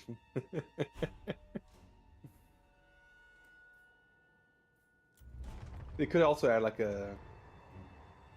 some terrain like fuckery where you can like, knock out a stalagmite or something.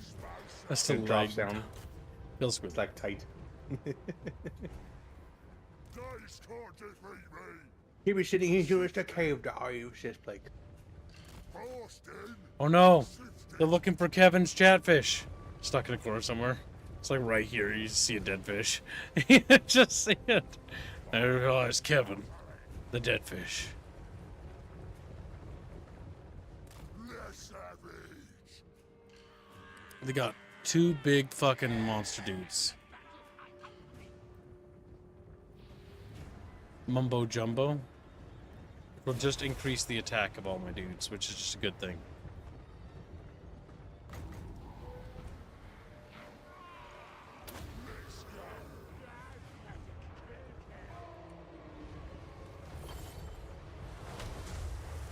Boston. Lightning. 60. You're gonna enjoy this.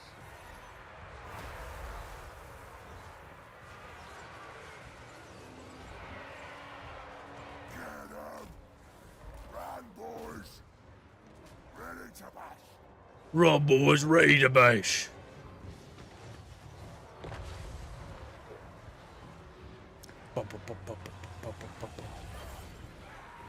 We're winning. And Skaven? Well, they're losing. Inglis says, talk about bad luck. Went outside after it rained, then it started hailing. Had to run for cover. All right then.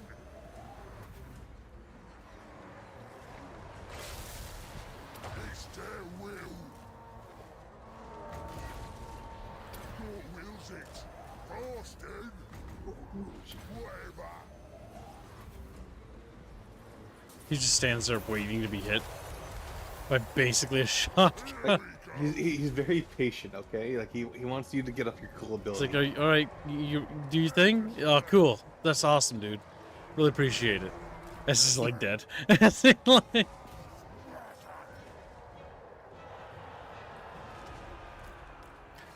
Gaben, they're awfully, kind. They let you get up your cool ability. Really chill like that, you know. Really appreciate that. Yeah. Means a great deal to me.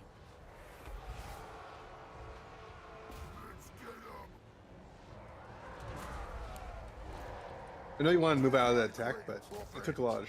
Thank you for that.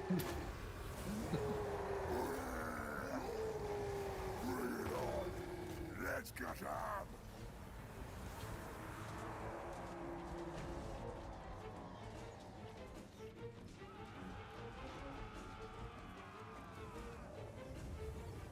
Ready, boss! Run, boys! Bravos! Scroll just looks so goddamn stupid. So you have to kill him. He's missing an eye and missing eyes and everything.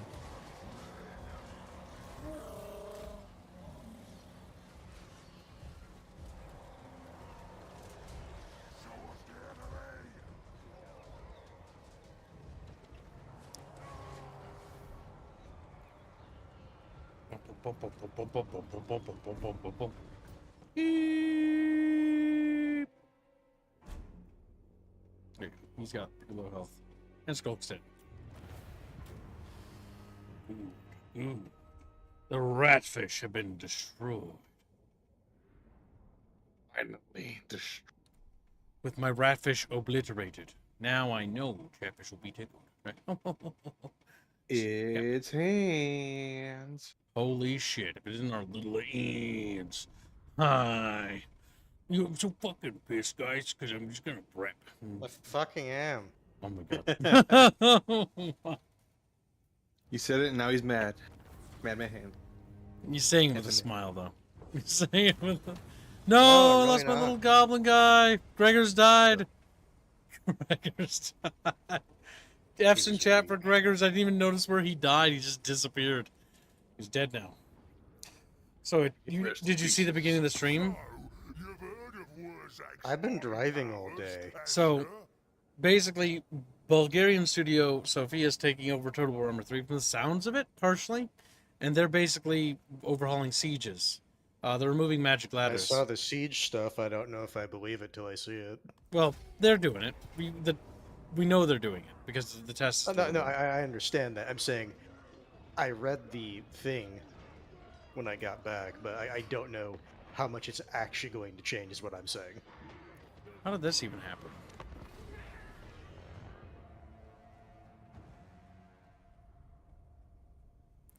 Welcome to Stream, Titus Macaras. By the way, chat, don't forget, if you want to get into the Dawn of War thumbnail, or you would like to see the Dawn of War series remaster be a full playthrough, be sure It's to better now. donate for it. Because if you don't, we're killing Rapier, aka Chumba. Killing him as we always should have done. My goodness, it's actually a little fort. Yeah, it's because I modded it. I figured. Because I'm looking at this, it's like, no, this is not what they would do. This replaced all the city maps, and I'm using this instead. Because this is unironically Unironically, it kind of reminds me of better. Empire, yes, I know. I want to say Empire fort battles. It basically is, and Which while is- it's basic, it's not it's bad. It better. works. Yeah, it works. oh, the problem is the magic ladders being gone isn't the thing yet. So I have to just live with my life with them on. My issue with the ladders, it wasn't even necessarily that they had them. It's just like you started. Well, not even starting with them, because it's like compared to all the other siege equipment, ladders are easy to make. It's more that they just hovered there. There weren't units like actually physically carrying them.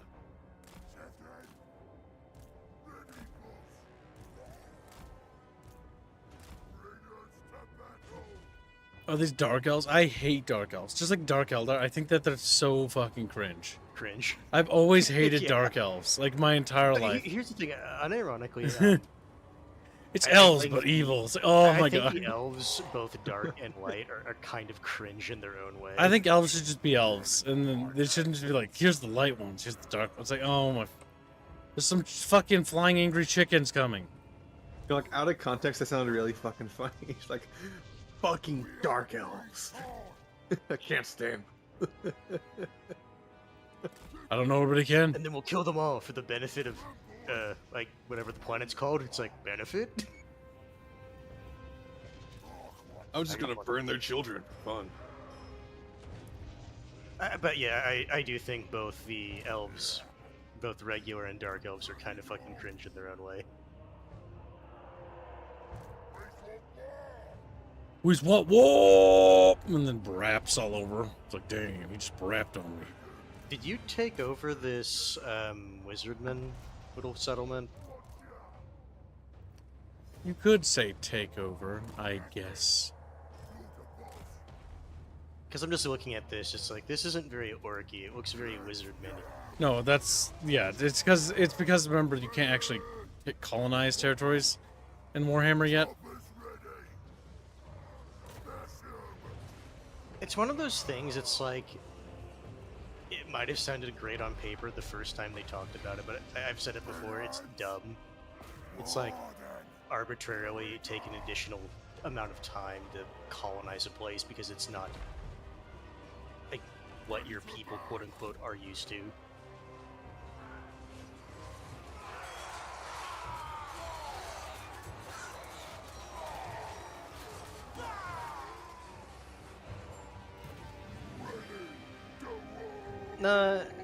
That's not necessarily true, Master Marty.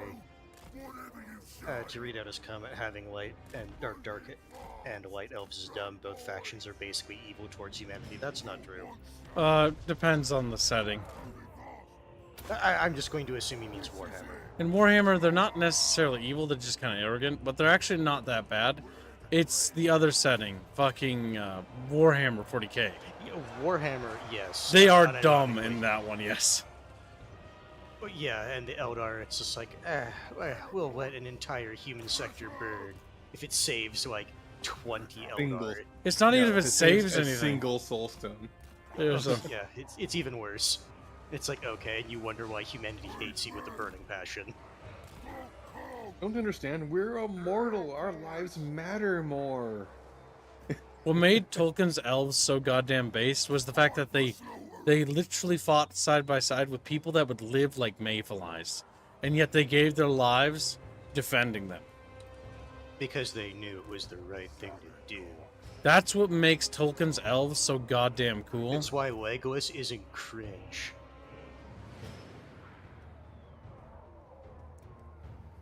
You can say pompous a little bit, but you know. Like He doesn't he's a bro, is the thing. Yeah.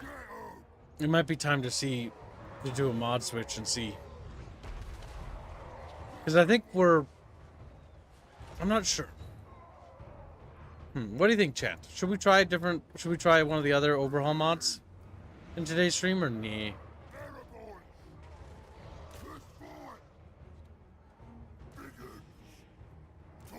Want to put to a poll? Or you just want to... Yeah, I might. Just let them see. It's the shit. Yeah, I could play orcs, but it was not my preferred faction. Because the for Grimhammer Warhammer. mod, I don't mind it necessarily, and I'm not like angry at it. It's just there's certain things it does that annoys me. This isn't related to the fact that I'm losing, by the way. Considering What if it was? some of their monstrous units.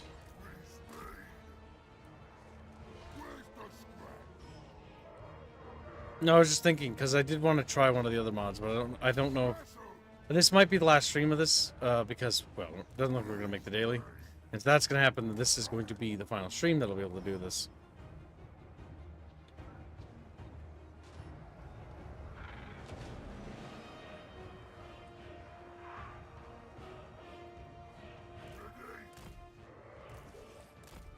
Warhammer elves are they're much better than most elves in most settings, because at least they are somewhat sympathetic to humans. Not all of them, but the biggest thing. they for do them is fight I would just say- alongside humans. I would say they're kind of decadent, Yeah. and they also, for whatever dumb reason, don't want to tell humanity about these dark elf people. They're not aligned with us. What, That's in kinda dumb. fantasy? I think We they know- don't mind it. Or no, they're embarrassed about it or something. I can't remember. Yeah, no, because it's like it's like shameful to them because there are little blurbs that I remember reading where it's like, yeah, sometimes the dark elves will just get the drop on like Empire shipping and whatnot because humans can't tell the difference. Which is dumb Because because it's their ships look fucking different. I know that's Like also high elf dumb. ships literally look like, you know, yes, like it is good dumb. and glistening, and then dark elf ships are literally like evil corsairs. It's like, are you Yeah, serious? that part is also dumb, but it's just like the high elves just will not tell the Empire. It's like, yeah, we're not related. Like they both got pointy ears. They're obviously the same. It's like picture of like a freaking high elf, like in like white armor with the gold trimming and all that, versus dark, A dark elf, dark elf with fucking like pirate. black corsair, and it's like management needs you to tell the difference between these pictures. The Empire, they're the same. Or I don't know.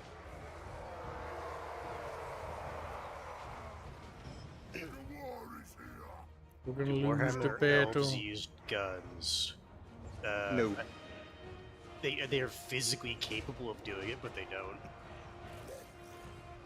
I know the dark elves use crossbows though. Yeah, the problem with this, like, I don't know where this army came from, or if it just randomly migrated to my territory. But that stack right there is like literally like, what the fuck? What the? I think these are like mid-game threats or whatever, but I didn't even see them. They look So like good. a random roving army. Yeah, because it's got chaos warriors, and it's got fucking dark If you look elves. at the icon, I think that's just a wandering horde.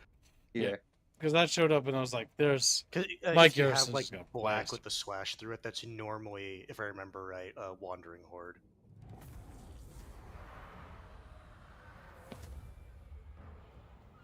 That said, though, you did fuck up their Durgans. That said, that Jesus Christ, they have high tier units. Yeah. Yeah. I only fucked up 2 units. It was the dragons. Which is, you know, and then they raise it. It's becoming Attila all over again before they put the restrictions on only hordes can raise settlements. Oh, we have won the battle, my lord. What do you want to do? Nuke the settlement. Okay. Like half the map is just fucking burned. This is unfortunate. Because I am too busy with other things to deal with it. This is... It's kind of one of the reasons why I don't get too invested in trying to paint the Warhammer map my color, because there's just sometimes just, oh yeah, this random, like, you know, warband just pops up in the middle of your territory, and it's like, okay, alright. It sucks to suck. You make How that do you pull do by the way, that? Gibbo? Why didn't... Alright, chat, Pretty sure it was bitches. in the middle of the battle.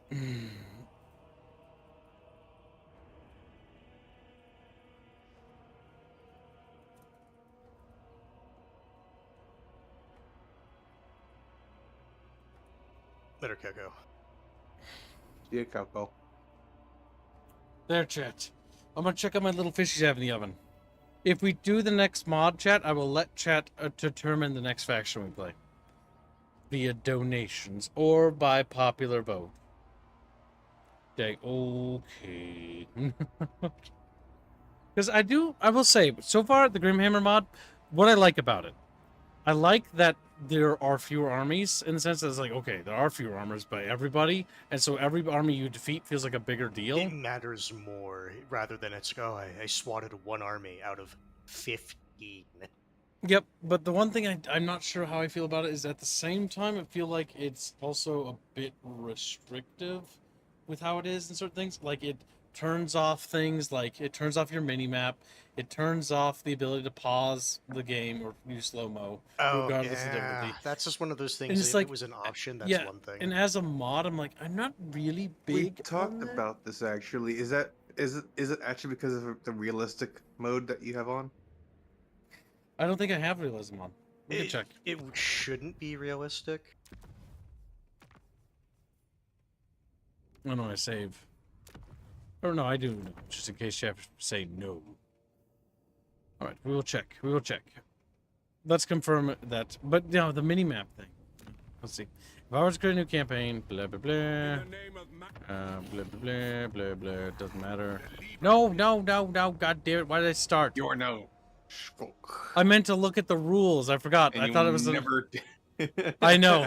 So the rules, should be able to the look at rules that menu game. isn't next. It's my brain was like, yep, okay, click load next. No, I forget they have the rules of the world set up on the different section of that area. God damn it! Now I gotta open the game again. Or we got it back to the menu. God damn it!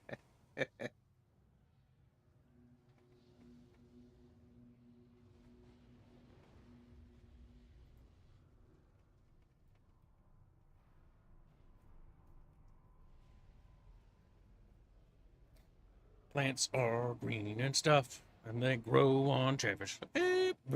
That's a grow. Who knows? Maybe chat wants Empire. Exit to main menu. Yes. All right, we're gonna confirm this real quick, chat fishes. Because it could just be a you fuck up rather than the overall mod fuck up. But the thing is, even then, he should be able to change that. Map. Where's this setting under? Where's the settings for the? Oh, there it is, right here on the left side. Okay. Minor faction potential. What does that mean? When checked, minor factions make better campaign decisions, increasing their tendency to survive longer. What does that mean? And have a bigger impact on campaigns. What would we want that on? I always find I think Baphios is wait, okay, no, I thought he was just typing shit. I don't and see then pressed anything enter. here. Can I turn the advisor off? Damn it. Can I turn the No, minimum. autosave Iron Man mode? Oh, battle realism is on. Alright, let's turn it off and now let's try. Wait, you can't turn it off in the middle of it. Why was that on? I don't remember ever turning it You on. used to be able to turn that off because it's like We looked it's for just it. the menu option. Okay, No, now. it should be in the menu. Now I can check. Eh? Because Eh? in all the other Total Wars, you've been Oh. able to change that, like in the middle of the campaign. Make sure you check again. Make sure to check again. Yep, battle realism's off. Alright, let's check. Chat bitches, like chat bitches, and then they look at you. They're frowning because they're skeletal bitches. You don't want the minor factions to live longer. It slows the game down, and on lower NPCs lags the game. The thing is, that's always been the case with a lot of minor factions. Look at Empire. It's really an option if you have a stronger PC and want to see more factions. But yeah, Baphios is just declaring his eternal hatred of Blizzard tech support, which is fair. Just hiding under the desk. I hate Blizzard tech support. I hate Blizzard tech support. We're not here to help.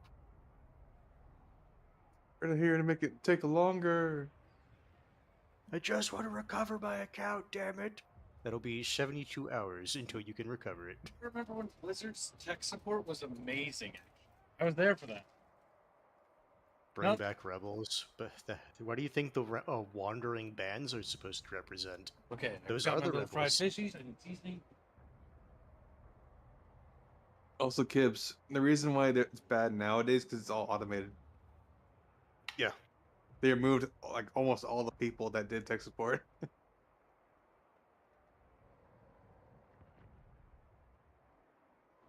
With it off, 40 minor facts are, well, I'm assuming you meant to say factions, are wiped off the map within the first 10 turns. I can no longer call them, he says. Sad Polish tears. Poland forever. Not my rebels. Kib, press continue. I will be forever staring at art. I remember back in the day when all you needed to Grabbing seasonings. entertain rebels is just build two Some towers garlic next salt. to each other. And They'd be like cats. They would move from one tower to the other, forgetting that they stepped on that tower already. my little Like, fishies. new tower! And then go to that one.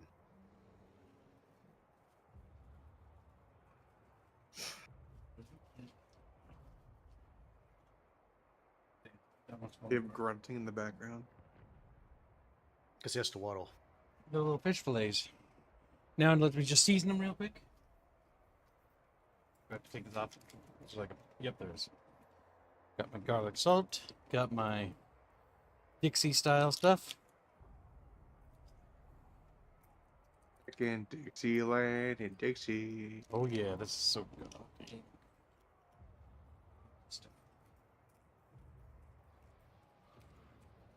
Season it. Season it. Yes. Perfection. Garlic salt. In Dixie seasonings. Oh, my little fishes. Soon to be devoured.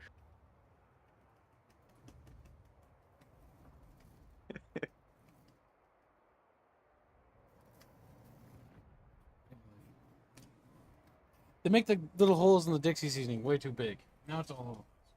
Well, it's not all over the place, but it's Sounds like a skill issue. a little too much. Now I gotta rub some on. Perfection. All right. Let those cool. 3 little fishies. Ready to go to heaven. Fish heaven. Okay. So, where's the battle? Oh, there's a battle. Right next to you. You clicked on them first. Where's Battle? He looks around. It's like just sitting right there. So Don't move. He can't see us. we need to check for the mini map and if you can pause the game. If you can do one, you be able to do the other. Well, doesn't immediately state that, but Yes, When you- because because realism ties both those together. If you can do one, you can do for the other. Grimhammer or for the base game? Because we're not playing vanilla. That's just realistic mode. Period. Oh. He has a mini map. Okay, my big Pause. complaint with Grimhammer is now gone. Turns out Kibbs was la dumb. Mm-hmm. Not true. And also on the campaign map, you should be able to change that without having to go to the main menu. I looked for it and I couldn't said find it. campaign map. Yeah. It's in the options, But we're gonna still try a different mod because Chatfish want to see. and that's fine. It's just like that has been a thing you could do in every Total War game. You can change that. Fishies, delicious. If you think about it, if you always play the game on fast forward, playing on normal speed is like a slowdown. It is. Big thinky. It's like when God intends you to watch YouTube at ×2 speed, and then people watch it at ×1, and then you look at them, and you just think to yourself, savages. ×2 speed makes everything sound like Chipmunk's hands. He likes that. Yeah, but you watch it twice as fast. What if I want to watch the long video? What if it's my unfiltered dog shit opinion? Exactly. Fuck you. Alright, let's go to the workshop. We're going to the workshop. What the fuck? What is this? Use this button to teleport when you are inside your settlement. Oh, you can tell. That's cursed. No, it's cheating. Teleporting armies around. Now, it's one thing to do that for quests. It's another to just teleport your Yeah. Uber army across your empire. Okay, now we're gonna try. I think you should manually walk to your quest locations. It's funnier that way. Subscribe It's to dumber that all. way for some of them. Well, because they're not designed very well. Because Oh, they're halfway across the world. Quest battles in the actual campaign are a neat idea, but it's like, I can't be bothered to walk there. Just teleport me. Warband upgrade for radius. Official legendary characters compatibility radius. Official radius lost world compatibility submod. I don't know what that means. I don't know what this is. Sigma male. Radius Total War submod. Chinese. Ching Chong Bing Bong. Start screaming. Just change dialogue to the Chinese version. Be funny. Here for minor settlements. That sounds pretty based because settlements can get bigger. I'm just remembering the Chinese faction they made in the game, I won't mess with the economy because I don't and then know what it's everyone gonna do. laughed at them. People actually like Grand Cathay, by the way. Yeah, artistically, No, I like I them. understand people like the faction, but it's just like the reason they made it, it just didn't work. Mhm. Yeah.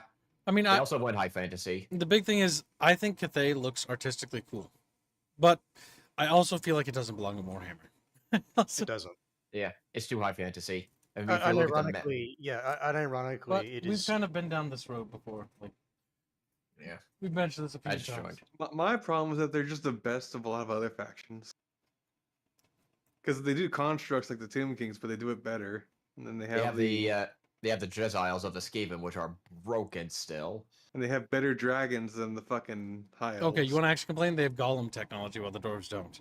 That's actually what That's I. what- I just That too. That's Just not what you talk about said. the You said constructs, that's thing not is, that's more constructs. of a- You said Tomb that- Kings. That's more of a war thing, though, because like the dwarves are like the masters of that, and that shouldn't be Cathay. Cathay is Yeah. GW pushing Oh. them and Kislev for tabletop. I'll push you. Also, how does Cathay have better gunpowder technology than the dwarves? because the Chinese invented gunpowder, even though they didn't, make it. So here's the All thing. right. weapon. All right, enough. We need to focus. Fear of autism. No, Having mod troubles? No, No, he's trying a new he one. just started. Ah. I just joined, so I'm asking. I think you're dumb for asking. No. He just sits there. He's like, oh. and when you turn off Grimhammer. Next time he turns on Happy Hammer, he's like, wait a minute. I didn't want Actually, this. I don't know if you were over this, Kibbs, already, but what's your thoughts on Grimhammer after coming back after so long? I've never played it. My thoughts are, damn it. Crash. That's his thoughts. Did pass TLA upgrade repack. Okay, so it's probably one of the upgrade thingies. Oh, yeah, fair enough. Easy, fixy. I think it's okay. I think my biggest problem with Grimhammer is it just kind of feels, I don't know, a little too sluggish is what it feels like. Feels like things are slow. Does that make sense? No? When you say Yeah. slow on the campaign map or slow in the battles? Campaign map. Battles feel still too Yeah, fast. because if you want to build up an empire and actually get a couple armies and start getting big fun battles going, it's like it takes a long time. The economy is really sluggish, even more so than by modern Total War standards. Even though one thing I do like about Grimhammer, I like the battles. Even though they had too many buffs and weird mechanics in some of the factions, but Don't forget that's kids honestly who said, negligible. "Let Chat choose the Mhm. faction.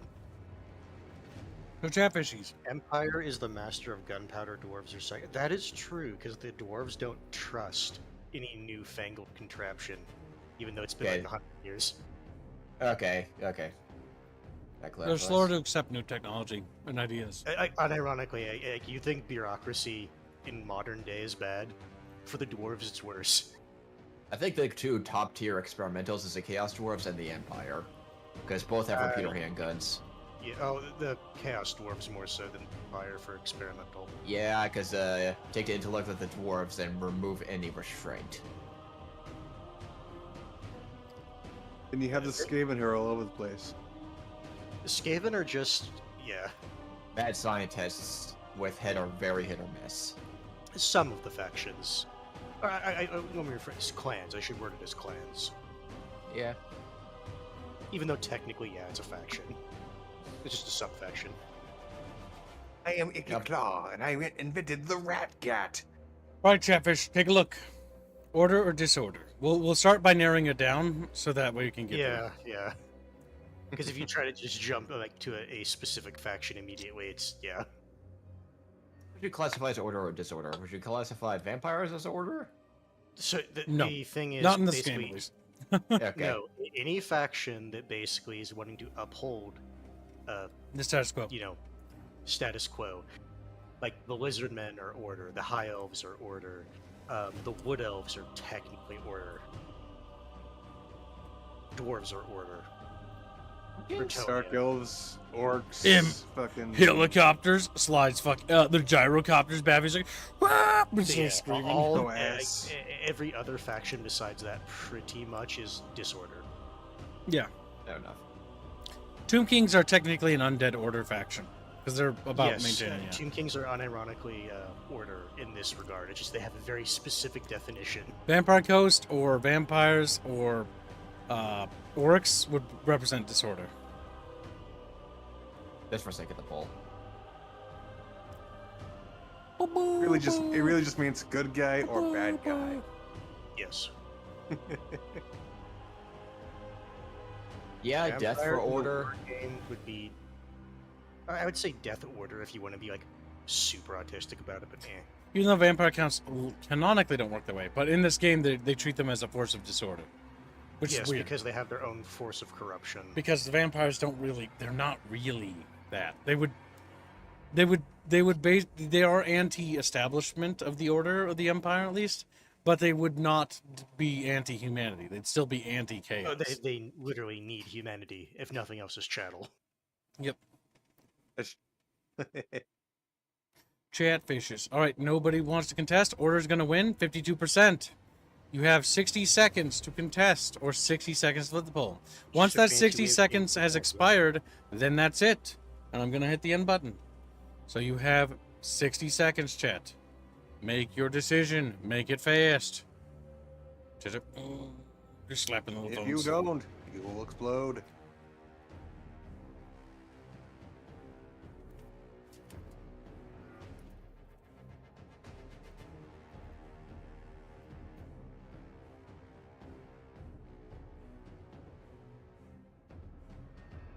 Now, Gibbs, you hate the Tau. What is the Tau equivalent to you in Warhammer Fantasy? Cathay. I would say unironically. Actually, Cathay. Because they both suffer the same problem. They don't really belong in the setting.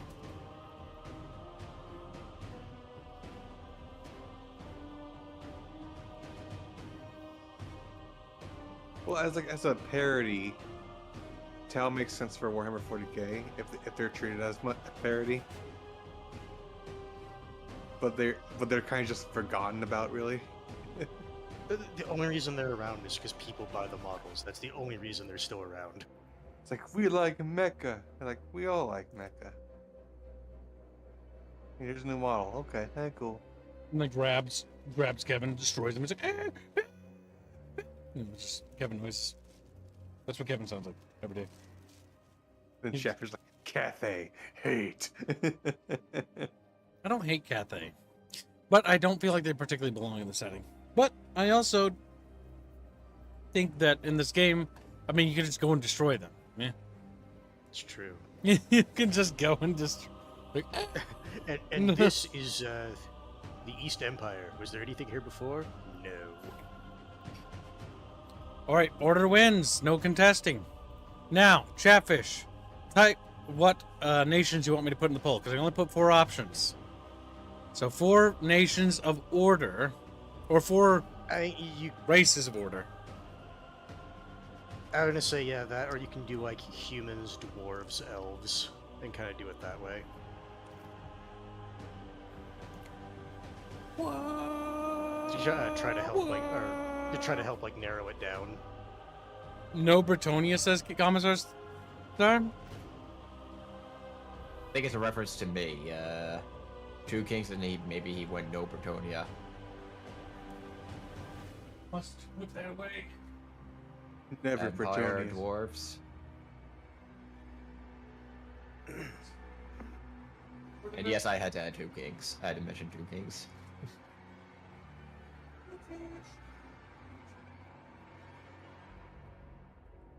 And I remember when the Vampire Ghosts came out, they were so much fun. Just a lot of undead with a bunch of weird gunpowder units and monsters.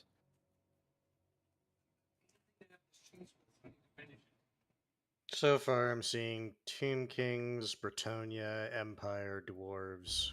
It's like the big 3 ones. 2 King, 4. Oh, aside from mine, 3 Tomb Kings. Oh no, right Empire now dwarves. this is just factions to put on. Yeah. poll. Yeah. I know. One's So like the 4 most saying there's popular multiple things. doesn't change anything. I just like to point it out. Can we get one more? Because I think that's Empire 2, 3. I said 4. Oh yeah, 4. Yeah, Bretonia, Tomb Kings, Empire, dwarves. Okay. I shall make the poll based with that information. Because Chatfish are fat. Like, thanks, kid. Start screaming. If any chat want to make another suggestion, that would be at the time. It's too late. Oh, at this point, it would have to be a donation because there's already 4. No. Sure. Tomb Kings and who else? Bertonia. Dwarves. Dwarfs, yeah. Dwarves and Empire. I like the Empire. No I just high hate- elves chat? What? No, I'm kidding. That's I just hate the fact that they don't really give the Empire really much love at all because it's a Warhammer 1 faction. Yeah, a lot more Warhammer- fun now. the Empire's really good now right that- now. Yeah, I the think latest so. DLC that gave the land ship and a lot of the special count units, they're in a much better state. It's like I think of a lot of most of their weird war machines now and gunpowder units.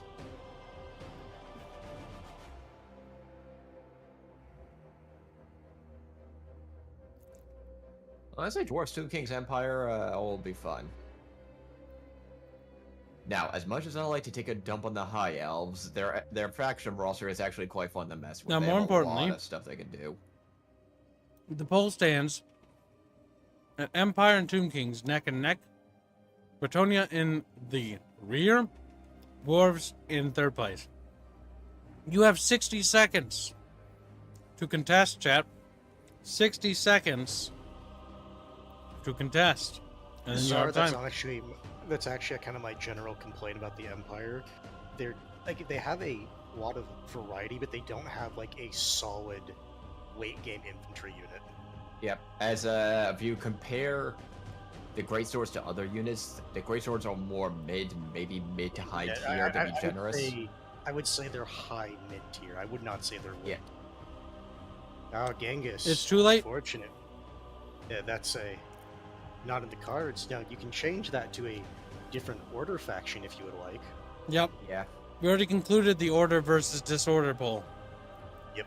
You can reassign Donate it, for though, dwarves. to one of the order Yeah, that's factions. what I'm saying. If you want to choose a different order faction, you can do that. Yep. The problem is To that counter- the problem is that we already concluded the poll. Once the poll is concluded, we cannot undo it. Now that said, Crubward put 2 dowers towards dwarves.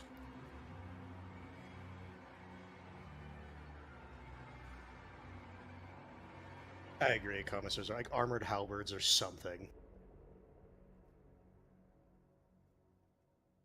What could help that would be adding more and more of the county special units and having those as regular recruitments as say you Genghis unite the says, Empire. make it for Make it dwarves. dwarves. So that's $4 for dwarves. Thank you very much, Genghis and Spider-Pig. Very generous, buddies. Dwarves are fun. The biggest issue they have is the one that everyone is like, yeah, they're kind of slow. Yeah. All right, chap. They kind of make up. You have 60 seconds to contest. Focus on the poll. The autism doesn't matter. It really doesn't. Fat dwarves are winning. Come here, boys.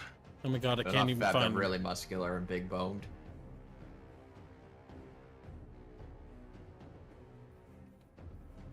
Dwarves are in a much better state with all the fixes they got. And the thing is, the dwarves are never bad. They have a lot of really nice artillery, gunpowder units, and defensive infantry.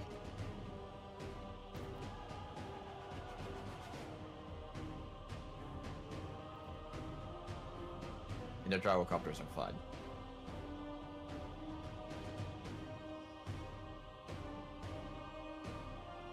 I like how the cutscene constantly plays, like super fast, so it looks dumb. Like honestly, they should have just made it an art piece. It just looks loopy. But Kibbs, this way, he keeps adding new grudges every second. That is one of the funniest parts of Dwarven lore, their grudges. It's like, ouch, you stepped on my toe, I shall kill your son now. All right, nobody's contesting from the sounds of it.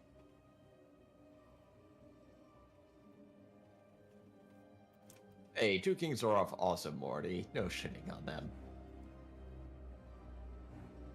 Yeah, but they lost. That's their only problem. They lost the Great War.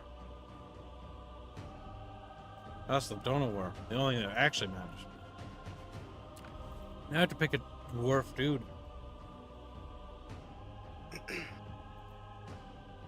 Alright, polls concluded. Nobody stated they were contesting. Dwarves win.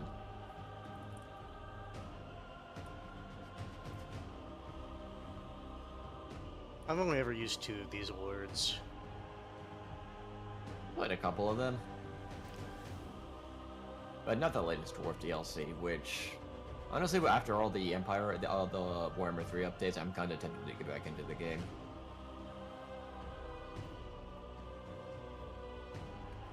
But yeah, chap. Yeah, Alright. Did we create another? Yep, there's another poll. We're gonna choose 4 of the lords, and I will be the one who picks them. I'm gonna pick all of the boring ones. Like, no! I'm gonna start screaming. No, even you are not that much of a masochist.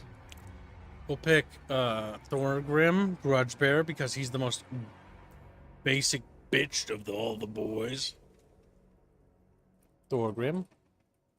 Or Ungrim, because he's not far away. Or You gotta pick the mad guy. Come on, you gotta pick the mad lad. that's Malachi, isn't it? What's Malachi. Yeah. He's the one that has the airship, if I remember right. Yeah. Malachi. Essentially, his legendary lord's a mobile horde. He also starts near Chaos, which is funny. And who else? Too far away from interesting things. You know, fucking just, why not? Grom Brindle. Because fuck it. Why not? That is such a random spot on top of that. Yeah, because You need to Well, remember his that location's they so random. Yeah, they actively put him in. So, just Chatfish, weird you have places. Grom Brindle, who starts off on the far fucking corner. He's a nutter. He's the white dwarf. It's what the magazines were named after. Malachi, who was, I think, in Felix and Gotrek, is, I think he was. I'm not entirely sure. Master of Innovation, he's far to the north. I can't remember. Then we have Ungrim. And then we have good old Thorgrim. Currently, Malachi is in the lead. Because chat bitches will do what chat bitches do. Chat bitches. Look at him. Guy's awesome. Don't question the only innovator in the dwarven realm.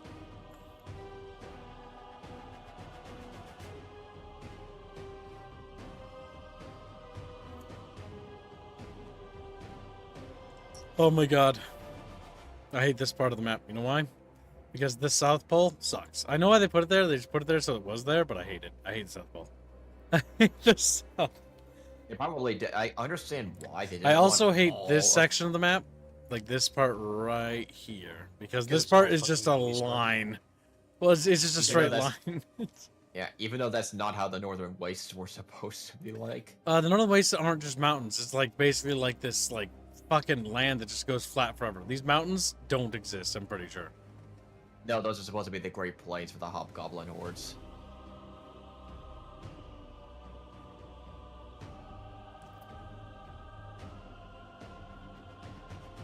Alright, Chatfish have chosen. No contesting.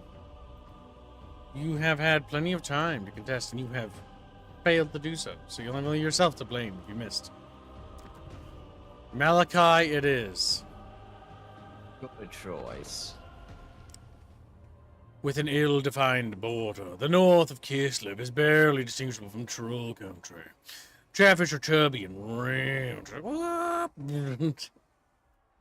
Chatfish, we have made not a whole lot of progress to today's goal. Remember, if you would like, there is the Dawn of War Donut War to participate in. Which faction will we play for the Dawn of War remaster? Guards are in the lead.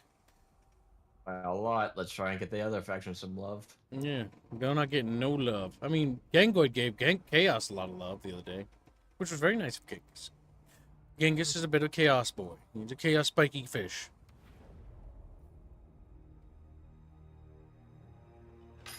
From the earliest age of the Engineers Guild, the Dawi have forged machines. I don't care of about war. this. There we go. Shut up. Let's get started. We've got some serious work to... Didn't even bother voice acting him. Damn. Carry my case. We have Felix and Gotrek. Hell yeah, brother. Oh, you started with them? That's... Are we Well, that's a not nice to touch. ourselves? I guess that confirms they were in the book. He was in the books. I'm pretty sure because they go on like an expedition into the Chaos Waste actually to find a lost hold. I don't think it's Krakadrak, or is it? I thought it was further north. I say, don't look at me. I don't think so. I know of those books. I've never read them. I know the general location. No, it is not in It's like Norska, it way is, up here, and this is yeah, it's land, much by the closer way. into chaos in the Chaos Waste. Closer to the eye. Yeah, The gate. Or, yeah, whatever it's called. I think that's where Gotrek. I think I'm right. Gotrek, the dwarf, got his famous axe. Oh, we can get some oath gold. Prevents production of trinket maker. 600 income over ball. And oath gold, 55 per turn. Oath gold is a special resource, but it also gives profits as well. We should probably get some recruitment buildings. And any sort of industrial. Thunderers are always nice. Airships, so Chatfish can blast away from the skies. I've heard fantastic things about the airships.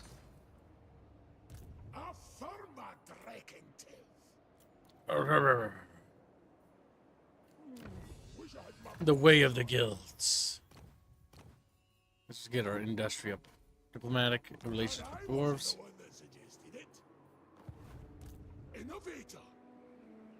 Innovator. I'm gonna fight Noigel. I'm gonna practice. Honestly, Norgel's probably one of the worst lineups against the dwarves.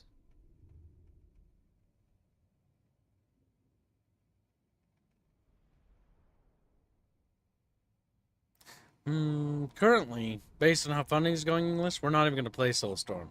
We're going to skip Winter Assault because funding for the Dawn of War remasters is not very good.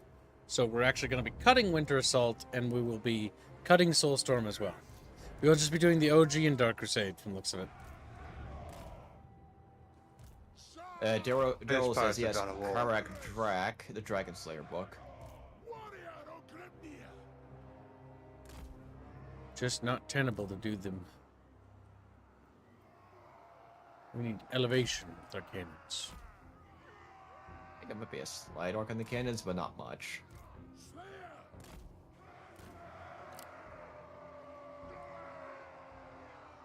Start Batole. What does this mod do specifically, kid? It's radius. It's just From what massive I overhaul recall- for all the units. Okay. It does two main things: add a lot new units, engine allowing, and it alters the economy to where you can actually afford a lot more. Hmm.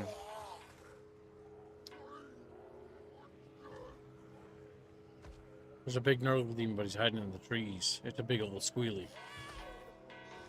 Like being dirty and covered in diseases. In fact, very, very fat. Honestly, yeah, the Plague Bearers are probably your best bet to shoot at. We should take a shot at the Lord. If we can actually Keep in mind down he's in him. Trace. Yeah, I know. But if we can down him regardless. The reality is. Cannons are anti-large, so it is a good option.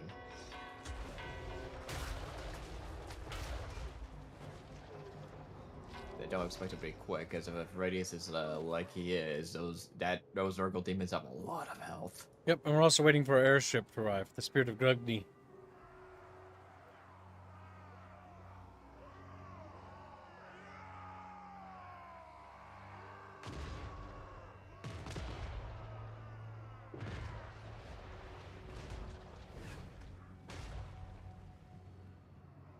Good damage.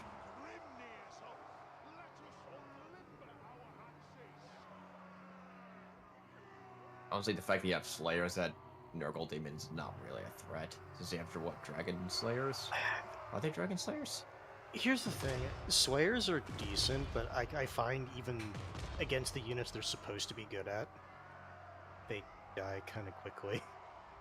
I always preferred, I don't know what they did with the higher tier Slayer units, but I always preferred a line of guns against big units for the dwarves. I thought mechanically Slayers are supposed to not lose units until they get knocked down to a certain percentage of health. I think it's like when they die, they have a death animation where they do one last attack and then they die. Free attacks, huh? It works out, I guess. Axes off! The little dowies.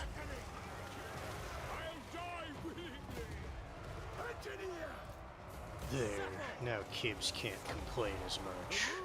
What'd you do, Ians? I can always complain. I want you to guess. I saw the number change, Ians. Number go different number. Holy shit. What did little handsy pansy buy?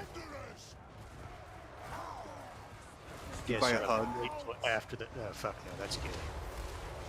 Now you got snuggle hands, Kibbs. Thank you for your very generous donation, Higgins. Oh.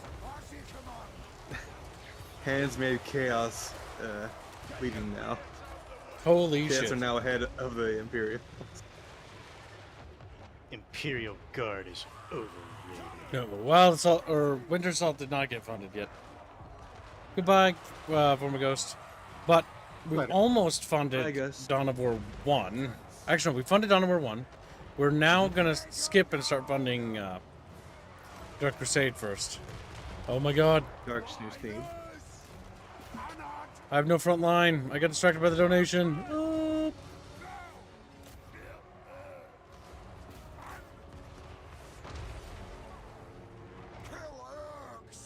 Okay, you know what? They're gonna do what they're gonna do. Clean up my mess. I mean, honestly, you'll still win. You'll just have to recover for some turns.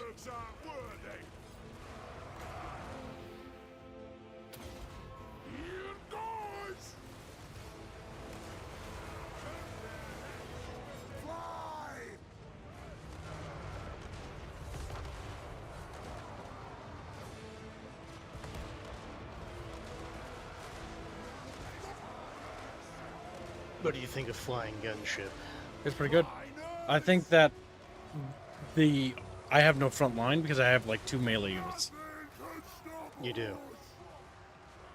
And so No, 3, technically. the auto resolver would have given me a better result, but I think that's also unrealistic because the enemy had more melee troops able to break through.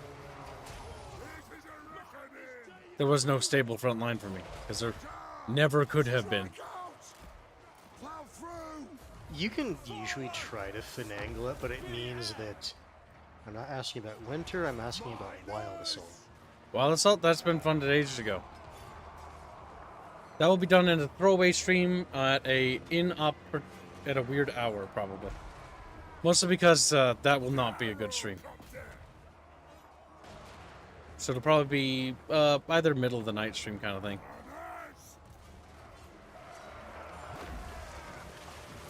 But because we're not super far ahead right now, it's on what we call low priority. Despite the fact that the thumbnail is, I believe, done or is about to be done, it will not be streamed until we're ahead. Yes! Nothing can stop us! Move now! That was awful. More of vengeance! Oh, how he's just summoning a unit after he died. Yeah. No, I'm saying that was awful, like how that went for me. Oh, yeah. That went terribly. I think I'm also super rusty about the Dowies. Last time I played Dowie was a long time ago. Wait, no, are those miners or... Yeah, you could have used, like, their satchel charge ability, I think. I forgot they even had satchel charges.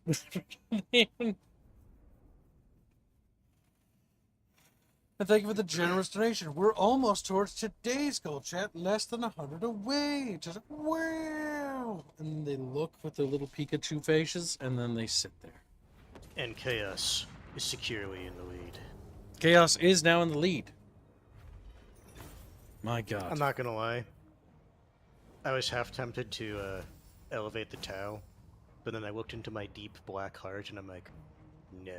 The Tau. That's fair. The Tau are too disgusting in order to be...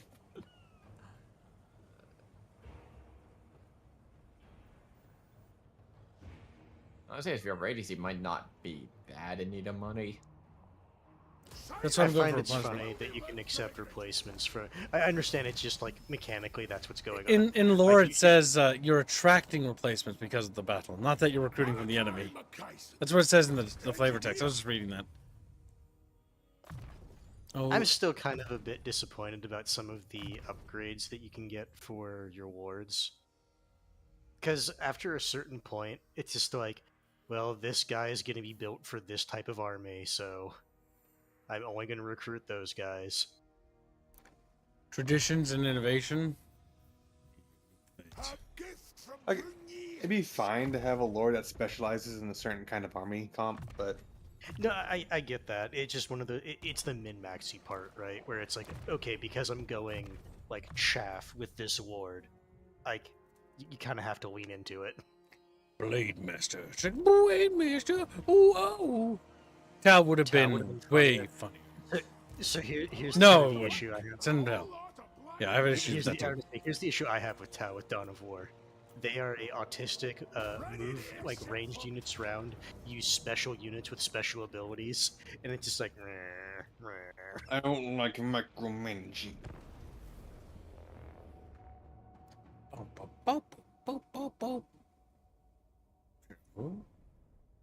New thumbnail is going to be Arrow sitting on the couch surrounded by dwarven inventions towering over him. Inventions and quotations. Oh shit. I call this device the mini shaker. But Sorry, cow for- are awesome, says Trusty. Well, that's kind of weird. But, you know, everybody's allowed the choice. There are mods to increase the amount of points you get when leveling up. I would suggest one that just makes it 2, because any more gets really ridiculous after level 10. Yeah, because I'm thinking, like, there might be a submod that reduces it, but I think Radius... My biggest complaint I think I ever had with Radius is that they always stuffed way too much stuff on here. Also, the Dwarven UI actually looks like it has its own... So a long time ago, I complained about this game's user interface not being very unique for faction, but this UI is very unique and personable. Like, it's much more fleshed out than the other stuff. Nice. It's the same field battle. They really... It's really the worst thing ever sometimes. It's really the worst thing. It will always be one of my biggest gripes against the Warhammer series. It's just like, oh, it's just another fucking same. I'll be using the People get exact same Rumble strategy. Wars shit for like their maps, but it's just like I don't give a if shit. you're I think they're fighting on- awesome. No, I said people, Kips. No people do that. They're dumb. They're not people. Yeah, they're there whether you like them or not. Subhuman. I have. They must now relinquish their peoplehood. They are no longer people. But it's like if you're fighting they're on that, savages. if you're fighting on this square, yeah, that's the square you're fighting on. It's that simple. The point of maneuvering on the campaign map is you want a map that's imbalanced so you have an advantage. It's the whole point of just military maneuvering. Will do. Get moving. And most of these maps are even balanced for multiplayer, which is why I hate a lot of them. The multiplayer community kind of ruined Total War Warhammer because they literally made it less about the campaign and Oh, more they only about cared the... about KD. All they cared about was KD. They were like a notorious problem where what people would do, or I should say some people, but it was a significant portion. If they were losing, they would intentionally disconnect their internet because, yeah, they would lose the battle, but it wouldn't count on their scorecard. That's so stupid. And it's just like, oh my fuck, you little fucking, like, stat patterns. It's not even accurate, but you just won. It's like, see, I'm the best. And it's like, okay, fuck off. That's why with a lot of modern games that have those kind of rankings is that if you disconnect, you automatically lose that fight and it gets added to Your your record.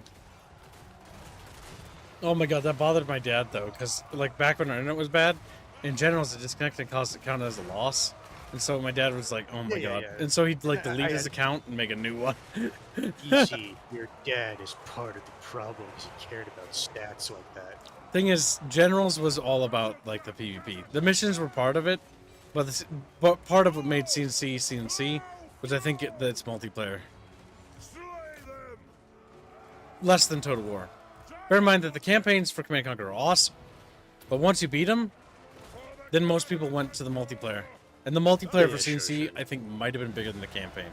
Might have been. I can believe that.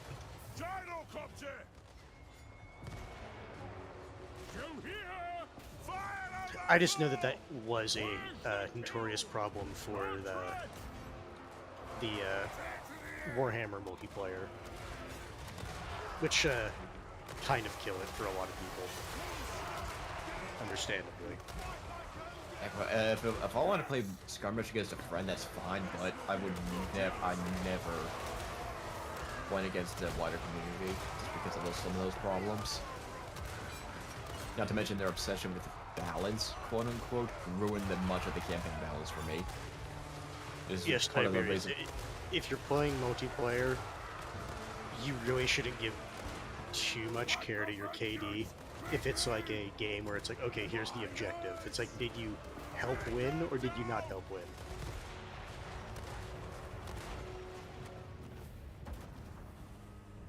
Demons. Demo! PvP RTS is cancer. So the issue with that is... No, it's not basically RTS Rush. That's also a fundamental misunderstanding of actually what RTS is about, or what PvP is about. Don't have a violent... Yeah, because I think, Master Morty, I think you have a woeful lacking of understanding what makes PvP and RTS good. Because I don't like them as much as I used to, because I found them tiring to be in because of various circumstances. But there's a lot more to it than that. Because the thing is, and that's not even like my rushes, main thing. It's normally just called rush play, is what it is. It's like you're rushing. Yeah. Most people, that was genuinely considered not common. Not only was it not common... Because the thing is, if you fucked up... Not only that, but most people didn't find it fun.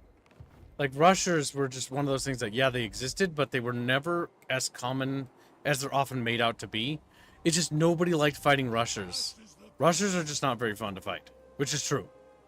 They aren't. They're boring. Like, if you rush in an RTS, you're kind of boring. You're kind of... Because it's like, you have like... That's what I'm saying. Yeah, it's normally just not very fun. Now, early game skirmishing, that's what people sometimes conflate as the same thing. And that's important to note that that's two different things. It's like in Age of Empires, it's like going after people's villagers. You're rushing. It's like, no, I'm harassing. The big thing is that I know it's different, Master Morty, because my dad was super into it, and I remember watching him play it as a kid. Like, as a little kid, I would watch him, I'd sit on a stool and watch my dad play Yuri's Revenge.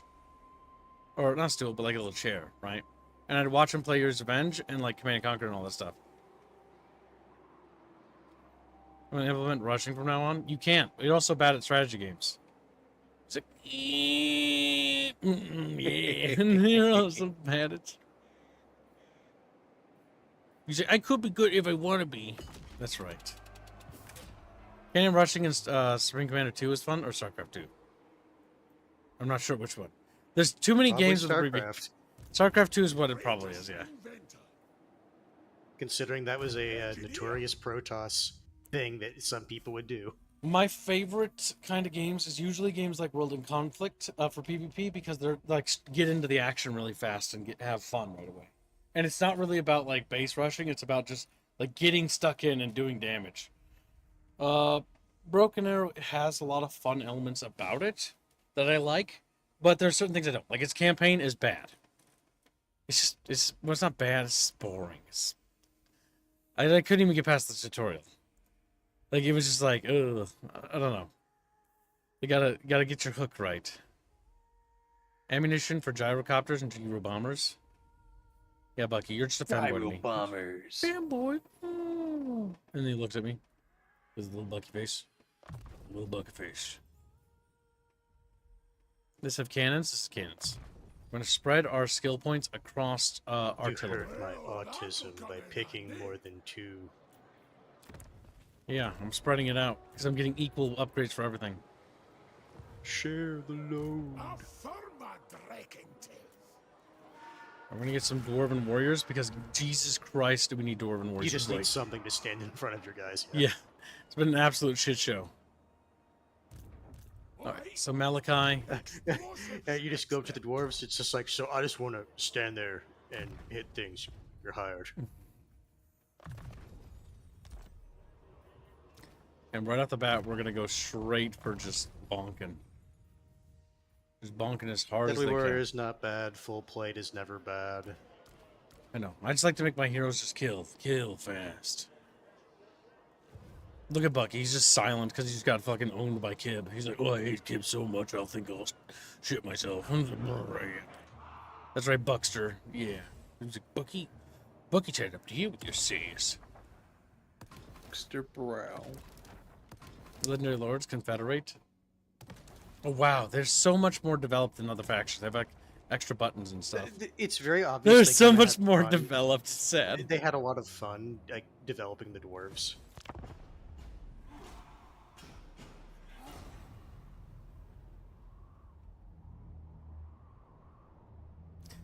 Most card-based RTS games are not dead.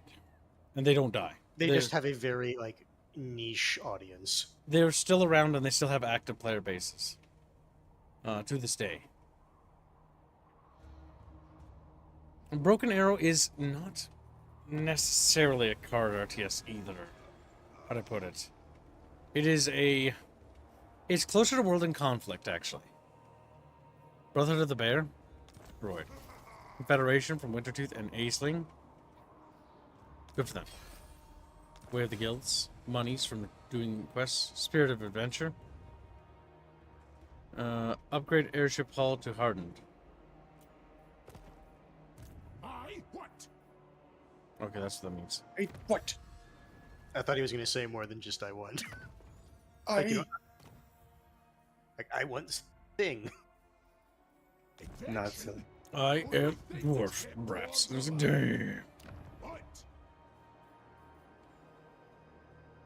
Get this, which will get us the Thane. Gibbs, What? I'm hungry. Okay. Beat hands, Gibbs. Hans, you're not like here. Like you, he did this when he was visiting. By the way, Gibbs. I'm hungry. I want to go get food. I want to get food. Little paper plate, like it's empty. Like it's. He blinks for half a second. Where's my calzone? You son of a bitch! You did try to eat my calzone. You got like a bigger appetite than I do. Like, I know I don't have a big appetite. I don't eat a whole lot, but like Hans' appetite is like more. So Hans, next Yes, time because I actually do field work. yeah, you order double for yourself. You son of a bitch. You son of a bitch. I'm thinking pizza.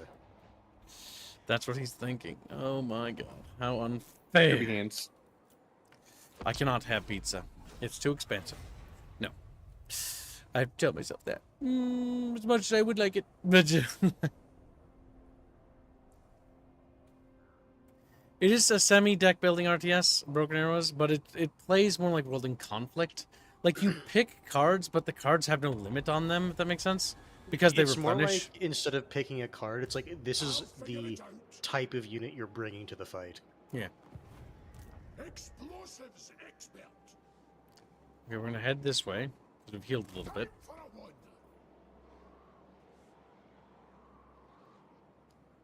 I can build another building. I've got a great idea for. No, hear me out. Maybe we just don't build that yet. Where's my Bucky? Bucky's eating pizza? Kill him. He's like, eh. All Buckies. It's very niche, All of them. Morty. Broken Arrow is a casual world in conflict with a little bit of wargame elements thrown into it. Yeah. Sounds like I have activated the RTS coop. Anywho, I gotta leave for a bit. Enjoy the stream, everyone. Oh, he's leaving. He's leaving to go cope. World in conflict is actually good, and you have too much of an outward hatred of RTS. If I had to guess, it's because you had a friend force you basically play RTSs that you didn't wanna. I know him. I know He's him. me. That wasn't me. It wasn't me. I was in the same position. I know that too, yeah. Where there's like certain RTSs or things you don't want to do or you don't want to play, like RTSs in PvP are fine for like a match or two. But like, yeah, you gotta control yourself. Give us twin kill zone. Alright, sitting on it right now. What are you talking about, Florian? You little chubby fish.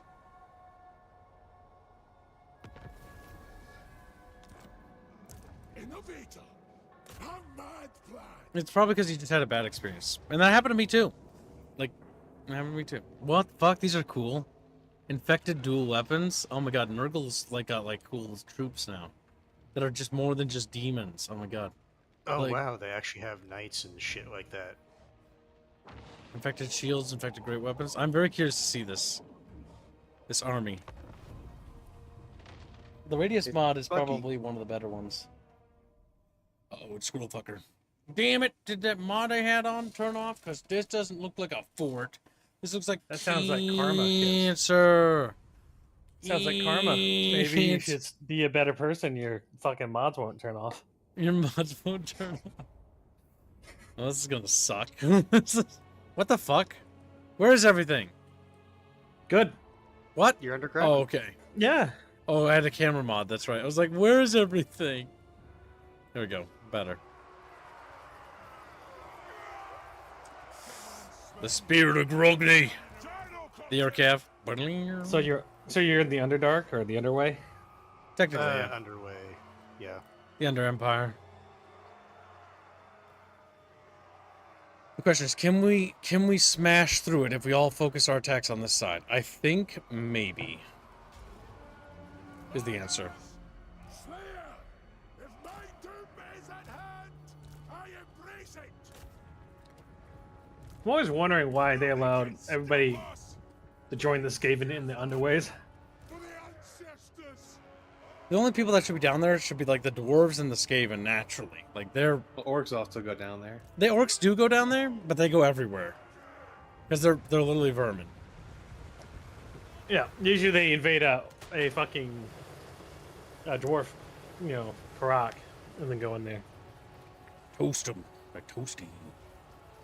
How's the Empress represented tonight? No bingo for Atreides. Tell me all about it, J-Rod. How'd it go? And thank you for the nation. Also, PSA for people who play Dune Awakening. Don't forget to get your missile launchers from the Landsrod vendor, the heat-seeking ones. We have access to them. We won the Landsrod. Next time we do Dune Awakening, we will be going weapons free. There will be no friends. If they're Harks, they're not part of House Nampus, they might as well be part of House Atreides. Hold on. You have a sister guild, remember that. Yeah, Sister Guild is fine. They're alright. Like, ooh. That's what Booska's part of anyways. Bombing run. Boom. And But thank you. kids, no, you have no fun things tonight after stream. You have work to do. Ah, that work. We got bugs. Plow through.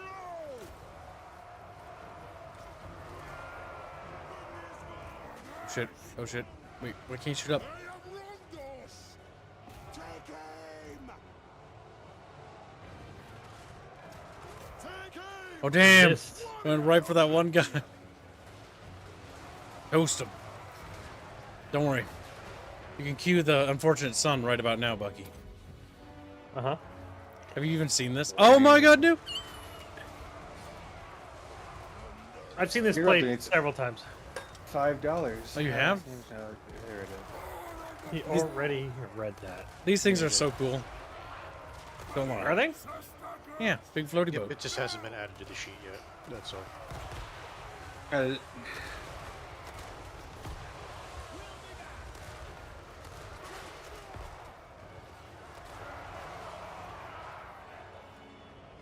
Tucks away. Nothing can stop us. The amount of custom units in this mod is insane.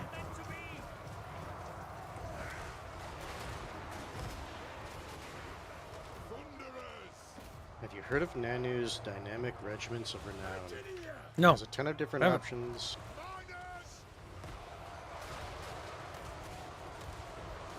Shoot! Shoot!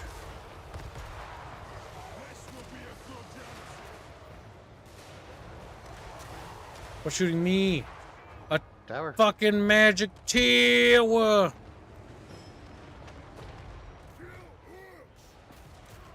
I'm curious how they're gonna rework those buildable towers, because I know they said they were gonna touch Yes, on, the like, siege all the reworks defensive were stuff. like I was reading all about that. I'm actually pretty excited about this game again. I'm optimistic for a change. They basically mentioned that they are going to rework it because they're not happy with how it functions. But that's the Sofia Bulgaria team, because they're taking over. Because the main CA team moved on. You wanna know what would be really funny? So they take over, right? And then it starts to become fun. And then they the haven't main pulled the team is plug. like, actually, we want it back now. That's what they would do. I mean, they've done that before. I would be so mad. Oh my god. They are petty like that.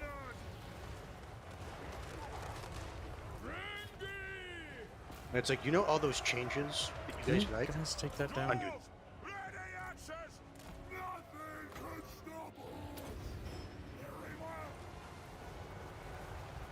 Nothing could stop us.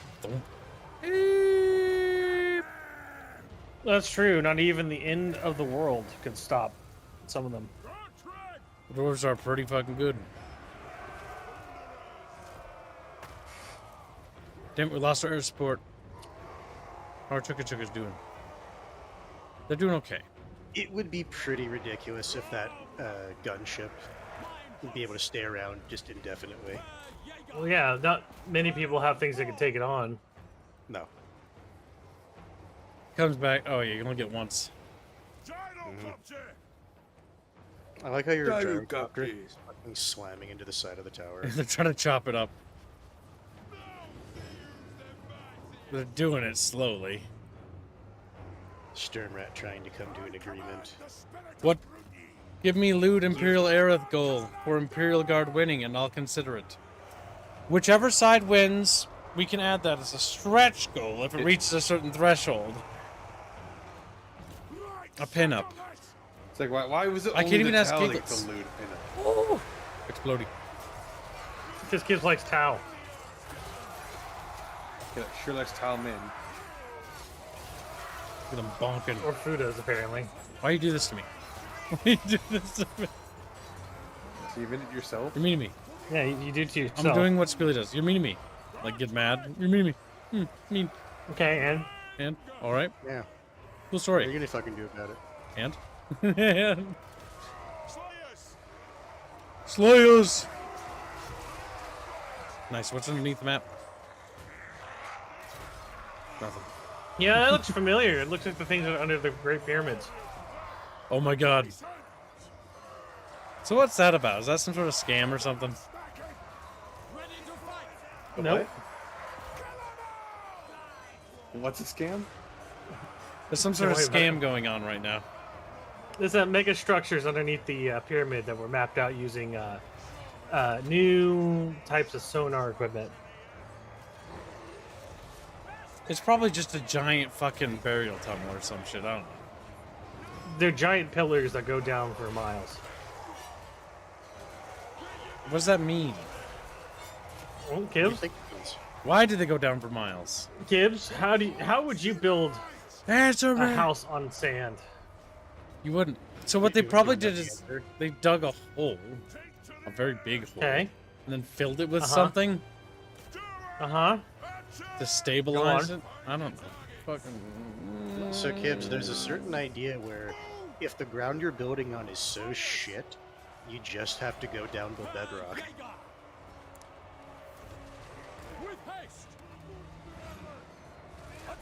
Because if you think about it, Kibbs, the pyramids are very heavy. Do you think those would sink in sand? Yeah. That's a fair question. Why are they fucking That's up? what they thought too, probably. I'm assuming they have fucking pylons and shit made of like rock that quarried out and put underneath the fucking pyramids before they built the shit on top of it. Because why the fuck would you build on sand? Because your overlord thinks it's funny to see you try. If there's a whip, Yeah. No way. Aren't most people that built the pyramids like? Didn't they volunteer to do that? Sure. I said, like, wasn't it corrected that a while ago that people who built the pyramids were mostly volunteers, not slaves, or something? I saw that, didn't look into it. Keep laughing at him. See what happens. Keep laughing. Grab Bucky. I don't believe it, but I was just asking. the answer is no. Most of the people that helped build the pyramid were the grunt workers cracking stone and carrying it. The people that designed it, on the other hand, were definitely not slaves. Yeah, those are the volunteers. No shit. Yeah, the designers are the volunteers. Oh my god, it feels like there's So- more units spawning. God help me. I would think that it was probably a 5 to 1 or a 10 to 1 distribution of workers to like experts, because otherwise you would have far too many people to be able to control adequately enough for construction.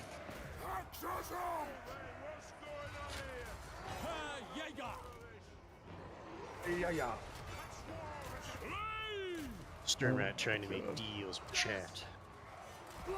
Do I know on cash? Anyone want to put $46 so I can do the other half and get the daily? Though it has to be for Imperial Guard. I enjoy Stormrat trying. I always appreciate the Chatfish struggling to do their best. Stormrat is trying. Dude. Well, Stormrat's made a special deal, Chatfish. He says, though I'm low on cash, anyone want to I like put... how I I'm going just to read it louder, more manly.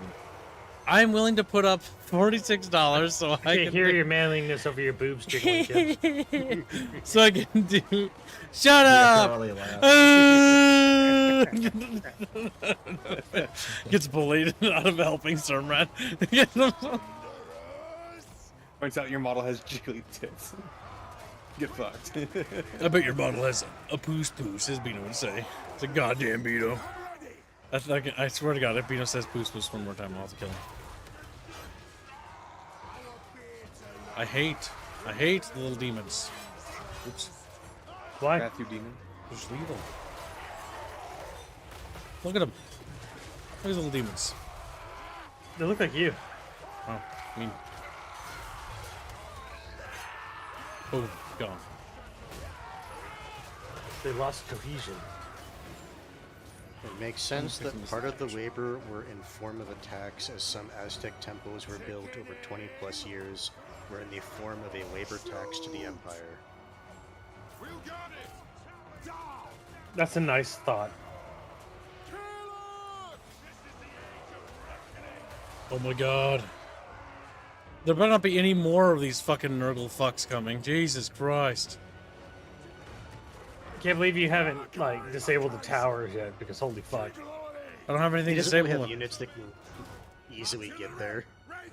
He's playing the Dowie. They waddle, okay? That's kind of the thing with the Dowie. You kind of have to grind through the enemy because there's very little maneuvering options. Like you have. This Gibbs is basically in a kill zone. Yes. That's a That's the video thing with game. they There's a Dowie video. know that there's a kill zone and they're just gonna grind through it. And then they're gonna write it down in the Book of Grudges why they lost so many people. We're very It was angry. all this guy's fault. We It was hates all the them. enemy's fault. Yeah. Yeah. Yeah, exactly. We hates them. Why do you hates them? Because they made us go through this area. But did they really? Yes. It's like, okay. My god. He's getting your unit's getting flanked, Gibbs. They're It is. dying.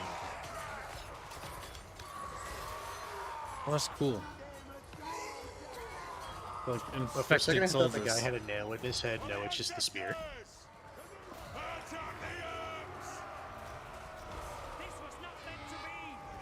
God damn, we're slowly chewing through them. I will say that Radius does improve it in the sense that the battles feel like they're a little bit sloggier, rather than they're just over.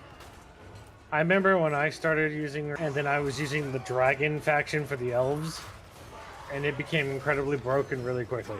Incredibly broken. Because I would just have doom stacks full of star dragons and Yeah, shit. I'm gonna say it's like, what if I just bring more dragons?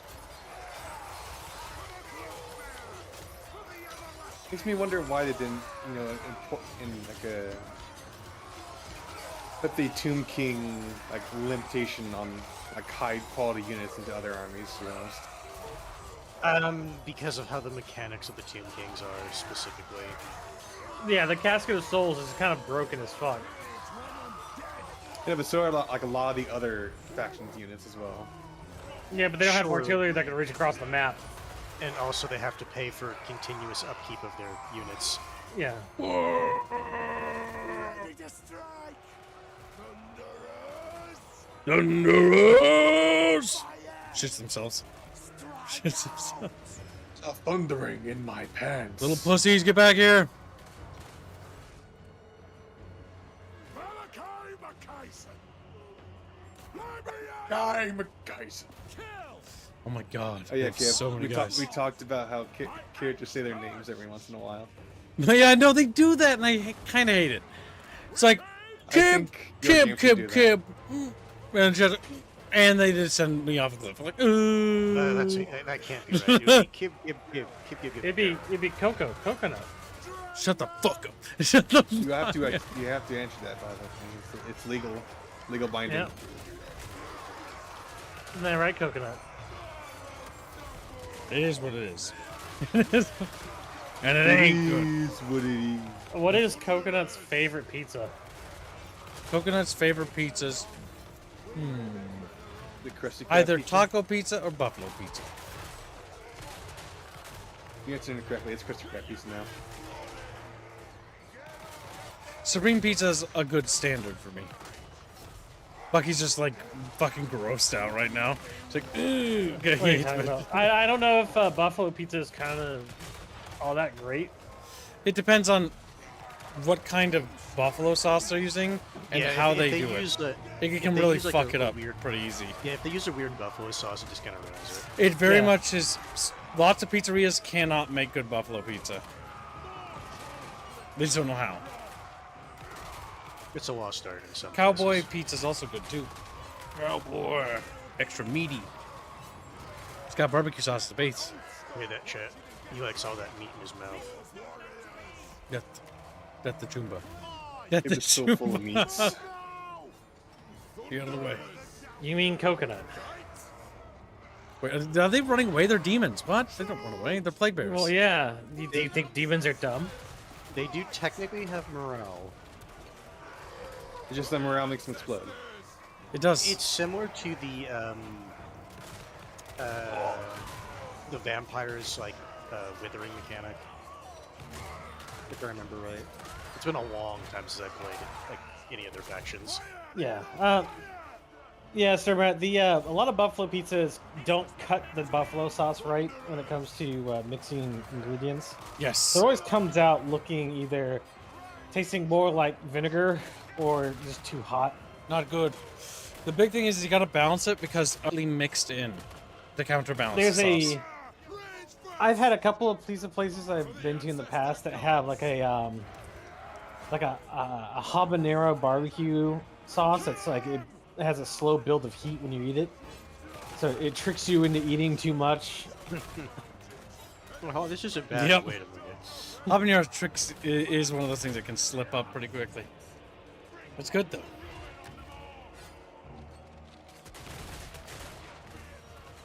Oh my god, they Hands, what pizza are you getting?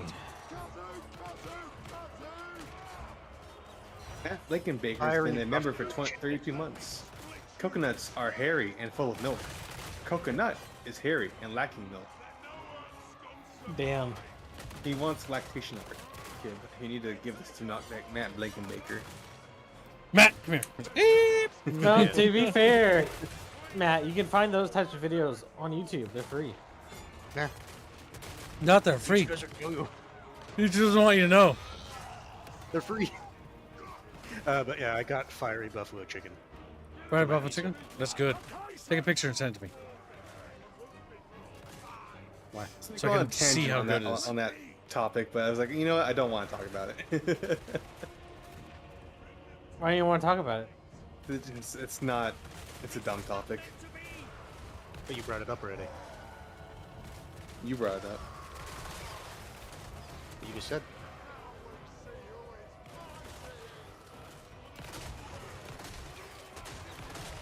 I like how there's a potential for crossfire here. You know, Yeah, it just sure.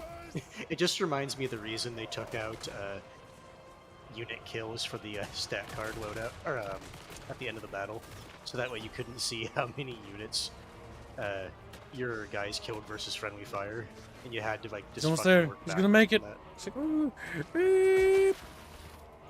Oh damn! that. I text that in jest. He disintegrated. Fucker.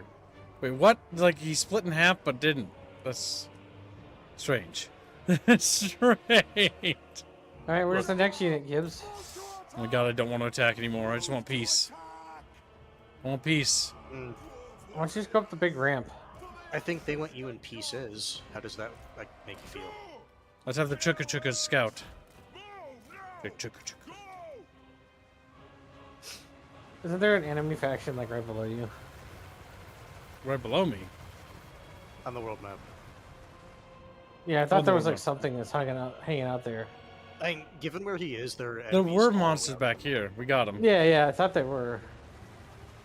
Oh, there's something. Those Oh ones, it's possible no! they're off. Anti-air tower. They got two. Trigger, motherfucker.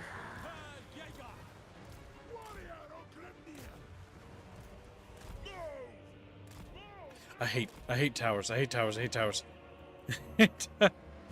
When he's defending, I love towers, I love towers, I love towers. They're so bullshit though. Get out of there, Chukka Chukkas. Oh my god, why do I keep thinking there's like a fuel meter on these things? Look at that. Why do they do that? Don't worry. It's their health. It's like, I mean, if you really what? think about it, yeah, their health is kind of like a fuel meter. If it reaches 0, they die. Fall out of the sky. My Hams, guys. are you gonna be here for this weekend? They're gonna go back down to Texas, the place you love. I hates it. Why do you He hate hates Texas? It's the best state in the universe. Well, one, I could see where he went. Yeah. He went to the same fucking Buc-ee's I went to. What? Really? Yeah. Yeah, he took a pilgrimage. Yeah. Accidental, but I did. I was just driving along, minding my own business, and all of a sudden, I saw that fucking sign. Buc-ee's, just 1 mile away. And it's like, well, if I drive right, but exit was right there, and it's like, well, I mean, I am here. Yeah, it's not bad. I know, it was nice. Bought a couple of hats. Did you go to the jerky counter? No, I didn't. That's unfortunate because that's one of an interesting places in there. There's an entire deli counter full of just beef jerky they make. That's actually pretty really awesome. fresh. You should go on there. Go back. Go. These are- No. I don't think I will. My name is. It started with a P. Peach. My name Hands. This starts with pans. I'm just hopping up, going up this little hill. Is place done with my pizza yet? I decided to have poor man's pizza today. Frozen pizza? Caesars. Is that what you mean? Yep. And they have a new thing. It's almost like a cupcake version of the cheesy bread. Oh, okay. And it's like, yeah, it's fucking good. I was actually surprised. Look at Felix leading the charge. Yes. Where's Goldtruck at? Go Trex to the right. He's still on that Chaos Warrior. I like how Felix is taking on that big monstrosity. Gotrek is running by to get the Chaos Warrior. Yeah, you got this, Felix, at BRB. Okay, now my pizza's ready, so I'll go grab that and be right back. Yeah. Yeah, we're getting now. Yeah, now it's crumbling. Yeah, yeah.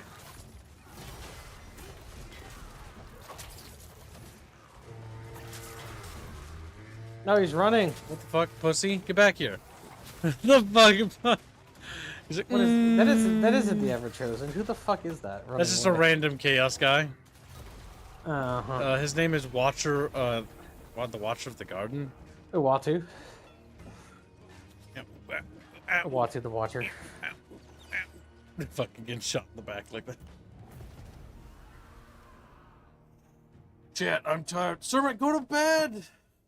Get sleepies. Time is running up. I could try to sweeten it, but my brain no work well. That's fine, Sir Matt. Remember, Just hold off till tomorrow. It's fine. Kids doesn't have to eat. Get your EBs. it's more important that you get sleep. Don't worry about it, Sir Matt. I appreciate it. But you good sleep, dude. You decide what I do? Yeah, because you belong to me, my little fish. Puts up his little bucket and like, whoa. He pays to hurt you. It's not home, but it'll do. Faction destroyed. Dragon Hell. Malachi McKayson. There, now we can upgrade that. And wait, what did that do? What did that enable? We can get Dragon Slayers. Let's go. Rugny Berserkers. I mean, yeah, we built that. Oh, Skaven, disgusting. All my fucking homies hate Skaven.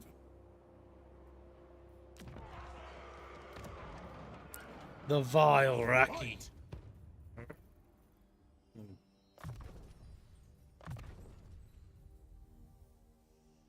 We do need better axe boys, but honestly, the more thunderers we take and the more we spread our weapons out, the more damage they do.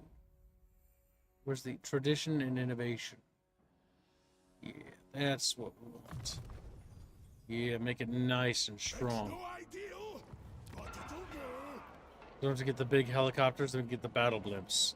The thunder barges, and we can have millions of them. An army of thunder barges, chat. And then we're going to set them to growth. Slayer. Then we're going to go to Felix, because Felix just leveled up, and we're going to give him better sword, better armor, so he's better at not dying for that, and better replenishing troops. Bada bing, bada bam. Go to good old Go Trick and get better training, better fighting. Oh my god, this is going to be perfect. I forgot about the Slayers he could do. Yes, it's pretty good. Do you have one for Skaven Slayer? Skaven Slayer, perfect. Leadership, ability, slippery. Oh, okay. It's not just like bonuses against fighting it.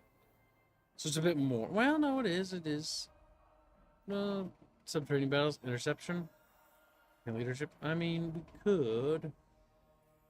But maybe making him a little tougher, because he does have a tendency to get a little banged up. Better resistance, better defense. Innovator.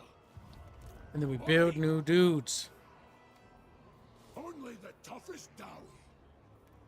We get Chukka Chukkas. Chukka Chukkas are good. Bucky loves Chukka Chukkas. He's a gee. I'm a Chukka Chukka connoisseur. We get another army.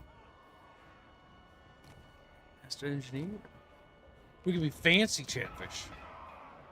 Another army. Guild Masters. What's so special about Guild Masters again? They're for building things. Demon Slayers. Rune Lords and Lords. We'll take the Guild Master. Blood of Leia. Grimnir. Aye, lad, what can I do? Aye, it'll be done. Aye, it'll be done. Fine, I'll not curse. I will sleep. Yep, get some sleepy, Sternfish.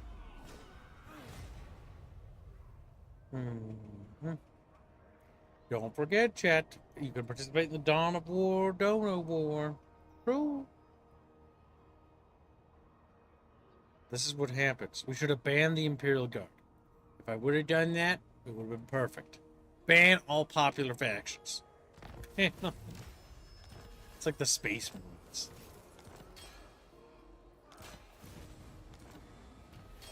Checkmark, checkmark, checkmark, checkmark. We get Khazid subsidies, the King's share. No, good clans, which will make my fat men run a little faster. Like it, but I do. Could forge some low tier items, but I don't think I want to.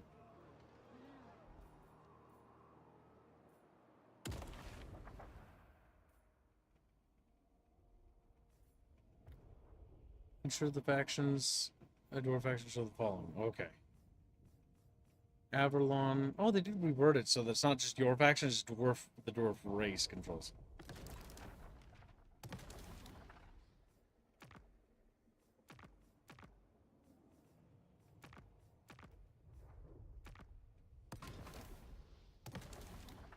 The final war of vengeance. Destroy Avalon, Giversi, and Etane. Just kill the elves, okay? Kill the...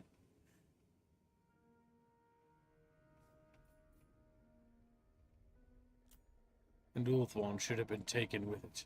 It's not too late for a final reckoning. Whoa. Skaven bros are down to the south.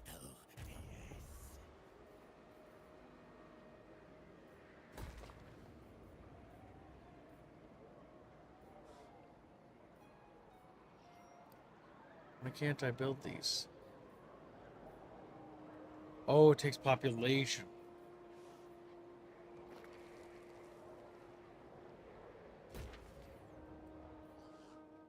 Then we'll go deal with the Skaven. Master Engineer at your service.